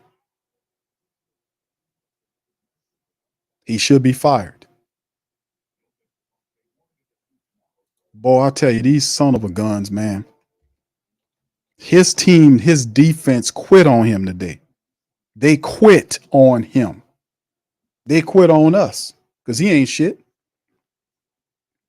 They quit. They quit. They quit. They quit. They quit. They quit on us today. Them people quit. They quit. They quit on them. M. Dot says, but anyways, how about them Tigers last night, Q? At least we looking good there. Thank you, bro. Appreciate you. Thank you. You're far too kind. Thank you, bro. Appreciate you. Omar says, Rattler, cheerleader, quiet. Now, you can't be mad at the Rattler, man. The dude. Thank you. You're far too kind. I expected him to make some mistakes because he's a rookie. You know, he trying to make a play here or there, throwing all these interceptions, trying to drive. But you got to remember the circumstances on how these guys are losing. They could not run the football, and they tried running the ball up the middle. That didn't work. They didn't go to end around plays where they get the wide receivers on the end arounds like you seen the Tampa Bay Buccaneers do to the Saints. They didn't do none of that. They didn't do none of that. Not at all. None of that was done. None of that was done. Anyway, let's get ready to do the halftime report. We're going to bring Pops Q in here momentarily, man. I know he got some stuff to talk about. We'll bring him in momentarily. Thank you, Omar. Appreciate you, man, for that super chat. We're going to bring Pops Q in here. It's just a pathetic, stink, garbage performance by this team. They're on a 4-game losing streak right now on a short week against the Broncos. Awful. All right, but anyway, team stats, fam. 31 first downs to 19 first downs by the Saints. Saints literally, they just turned the Saints into mush in the second half and put up 20 points in the fourth to push the Saints out. That's give up. Passing first downs, 15-13, rushing 13-3. They were 4 of 13. Saints with 4 of 13 on third down. Bucs 6 of 10. Total plays 72-66 going the Bucs way. 505, almost 600 yards of offense by the Buccaneers today. 594 versus 303. 14 drives apiece. They average 8.2 yards per play. 4.6 by the Saints. Passing 317 to 222. They averaged almost 9 yards per throw. Baker Mayfield, despite the fact that he had 3 interceptions, didn't quell them at all because when the Saints had 3 interceptions, we were only up by 3 against the team, which was very curious to me at the time. I was like, man, that's weird. 5 sacks given up by the Saints, 1 by the Bucs. The rushing attack is where it was at. 277, almost 300 yards rushing offense by the Tampa Bay Buccaneers. They had 35 attempts. They averaged, get this, fam, 8 yards a rush. I've been saying this about this Saints defense can't stop the run. Been saying that they soft up the middle. And that's with Colin Saunders coming back. So they have to address that, man. 81 total rushing yards by the Saints. A lot of that came from Kamara, but Spencer Rattler wasn't that far behind. If you take Spencer's allotment away, it's like 30, 40 yards of rushing on 21 attempts, which is 4 yards a rush. Red zone, the Bucs were 4 or 5 in the red zone. Saints 2 or 4. Bucs had 12 penalties for 86 yards, 7 for 70 for the Saints, 3 turnovers apiece, which is a fumble loss.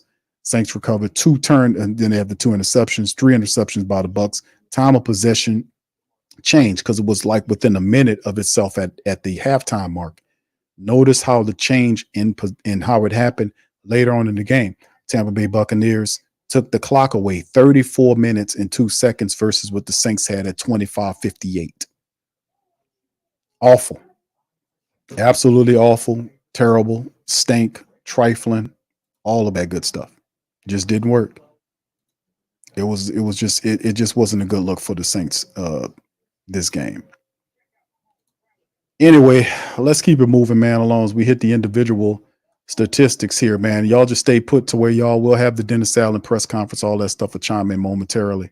We'll pump that in as soon as it's able to be pumped in. Hold on just a second, fam. Give me just a second. Let me get that back up. All right, there we go. All right, so individual statistics as we come in.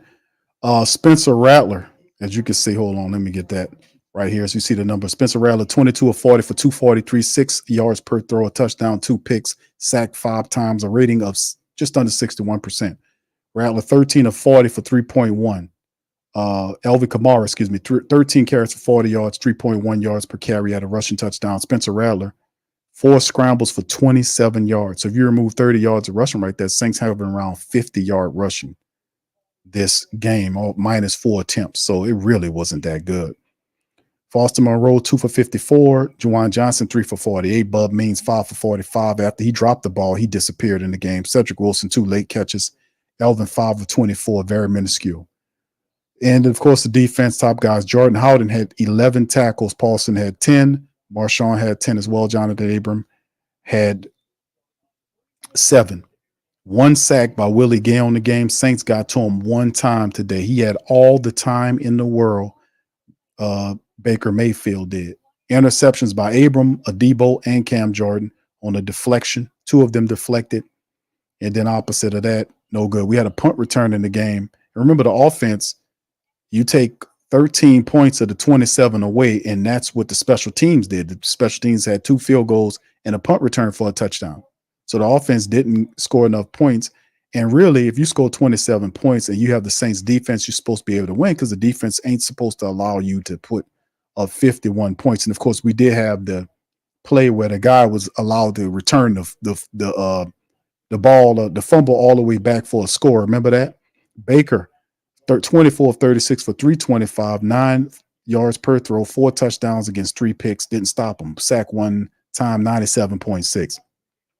Third string running back Sean Tucker had 14 carries for 136 yards. He averaged almost 10 yards a run and had a touchdown. Bucky Irvin, who was the starter, 14. He's a second stringer in their rotation. 14 carries for 81 yards, 6 yards per rush, and a score. Didn't matter if you were anything involved in a running attack. You got yardage against the Saints' bullshit defense.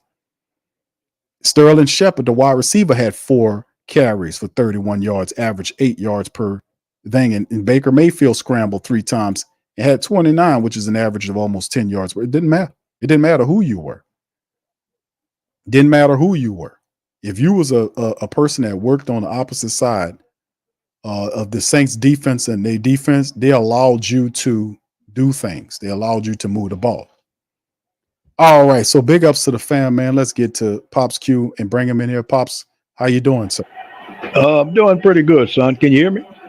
Yeah, you kind of loud in the background. Oh, that's it. That's my television. We'll pull a little bit closer up here and try to volume up. But anyway, can you hear me now? Yes, sir. Okay, here you go. The most important thing that in the situation is the kid that played quarterback. Rattler played with heart. He just didn't have the help.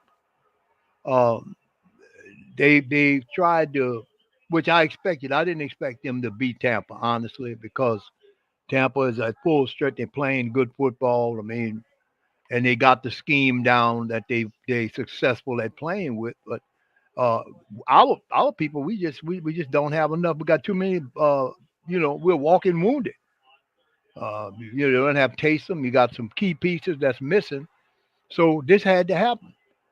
But Dennis Allen has made no adjustments for the mere fact that he had these people out hurt. He just didn't have any answers to stop him. They got good pressure on Baker. They forced him into some mistakes, but they couldn't capitalize on the mistakes that they made. You see what I'm saying? They couldn't capitalize. If they could capitalize and get touchdowns instead of field goals, we might have had a different outcome. But I mean, they can't run the ball because you don't have the pieces to allow them to run the ball. I felt that he could have used the tight end more. He threw, but that's coming from upstairs to tell them the plays to make. And DA, DA can't. DA just said he's a defensive coordinator. All the people he's got working for him, they don't seem to possess the skills to utilize what the Saints have to make the team go like it's supposed to go. And that pitiful display they did out on the field today, I looked at that final score, I turned the TV off because that's just not a way a good Saints football team plays. And I don't expect things to get any better when Sean Payton comes here. I don't expect it to get no better. Because right now they're down. They're heartbroken. Their hearts are not in the right places. They try to do the best they could. They just don't have the skill, the talents. With what you have right now, what played today, you didn't have it. Alvin couldn't get in the running room. And you have to give Alvin is your bell cow. You have to give open holes up for him to make plays. They play their running style, their offense is based on Alvin making some kind of running plays, making at least enough running plays to open the passing game up. You can't run, you're not gonna be able to pass. You see what I'm saying? So what they'll be doing, they'll just be playing out there, going through the motions, and Tampa figured them out. The way Tampa's coach figures those schemes out, those blitz schemes, they knew they could do that to Rattler. Because guess what? He probably wasn't prepared for it. Dennis Allen wasn't prepared for it, so he wasn't no help to the kid. The offensive coordinator, he wasn't prepared. Because there was one in that one a few series they ran that blitz package, and it flustered him 3 times in a row. He couldn't get the passes off that he needed. Couldn't get nothing done. You see what I'm saying? And then they just say, "Oh, okay, now we found his weakness. We're gonna blitz him every time he gets the football and pass the ball." So they don't give him time to think. They throw the whole 9 yards at him, and he don't have time to throw the ball. And that's what happened. You get some picks, and you get some incompletions, and the guys, they don't even hardly know each other. I mean, this is his first start. I'm hoping that it would get better, but it's hard. It's really bad to be hurting, losing to a division foe. That's not a good thing. Yeah, I agree, Pops. I think it is definitely not that, man. It was an awful. I mean, the second half was what I anticipated to be. I knew eventually somebody had to take possession of the game using the running attack. The Tampa Bay Buccaneers did that. They did it to mastery. They put their foot in the ground and grinded through this thing. And like we showed the family members, they put up almost 300 yards rushing against the Saints. And then when you look at the time of possession, here the time of possession went from what it was to 34 minutes. It's almost a 10-minute difference between the time of possession, which in my mind, that's not enough for the Saints to have, for the team to then fall through the floor like the defense did when they just basically quit out there. We watching and I'm doing the play-by-play, and I'm literally pinpoint say, fam, do you see this? They quitting on you. They're quitting. That's Dennis Allen, supposed to be Dennis Allen's staple, and his top point is that, hey man, our offense might do this, but the defense will kick in the ground. We're gonna handle our business. We're gonna do what we're supposed to do. That's not the case. Dennis Allen's team quit on him today. So I would say, even though people say Q, and you're definitely right. I agree with you on that it will take another. They're gonna try to. Mickey Loomis is gonna try to give him another attempt of beating Sean Payton on Thursday before they fire him. But if you're a good team, you've seen enough and have granted enough time. Your team is on a 4-game losing streak. It's not going to correct itself. The problems the Saints have, they're not fixing them week to week. It won't be, man. Let's just keep it real, like I always do on here, man. Let's just be candid. The bottom line, the Saints are not going to win any games if they don't make the necessary adjustments. And what are those adjustments? Particularly, the adjustments are that the Saints can't run the ball. They can't run the ball. If you can't run the ball, you can't dominate the clock. You will not have your defense to rest. And listen, fam, the Saints, the Buccaneers on time of possession held the ball for 34 minutes. That means that they had the Saints defense out there of a 60-minute game. They had the Saints defense out there half the time. In my opinion, that's still, if it unlike what it was last week when they had them out there for 40 minutes, that's really glaring, right? But 34 minutes of having a defense out there shouldn't be enough where they imploded. They didn't implode last week, but this week they fell apart and quit out there. Tampa Bay took their heart and souls and stepped on them. The problem with the Saints is with Clint Kubiak is he is not making these adjustments, meaning you see these offensive linemen out here not blocking despite the fact they're practicing and getting into games and look like they're not practicing. Get these guys out of here. Stop playing. Get these guys out of here and go find veterans who can. Now, you might have an issue with money because of Mickey Loomis, but if you trying to salvage the season, that has to be addressed. You cannot win without a running attack. They cannot run the ball. And outside of that, Clint Kubiak isn't using plays that he used that were successful in weeks 1. This guy's gotten dumber. No disrespect, but he's gotten even dumber over the weeks, not more smarter. He hasn't. He has regressed in play calling.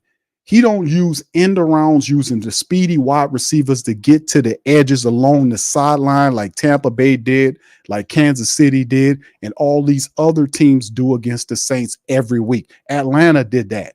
That dude was doing that in weeks 1 and 2. None of that is being done. The misdirection plays where you have double motion that we've seen in weeks 1 and 2, none of that's happening. It's almost like an alien came down from Pluto somewhere, took Clint Kubiak, the real one, and left us this dumbass C version of whoever this is calling this plays, because I don't even recognize these plays. How do you do what you do in weeks 1 and 2 and then come back and look like this and is regressing at a rate that's ridiculous? Then at some point you're forced to get these other guys involved. My point is about Bub Means. My point is about Jordan Mims and all these others, the second and third versions. If you use these guys consistently in the game plans from weeks 1 to this point, these guys get developed in that offense and they look better. Bub Means had 5 catches. Up until the drop, he was a part in the game. Now it is, it's not what it's hitting for. So now Dennis Allen is in trouble. Now a good general manager was said, I did enough for you. I tried to protect you, but listen, we're trying to salvage the season. Monday, you should wake up and find out, or maybe toward the afternoon time, they should say, Dennis Allen, you get an alert across your phone from ESPN, Adam Schefter. What's the other guy? Just saying that this asshole on the screen should be fired. Here we go. Put one in the chat if y'all can hear him. Good enough from a playing standpoint. And we've got a lot of getting better to do, and we got a short time to do it. And so, we need to get some guys healthy, but we've got to play better than we did today in all areas. What do you think happened in the second half, like second quarter? You guys kind of had some fire, got the turnovers. Yeah, well, we didn't tackle. I think that was the biggest thing. I mean, I thought our tackling was atrocious in the game. And so, when you don't tackle, you give up explosive plays and you give up big plays, and then it just kind of snowballed on us a little bit, but it was not good enough. Dennis, this team has never given up this many points or yards since you've been either coordinator or head coach. How do you account for that, and kind of what do you see when you look at those numbers on the stat sheet? We have to tackle better. I mean, I thought that was the biggest thing in the game. We didn't tackle in the game, and look, let's make no mistake about it. I mean, when it comes to the defense, that's on me. I got to do a better job with our guys. I got to make sure we understand what we're doing. We got to do more tackling drills. We got to, whatever the case may be. But it was not a good defensive performance at all. And look, I mean, that needs to be an area that we can count on. And it's been an area that we can count on, but right now it's not. I thought overall, he did some good things. I mean, there were some encouraging things, some things that he's going to learn from, from mistake standpoint on his part. I don't think we did enough around him to help him. I mean, it was hard for us to be able to run the football. I thought they really won the kind of the interior part of the line of scrimmage, really probably on both sides of the ball. I think they won the line of scrimmage. I thought he did some things really well early in the game, and in particular the first half. And then, as the second half kind of went on, I thought, they started to pressure him a little bit more, we weren't able to be as good in protection, and, it made it more challenging for him. Dennis, was there any commonality, any common thread you could find in the problems with the tackling? Was there sort of one thing, or like? Is there anything? Well, look, I mean, I think part of it's angles, okay? It's technique, all right? It's wrapping up, so there's a lot of fundamental things that we're not good enough with the tackling. And I think it starts with, leverage and angles. That's where it starts. And then the fundamental of actually making a tackle. We got to do a better job of wrapping up. But that's 2 weeks in a row that we haven't done a good job of tackling. And that's probably our biggest concern. You talk about explosive plays. A lot of those are coming, on underneath plays that become explosive plays. Is that something you can fix in 4 days? It's something we better fix in 4 days. How does something like that spring up from a strength to I mean, is there a rhyme or reason? I don't really know. You know what I mean? I don't have that answer right now as to what that challenge is. But I think, one of the areas it starts with is, being able to put yourself in a position to be able to get off the field. And when you get off the field, you play less plays. And so I think that's part of our issue too. Is there much of technique versus just effort? Well, I think it's a combination of both, I think later on in the game, I think we could have attacked the ball carrier a little bit more. And so we'll look at the tape, but it was not good enough. And I got to do a better job. Dennis, after a game like this, do you welcome a game there on a Thursday night? Yeah, you're probably a little too early to ask me that question. What's the mindset like right now? I mean, you got some real key leaders also out. Aaron, Yeah. Derek, I mean, the leadership of the team. Yeah, well, yeah, it's look, it's challenging, but we can't sit here and sulk and moan. We got to figure out how we're going to get better. I told the team in there, we got to get better, and we got a short period of time to do it. And everybody needs to look at themselves, coaches, players, everybody, all right, and make sure we're doing everything we possibly can to get this thing going in the right direction, because right now it's not where we want it to be. Going back to what you were saying a minute ago about maybe not attacking the ball carrier at the end of the game, are you saying you felt like some of the guys weren't giving complete effort? Like, is there anything that? I'm saying we missed a lot of tackles, and we need to do a better job of tackling. When you say coaching, obviously can be a part of the equation. Was there anything on any of those plays in particular where schematically backfired? Well, look, we made a couple of changes as the game went on in terms of how we were setting our front to try to, deal with some of the run plays that we were getting. I don't think we did a great job of crack replace. I just think we played poorly, and when you do that, obviously you got to look at yourself as a coach, myself, all the coordinator, position coaches. I think we all got to look at ourselves and see how we can be better. So that's what we'll do this week. Do you know what happened on the play with Jonathan Abram earlier in the game where he appeared like he tried to call a timeout and it wasn't given to him, so he was on the ground whenever the ball was snapped? Did the coaches not see that he was trying to call a timeout? Did the officials not see it? Yeah, well, the officials didn't see it, and it happened right about the time that the snap was being made. Yeah, I don't think anybody really saw it in time to get the timeout called.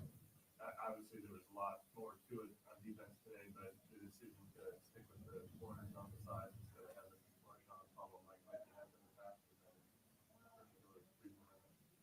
No, look, I mean, we matched them the first game, last year, and then the second game we didn't match, and so I think we have confidence in our guys, and I didn't feel like that was the challenge today. I felt like the challenge was the underneath throws that became long plays, and the running plays that became long plays because we didn't do as good a job getting them on the ground as we needed to. Yeah, on top of everything else, the pressures that didn't result in sacks. He plays a lot of that. Yeah. Well, there was a lot to be frustrated about, and so there's not a lot of areas other than having 3 takeaways in the game. There wasn't a lot of areas defensively that we can, say was very good. And so we'll have to go back to the drawing board and figure out how we can be better. Let's talk a little bit about going down to 17 and then really being able to rally. Can you tell us how the team was doing on the sideline? Yeah, look, I think all the way through the first half, I think our guys were in it. Our guys were excited. Our guys kept battling, even with, losing guys like Chris Olave, who I think is an important part of what we do, and Tyrann Mathieu and some of those guys that, I thought our guys fought. There's a lot of energy in the building at that time. And it really didn't start to snowball until the second half. Coach, a couple times with the check downs down to the running back, especially when linebackers came in through the A gaps on blitz. Is that something where the safety has to come down and help, or is that a corner issue? Well, I'm not sure exactly which particular play that you're talking about. Came out on the wheel. No, that might have been the curl route that Godwin got down the sideline. Yeah, I'm still not exactly sure which. Take time for one more, please. Did you have any extra words with Spencer, any counsel for him before his first start? Nothing other than just go out there and go play. You know what I mean? Like, let's don't put too much pressure on this deal. Just go out and do what you've been doing since you were, that high, and go have fun doing it. And look, I thought early in the game, I thought he did some really good things. And then I think, as the game went on, the score changed, things became more difficult. You stick with him through this as a start? Yeah. Yeah, that's my intention. Yeah. All right. Thanks, guys.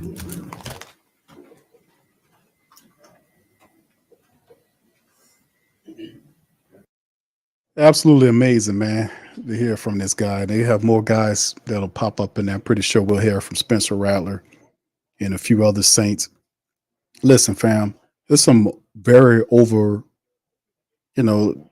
very interesting facts to talk about, Pops, is the fact that the Saints lost this game. They were 50 burger than their own building. They got 50. They were beaten 51-20. This is an embarrassment. The defense quit on them. Defense supposed to be Dennis Allen's sticking point. Defense quit on this man. We sit there and watch the Saints defense quit, give up. There was no running attack. The running attack didn't happen. It was stale. The play calling was stale as well. It wasn't complete. Saints could not run the ball again. From week to week, it's the same stuff. We're struggling with the same stuff, and they don't fix it. So now that you're on a 4-game slide, and the whole thing about Mickey Loomis and all this kind of – Mickey Loomis is the vice president of football operations. He's the third highest guy in the New Orleans Saints organization. You created a monster because you've given him too much power. And the way you delegate that power is to strip him of the general manager title. That's what you do. He's not going to give up the general manager title himself. He's not going to do that. He's a blowhard. He's arrogant. He's a fake elitist, even though he's an employee for somebody else. And he's quick to tell people they're not qualified. But you know who's not qualified? Your shitty head coach is not qualified. The dog that you picked to run the team is running on him. His defense, the sticking point for his defense, is it quit on him today. They can't run the ball. They can't play defense. And it's just terrible, man. At the end of the day, there's nowhere in the NFL where a coach should be able to make it out of this after 3 years and the team in a 4 and they went 4, lose 4 games in a row. You're now sitting at 2-4 in the division. There's no way he should be able to even make it out of this. Atlanta play this afternoon. They most certainly will beat Carolina. They'll go to 4-2 too. So Tampa and Atlanta are surely to be 4-2. Saints sitting up there at 2-4. On a 4-game losing streak on a short week, and Dennis Allen talking about we need to figure it out. It's nothing to figure out. We've already figured it out. You can't run the ball, right? Question is, if you can't run the ball, the answer is go get offensive linemen that can help you run the ball. It's simple as that. Find some other guys, because these guys we have here, they're dumb. Sorry to say that, man, but they're dumb. They practice all the time, and they still can't hold up at the point of attack. An offensive lineman in the NFL is supposed to know how to run block. Pass block, if you're a really good pass blocker or a balanced offensive lineman, you can make some money in the NFL. But if you're a guy that's systematic like a run blocker, that's a staple point for most offensive linemen. You're supposed to know how to run block. That's all I'm asking you to do is open up lanes. These guys can't run block. They can't run. So if that's the case, then the play calling on, I got a shitty interior offensive lineman. Fundamentally speaking, I'm not no offensive coordinator, but I played football. I know enough of football to know that if you can't run inside, you run outside. You use speedy components to get around the edges, and you do that.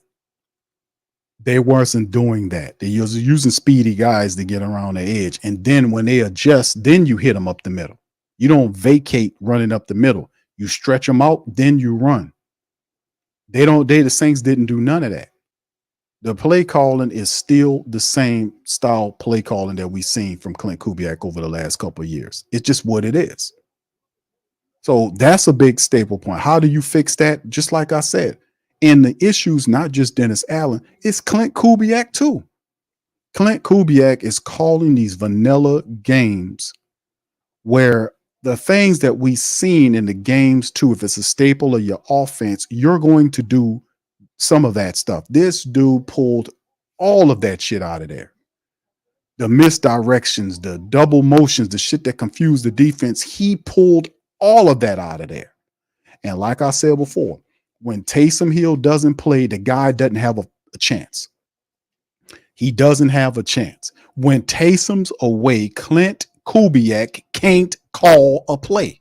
He can't. So if you can't overuse Taysom and break him up into 1,000 pieces, then he relies on Elvin Kamara, doesn't get anybody else involved. Still only 2 carries for Jamal Williams, who's averaging 4 yards a carry. Why? You still can use these guys. If you got to decoy Elvin and stretch out Tampa Bay's defense to use your power attack, you still have a chance. If you can't get inside, you go outside. And then when you start working outside, they spread or expand so that you can use inside and you mix them up. That's how they do. How I know? Because they did that to us.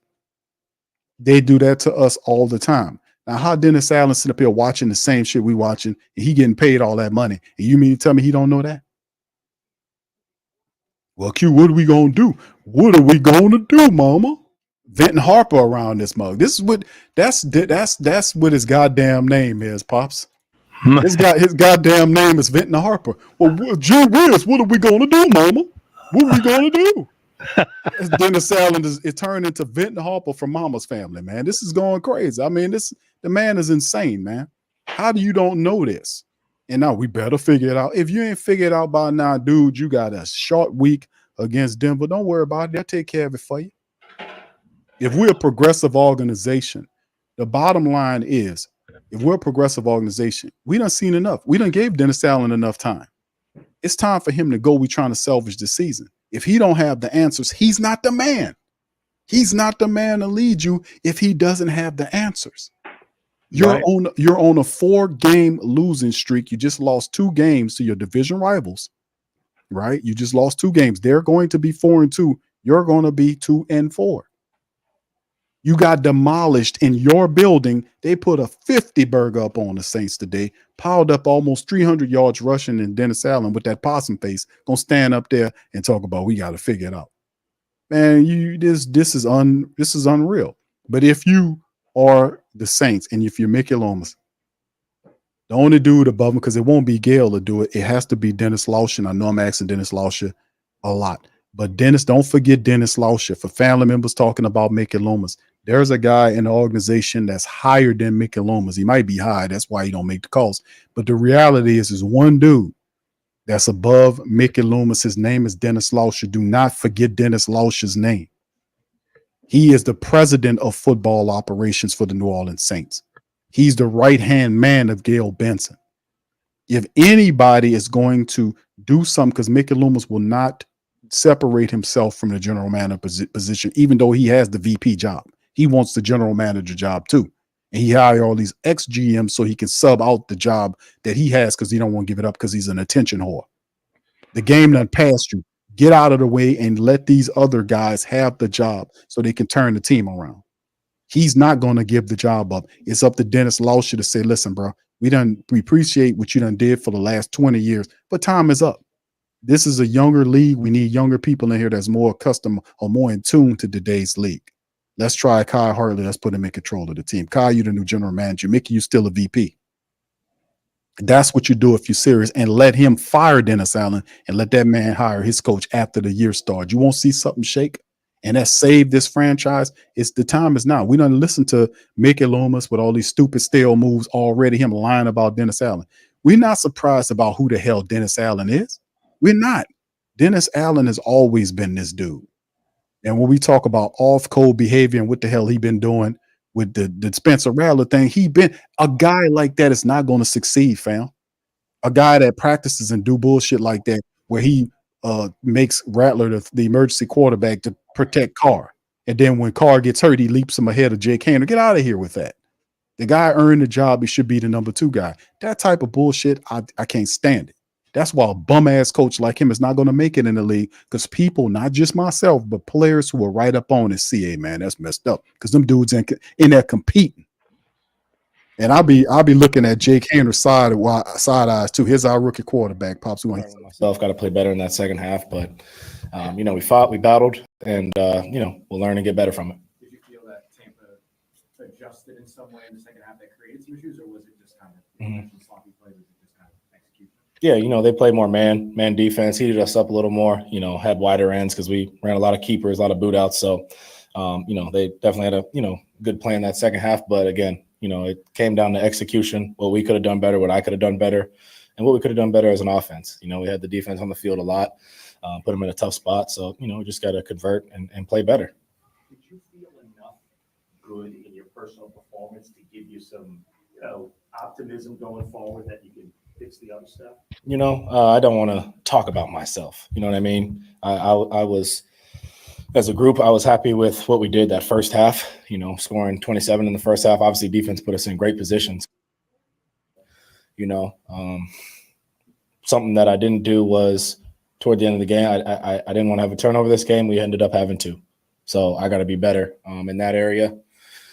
But, I'm going to watch the tape tomorrow as a group, as a position group, and get better from it. Have you gotten a chance to look at the first interception? Yeah, it was man coverage. Actually alerted to it, had Shaheed, just underthrew it a little bit. 27 made a good play. Spencer, how about your touchdown pass? It seems like you two really connect. Yeah, no, I was definitely happy with, how Bub was playing. Was kind of quiet throughout the year so far, throughout these first 4 or 5 games. And, he's been grinding in practice, and we've been talking about when your time comes, make those plays. And I was happy for him. I think he was one of our, leading receivers, and he made some big time plays. So, we all just got to play better as a group. It's tough, but he'll tell you himself, next man up mentality. It's unfortunate to see your top guy go down, really early in the game. So, I hope it's a speedy recovery. I hope he's back fully healthy, but, it's tough because we wanted to really get him involved this game.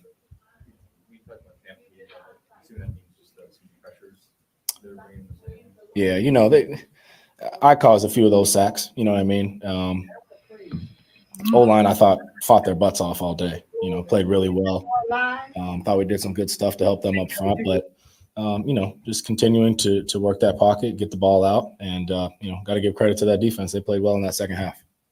You talked about the kind of the boots and some of the rollout. I mean, was that part of the plan? Did you feel comfortable in that type of approach? Yeah, I mean, it worked really well in that first half. You know, we were pinning those edges and really getting them on those fakes. You know, and that gives you a lot of space, takes some pressure off your O-line, definitely early in the game, and stuff was coming open. You know, I thought the tight ends did an amazing job of feeling that space in that zone that they were playing in that first half and making plays off it in that keeper game. So, you know, we just marry that up with the run game, get that going, and, you know, we'll be better. Got to get back to the drawing board and get to work. What were your emotions like today? I mean, your first start, I know it's tough to talk about now right after the game, but I mean, your first start is an NFL player. Yeah, felt very calm. Felt, you know, it was fun. It was fun to be out there. Felt really good. And, you know, definitely have a lot of stuff to clean up. First start, you know, I'm going to be better. Spencer, when you went to Oklahoma, did you ever get to meet Baker Mayfield? Yep. Yeah, I was telling a story, you know, when I was getting recruited there, I remember sitting in the coach's office talking with Baker. So it's cool to see him after the game. You know, showed a lot of love. I respect him, all the adversity he went through. You know, thought he fought today, you know, till the end, and, you know, did what he had to do to win. What did he say to you? Yeah, keep it between us. I mean, you hear a lot about, you know, the speed of the games. I mean, did it feel fast out there? Did it not feel what you thought? I mean, No, I mean, football is football at the end of the day. You know, obviously these guys are every week you're going to play the best guys in the world. You know, we got to execute. We can't shoot ourselves in the foot. I got to be better. We got to be better. After a loss like that, what's the post-game like? It's kind of vibe. You know, it's not a good vibe. You know, you're not happy when you win. You know, but can't hang our heads. We just got to keep chopping. You know what I mean? We got to keep chopping. You can't quit. So that's one thing we won't do. There's also a couple of plays that safety would fight up as soon as you rolled out during the bootleg. That's something that y'all saw on tape during the week. I mean, you know, they were just reacting how they reacted. We just read our play, read our reads, and there was a lot of good stuff in the boot game for sure. what was Derek Carr like for you? Amazing. You know, just really talking to me throughout the game, being positive, you know, just saying, hey, go out there and rip it. You know what I mean? You guys know how he is, very positive, and, you know, it was good to have him down there just to talk with throughout the game. Him and Jake both. I was going to ask a little bit about Jake, because I said you were kind of right in between those two guys. What kind of role did Jake play for you? Yeah, you know, he's very involved and always stays, you know, paying attention throughout the game, and you got to respect that. You know, very smart guy, and he's just, hey, you know, we didn't talk too much throughout the game. I was talking to Derek most of the time, Coach Janoko, but Jake always has great input, very smart player. I know one of the big connections between you and Jelon ended up getting erased because of penalty, but he seems like somebody you were very comfortable going to throughout the game. What is it about him that gave you that confidence? Yeah, I mean, that was a great route he ran. You know, it was man coverage. He slipped that linebacker. That was a huge play for us, you know, and, you know, we shot ourselves in the foot on that one. I think it was illegal formation. So, you know, we all got to be on the same page. But, you know, him and Foster both good security blankets to have out there. You know, two good weapons that can make plays on all levels of the field. It was in my locker, so I didn't make that decision. But I'm sure Bub will have one too. I think I read where your first game in high school was bingo, the best start. It probably went worse than this for sure. Yeah. But you know, I mean, you have to find some encouragement to go forward, confidence. Yeah, I mean, I think you see a lot of guys in their first start. You know, I'm not going to hang my head. I'm proud of what I did, what we did as a group, battling wise. We just got to clean up. That's all it is. We got to clean up, go through our reads, and just keep chopping wood. You can't hang your head after a tough loss like that. You know, we all got to be better. Starts with myself. How challenging is the negotiation when you're on the move between keeping your eyes downfield to see what potentially opens up, but also being aware of the pursuit around you? Yeah, I mean, you just got to have feel. You know, I think one thing that was positive is we didn't, you know, other than the second play of the game, when I tried to throw a bubble too quick and dropped it. We didn't have any fumbles in the pocket. That was the goal. 2 hands on the ball at all times. We escaped the pocket, well at times, and sometimes, they get to you. You always want to keep your eyes down that field and try to find your guys, but sometimes that's just how the ball rolls. Did you feel the crowd's emotion when you got introduced? Yeah, it was cool. I've been a part of that a few times here, getting to watch the guys run out. It's an awesome feeling. What's you took a lot of blame for things today. What's the biggest area, just without watching film, that you want to improve on from today to Thursday? Just protect the ball. Don't underthrow it to let the guy make a play on it, and then see the dropper on an out route. Those 2 mistakes. That's what I want to get better at. Thank you, guys. Thank you.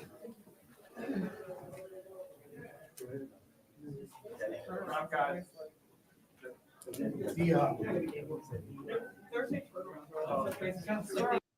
think that might be the end of the press conference right there. Dennis Allen and Spencer Rattler. We'll see if they get anybody, but usually they start making noise like that. That'd probably be the end, but we'll leave it up there just in case. But Pops, quick thoughts, man. What you think about what you heard from Spencer Rattler and Dennis Allen? Well, I've heard the same old song and dance from Dennis. I feel that Dennis doesn't have the answers. But then, also injuries play a big part in what's going on here. You lose key pieces in your offense, like Taysom. Taysom can be a one-man wrecking crew, and they lost Taysom in this game. And I'm quite sure if he would have been playing, he would have. The score wouldn't have been this bad because they rally around Taysom, and Taysom lifts the team up. He excites them. You see what I'm saying? Excites the team. But once he's been out, once they lost him, and then look like they don't have the spirit to pick up their own games to try to make something work. It's not. Then you had injuries along the offensive line that is a part of it. But you should be able to make some kind of adjustments. And Dennis Allen runs the same plays when that would normally work if he's got all his pieces in. But he runs the same offensive plays, and then, teams are figuring him out. And that's what's happening. Tampa did it in the second half. They figured him out. They were leading. Saints were leading, and then Tampa figured them out. Tampa started hitting them hard and rough, and next thing you know, the defense played like you take a baby bottle away from him. He wasn't able to do anything else, but cry. That's all he can do because they just really couldn't stop Tampa, or they, like you said, they gave up. They don't have any, and I feel this, to be honest with you, son. I think that they just don't have respect for Dennis Allen. You see what I'm saying? He's not a motivating type coach to fire them up, like Bill Belichick or some of the other head coaches that fire their players up, even though they have injuries. Just about all the NFL teams have injuries. Tampa had several of their key players out, but it wasn't enough to stop them from doing what they had to do because the Saints just simply gave up. And you don't get blown out like that on your own, on your court, on your own field. You just don't allow that. That's enough. There's something about respect for your fans. You don't allow the people to run up and down the court on you. And that don't make no sense to me. I like I said, DA can't motivate these guys. It's time for him to go. Yeah, absolutely, Paul. I agree, man. We sit up here and watch the game, man, and my philosophy on it is pretty simple. The team is going to mirror the mentality and the energy of its head coach, and right now it's currently constructed. The Saints defense is supposed to be able to put their foot in the turf and make stands. Now, they did get 3 interceptions. They were all out on the field for like just over 30 minutes. But it was key plays, like in the later portion of the game, the Saints just crumbled. It's like, and that wasn't just a regular thing. They literally imploded. They imploded and gave up. I seen them give up. The family member was watching the games, seen the Saints defense literally quit. And then the Tampa Bay Buccaneers literally just mashed them in the ground. You don't 50 burger a team unless the team quit. And the reality is the Saints were all that defense couldn't get to Baker Mayfield. They did force the turnovers, but Baker Mayfield, those turnovers really didn't hurt Baker. When we had 3 picks, 3 turnovers there, the Saints they were only up by 3. And remember, even though it shows 27, the special teams had a punt return that added 7 and 2 field goals from Group A made 13. So half the point production came from the special teams, and it still wasn't enough. How the Saints put up 27, almost 30 points, and still lose the game 51. Now they had a guy ran a ball back for a touchdown. That's one score. The 51, they mashed on the Saints. They mashed on the Saints in the second half. That's when they mashed on the Saints and scored and blew the Saints out 27-0 in the second half because them people gave up, Pop. At halftime, it was a different affair. I mean, the game was 27-24 at half. When the half was over with, them people mashed on the Saints and towed them up 27-0. 27-0 in the second half. They really gave up a lot of points. They sure did. So gave up a lot of points. So let's look at it like this. We know what they did. What do they need to do between now and then? Because me personally, 4-game losing streak, 3 years in, team falling through the floor. We do have injuries, but so does everybody else. So I don't care about the injuries. Like you astutely mentioned, Tampa Bay had people. Their number 1 running back was out, and the team still put 300 yards up without their number 1 running back in there. They were missing offensive line. They were missing a starting center. They were missing players too. Yes, Mike Evans was going in and out. Mike Evans going in and out of the game. So they were missing people, and they still was able to use the guys that they have that was second and third stringers to help them win the game. If it wasn't for the production of the running attack, Buccaneers would have never won this game. Tucker is the 3rd string running back, Pop, for the Tampa Bay Buccaneers.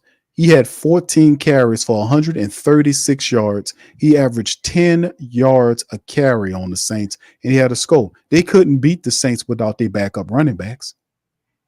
Right. They missing the center too, and they still was able to beat the Saints. We missing the center, we missing the guard, whatever. But put other guys in there that can run so we can keep our running attack. Saints can't run, so they can't win. So let's kind of fixate in on Thursday's matchup now, obviously, with this one in the toilet. How do we turn it around against Denver on a short week? For one thing, you got to get back to your basics, and you got to get back to practice, and you got to get it. In other words, football is a game that's played between the ears also. You got to remember that. So these guys got to look at what happened to them because, trust me, Denver is going to do the same thing to them. They're going to, if you know Sean Payton, he's going to run the hell out the football. He's going to run that ball down their throats, especially after this performance today. They've got to fix that running attack. And if they don't fix the running attack, guess what? If they don't give Alvin some protection, we're going to lose Alvin. He won't make the season. And that's all we got. You know, because they can, if you don't run the ball, you can't set up play action. You can't really do anything. They have to focus on how we have to run this football to make sure we can free up some space for our running backs and we can be able to throw the ball down the field. We got a couple of guys that can catch it, but you got to get it to them. You got to get some running room. And they tried to get the running room, but they just didn't have the horses to move those guys, move Tampa's defensive line back very far.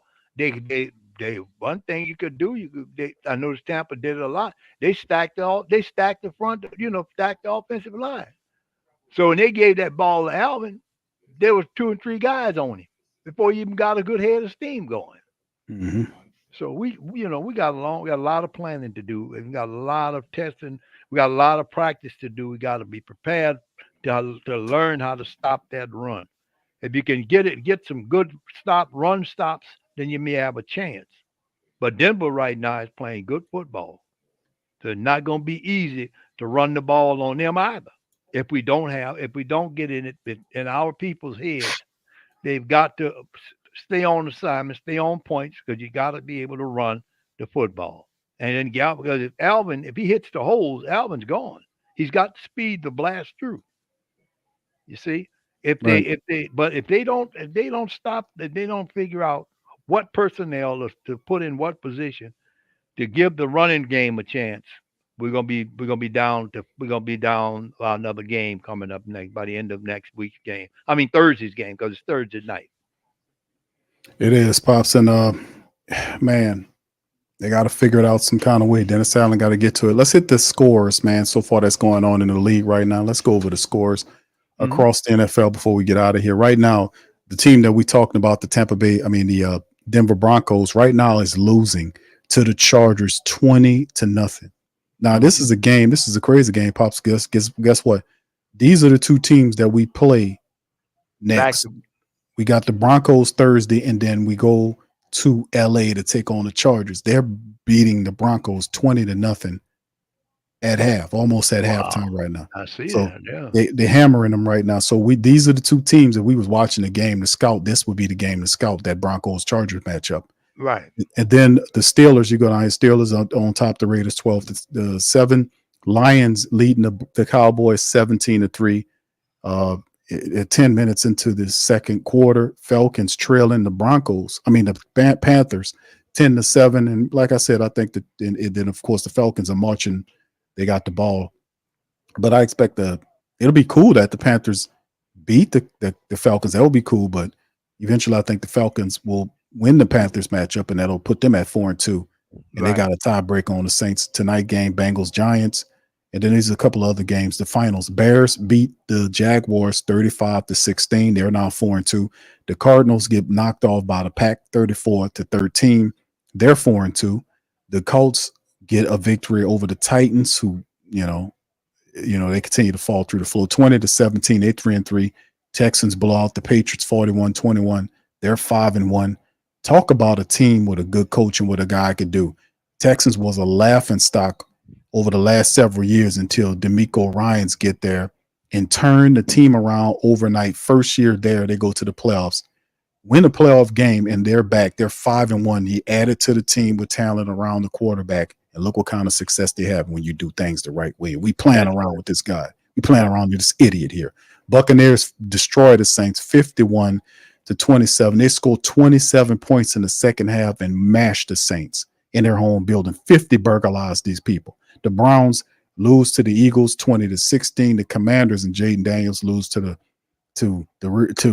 Lamar Jackson's Ravens. They're now 4-2, 30-23. The Niners Thursday night football game, they beat the Seahawks 36-24 there. And the Monday night matchup has the Bills and the Jets going at each other. So yeah, this is going to be interesting to see how things playing out, man. But in the end, like I said, the Chargers right now are beating the Broncos 20-0. So we might have a pissed off Charger club when the Saints do come around to play. So yep, that's right. And they're gonna come back. Oh, look what Tampa did them. We can do the same thing. We'll run on them. We can, we know their team is fracturing. The Saints is kind of fracturing right now. Right. Because for one thing, you don't have much of a head coach that could pull a team together. You got to make them guys feel ashamed of themselves, that they will come back and play with have a determined heart to win. They gave up, like you said, been saying, son. They gave up on them, on these coaches, because what these coaches are telling them to do is not working. It's not working. Yeah. They figured whatever the offensive coordinator was doing, the teams have figured him out. And he's going back to vanilla stuff. And you can't just run vanilla offenses against these new schemes that they got. You got to get with the program. You got to get with the program. It's just bottom line. Yeah, it's man,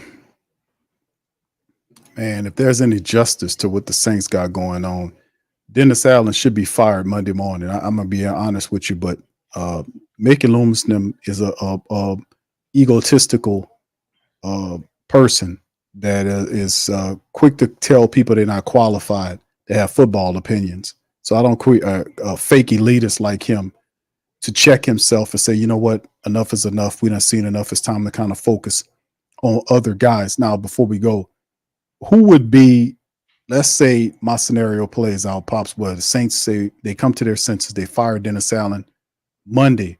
Who should be the interim coach? Who's the guy that should take over? Let's just do a quick preparatory thing. Who would be the coach that you would prefer to see if Dennis Allen's fired? Who should be the interim coach of the team if he's fired? Y'all chime in the chat. Let me know who should be the interim coach. Well, Who do you think, Dennis? The interim coach probably would be Kubiak. To take, he's an offensive guy. He could, I guess he could run his schemes after he gets everything in order. And then another coach I would think maybe would be what his name is, the guy who used to coach Tampa. What is that? He's just on my mind. I'll think about him, but we could start with Kubiak, but they got some. Then we can then after the season's over with, we could start looking for us a real head coach, somebody who really can take the team by the horns, because we don't have that. That's the only problem I have with Gail. She sticks, they stick with people too long. That's not helping the team win. It's just amazing. It's just not sticking to it. They're not sticking. They don't stick with them. You see what I'm saying? Right. So, and it's gonna come out in the wash. If he survived this season, I really would be disappointed in Saints organization leadership. This man survived, especially if they lose next week. That's this is what, 4 games straight they've lost. And everything turns on the turnovers. You cannot spot, like they spotted Atlanta 2 touchdowns. They spotted these people 2 touchdowns. You're not going to beat any NFL teams if you spot them by 2 touchdowns. Touchdowns is hard to get in the NFL. Then you spotting them 2 touchdowns with foolishness and throwing interceptions and doing, come on. But a lot of that is because they can't run the ball. If you don't have to put the ball in the air so often with the kid, I'm not blaming the kid, because the kid did pretty good today. He was pretty accurate with what he threw. He had some that got intercepted, and then we had some that got intercepted. Baker Mayfield is a better, more experienced quarterback, but he turned the ball over 3 times. And again, I'm saying they had no business winning that game. They shouldn't have won that game. But when you don't have your weapons and don't have any offense, that's the way it ends up. They figure you out quickly. But Tampa had injuries also. Like you said, their key running back was hurt. But they still got the job done. And that's because they have leadership, and the coach have respect for the team has respect for the coaching system. The coach and the system he's running. That's the reason why the Tampa Bay Buccaneers won that game, that they just took, like you said, they took the heart out of the Saints. And that crowd, that Superdome, people pay big money to come down there and watch them play, play the game, and then they lose the way they lost today. It's very disappointing. Very disappointing. Yeah, absolutely, Pops. I think my call is if Dennis Allen gets fired, he gets fired on Monday. The 2 guys that I would recommend would be number 1, Joe Woods, or number 2, Rick Dennison. Mm-hmm. That would be the 2 guys that I would recommend to run the team. Although Clint Kubiak's not ready for that responsibility. Yeah, he just got there. Yeah, he's regressed. His play calling is suspect as hell. He showed me over these 4, after they figured out who he was in weeks 1 and 2. The question I had at the time was, okay, we look good, but when the rest of the league catch up, then what do you do? And they caught up. They caught up, and he doesn't have any other wrinkles. He doesn't have anything else that he can give. And yeah, they're dealing with injuries, but unless you can coach with everybody, you're not going to be successful in the NFL. A lot of times you're not going to have your best guy in there, or your best guys. You might be missing people. You still have to figure out a way to win, because you picking the backup. You're not only just picking the starters, you're also picking the backups. Right. So if this guy goes down, you got trust in this other guy. He not using those guys like that. Now, he did get Bub Means in there because that was because Chris Olave got knocked out early. Bub Means had an opportunity. Cedric Wilson didn't do anything. Mason Tipton really didn't do anything today. Jamal Williams had a couple of carries. Jordan Mims got some time in there. I thought Jordan Mims would fit in what they're doing because he's a fast running back that can catch the ball out the backfield. You can use him and Elvin Kamara in tandem if you need to. He's a weapon. He was doing good. They're just not using these players in the correct sense. And then an experienced coach knows that if he takes a look at his offensive line and he sees the main problem is the O-line. The main problem of the team is the O-line. The O-line interiorly not blocking. They're not opening up lanes to block. And until you fix that by getting these guys out of here and bringing other guys in who can run block, you're not going to win many games. And the blueprint, and then the thing is, it's not like teams have to figure out how to beat you. You've been blueprinted out. This is why you're getting successive losses over and over again. Teams have figured the Saints out after week number 2. When week 3 came, and I was telling people in the game, you see them all mocking the same stuff. They're hitting the Saints with the delayed draw plays. They're hitting the Saints with the dives. The Saints are soft up the middle. Today they gave up 300 yards. So if people almost 300 yards running. So if anybody don't see the Saints are soft up the middle, the whole NFL just showed how they beat the Saints because the Saints can't stop the run. They can't stop the run, and they shaky as hell. They'll get a few turnovers. They can't get to the quarterback. They can't stop the run. And you seen them quit on their guy today. They quit on that dude. No team gonna beat you 27-0 at halftime without you laying down. There was some laying down, missed tackles. Oh man, whip. A lot of them was whiff tackles. Guys are not trying to stop these runners, and the people are taking advantage of them. It's just like we were saying, they gave up on them. You know, they gave up on Dennis Allen. I don't think they believe in the philosophy of what Dennis Allen is doing.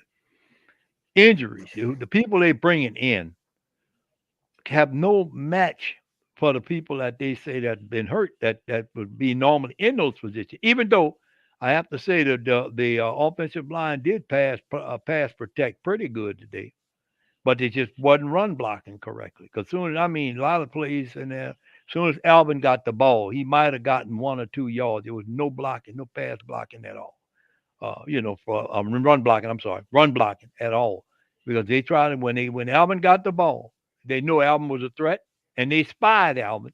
As soon as they know he had the ball, they all ganged up on him and stopped him, and he didn't have any running room.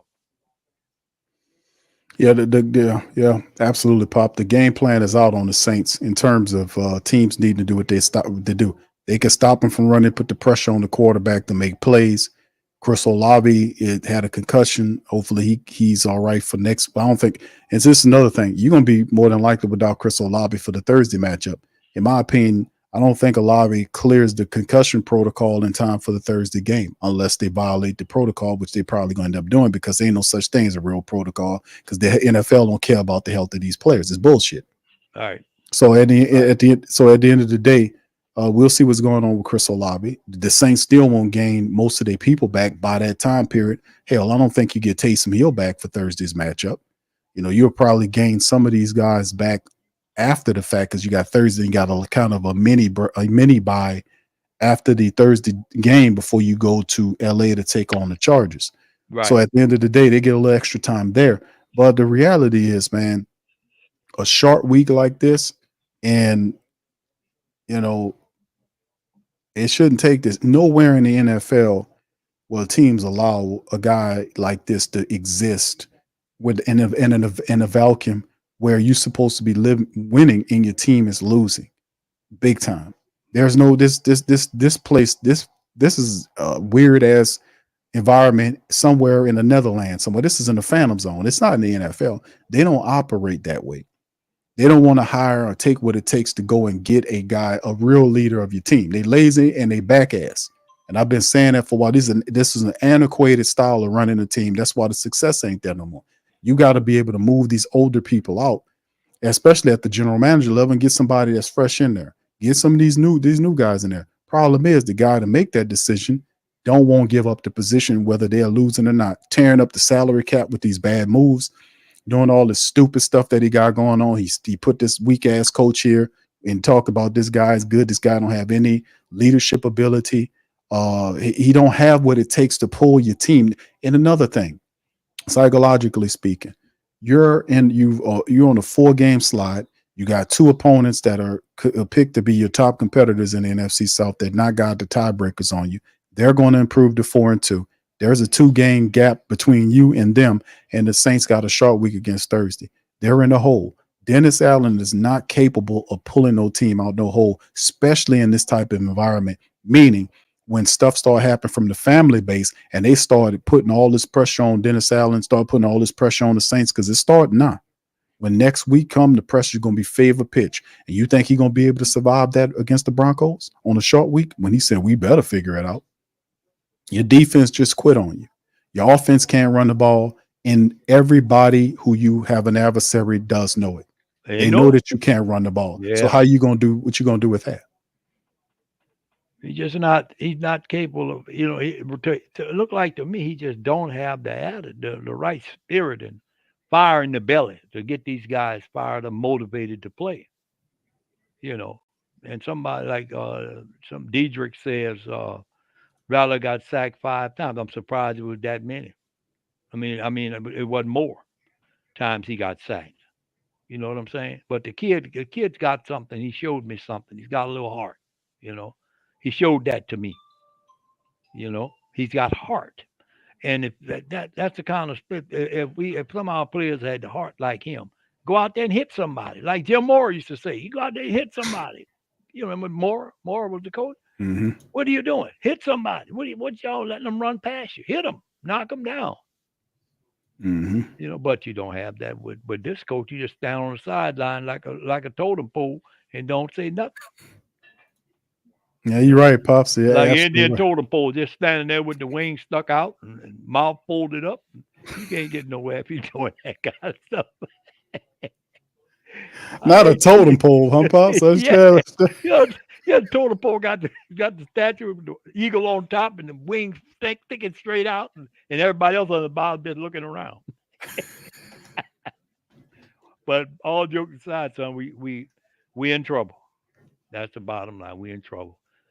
I don't see them making the playoff this year. They might, if they keep on this streak, they're not going to win. They're not going to win 8 games, and they not even win but 7, and then they're going to lose to everybody else. Because if they're still running the same kind of offensive sets that they've been running since the game started, well, you know what's going on. It's not going to happen. They're gonna be, and then at some point in time, they're gonna have to make a decision on Dennis Allen. They ain't got no choice. They got to. Like this is one of them right here, Pops. He's standing up there like that. Yep. Yep. See that? There ain't wings hanging out. Put a bunch of toilet poles up there. See that one to the lower right there with his wings sticking straight out. That's what this is right here. That's it. You got to do something. You can't sit there and look like that, man. You got to get your guys motivated.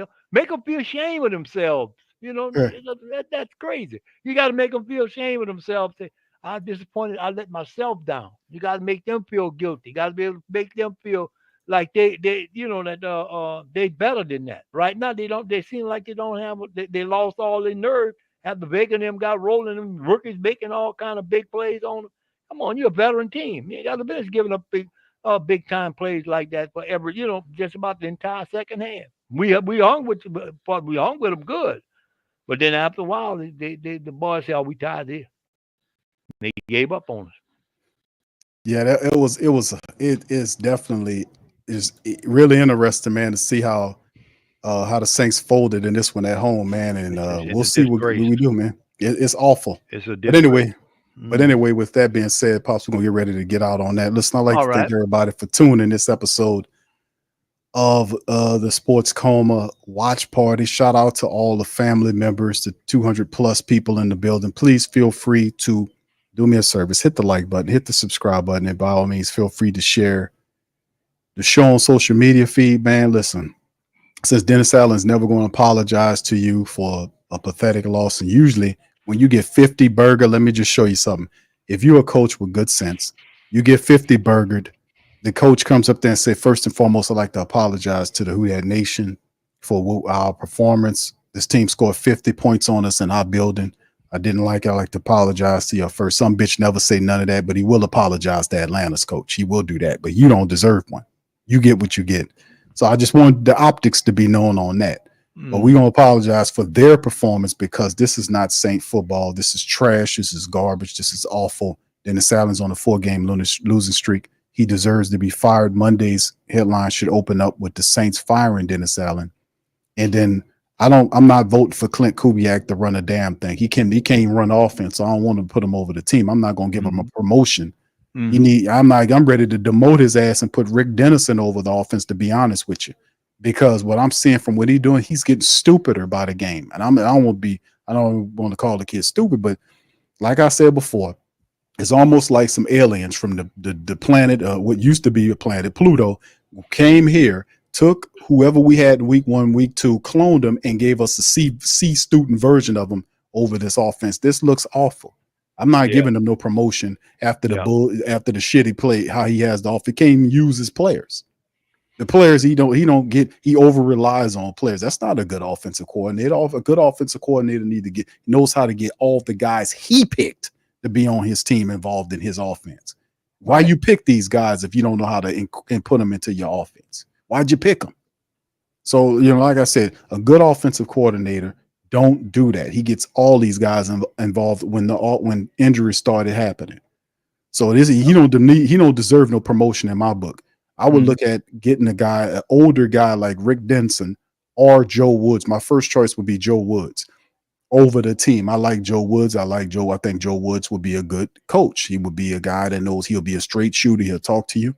I think he knows what he needs to do with that offense and what he needs to do on that defense. So I will make him my interim coach first, and then if not him, Dennison, but not no Clint Kubiak. You don't deserve no promotion. Shit, you see how this offense look? Yeah, you see how they're going backwards.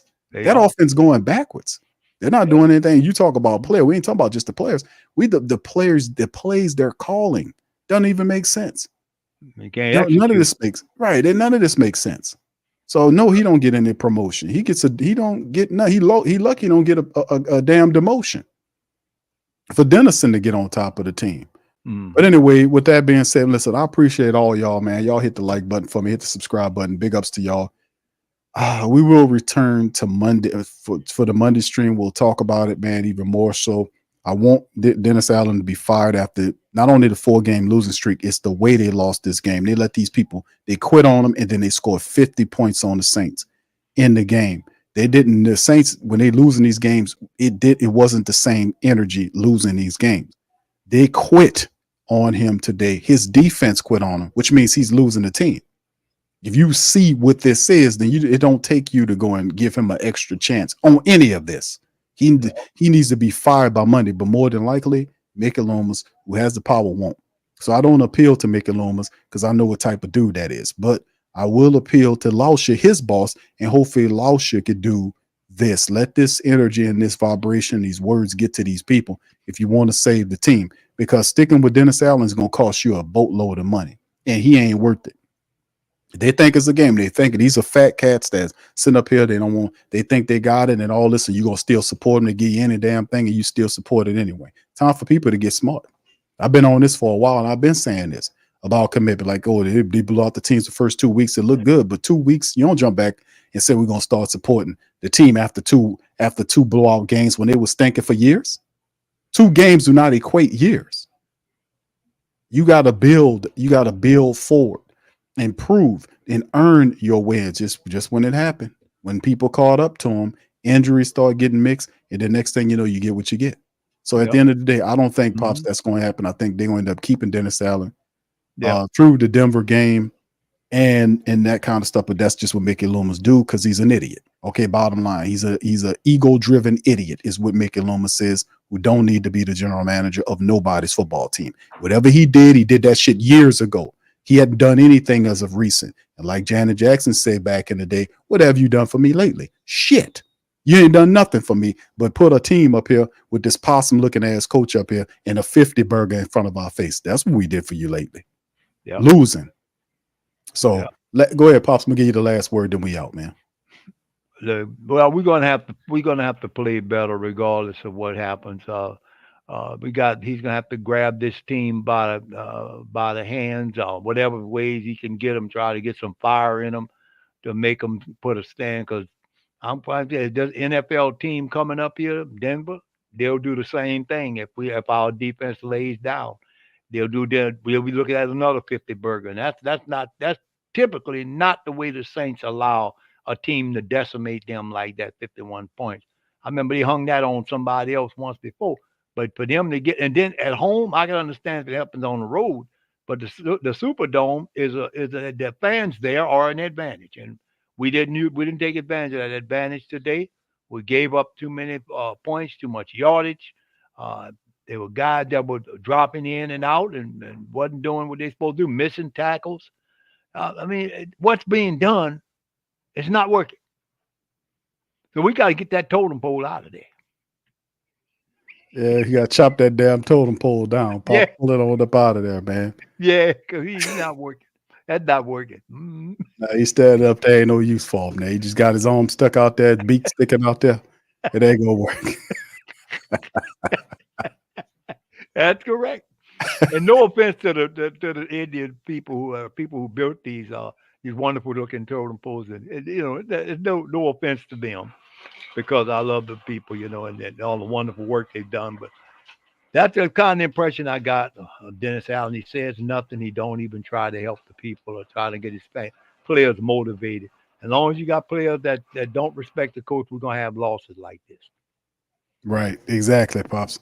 All right, so with that being said, we're going to get out on that, man. I hope y'all enjoyed yourself and had a good time despite the win, man. The Saints lose. The loss. The Saints lose again. That's 4th straight. They got a short week with Denver coming up on Thursday Night Football. Should be a very interesting week this upcoming week, fam, to see what's going on. But anyway, that'll do it for us. We're going to holler at you then. We'll stay close. Stay in touch. We're going to be around. Much love. Who that to you? Peace. Yeah, Boogie like Benson, I'm a who that. I'm a who that. Long as I'm living, I'm a who that. Lose or winning, I'm a who that. Sports Coma, yeah, this is where we do that. Where we do that, where we do that, where we do that, where we do that, where we do that. Boogie like Benson, I'm a who that. I'm a who that. Sports Coma, this is where we do that. Where we do that. Welcome. Somebody please better help. Running this thing like Elf. Thank God every day I'm not a felt. Go to YouTube Live with Big Q and the guys. If you ain't ride or die, the bandwagon get flipped. Been marching in, that was way for the ring. I was yelling out your shame for the championship. Bucking on Tampa, duck down. Falcons, pluck, get shut down. Panthers ain't much touchdown. The vision really belong to us now. So much hate on the Saints, you could probably tell. Ever since Bounty Gate hit the NFL, when things seem fishy and you probably smell the crooked referees on Roger Goodell. Yeah, probably like this, and I'm a who that. Every day I'm living, I'm a who that. Lose or winning, I'm a who that. It's the Sports Coma, this is where we do that. Where we do that, where we do that, where we do that, where we do that, where we do that. Boogie like Benson, I'm a who that. It's the Sports Coma, this is where we do that. You're listening to the Sports Coma with Big Q and the guys on the PRO Media Network.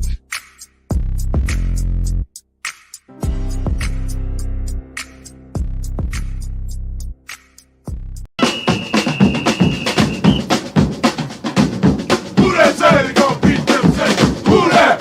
Who that? Who that say they gon' beat them Saints? Who that? Who that? Who that say they gon' beat them Saints? Who that? Thank you for making Saints Central your black and gold home for the New Orleans Saints. BetOnline is the world's most trusted betting platform and your number one source for everything sports betting. Every stat, matchup, breakdown, even live odds and spreads to bet on during games. With the largest catalog of odds on everything from football, MLB playoffs, NHL, NBA to political props. When the game's over, head on over to our online casino and get in on a game of blackjack or poker or unwind with over 150 slot games. Head to the website today to get on the action with America's most trusted site for online wagering. Bet online. The game starts here.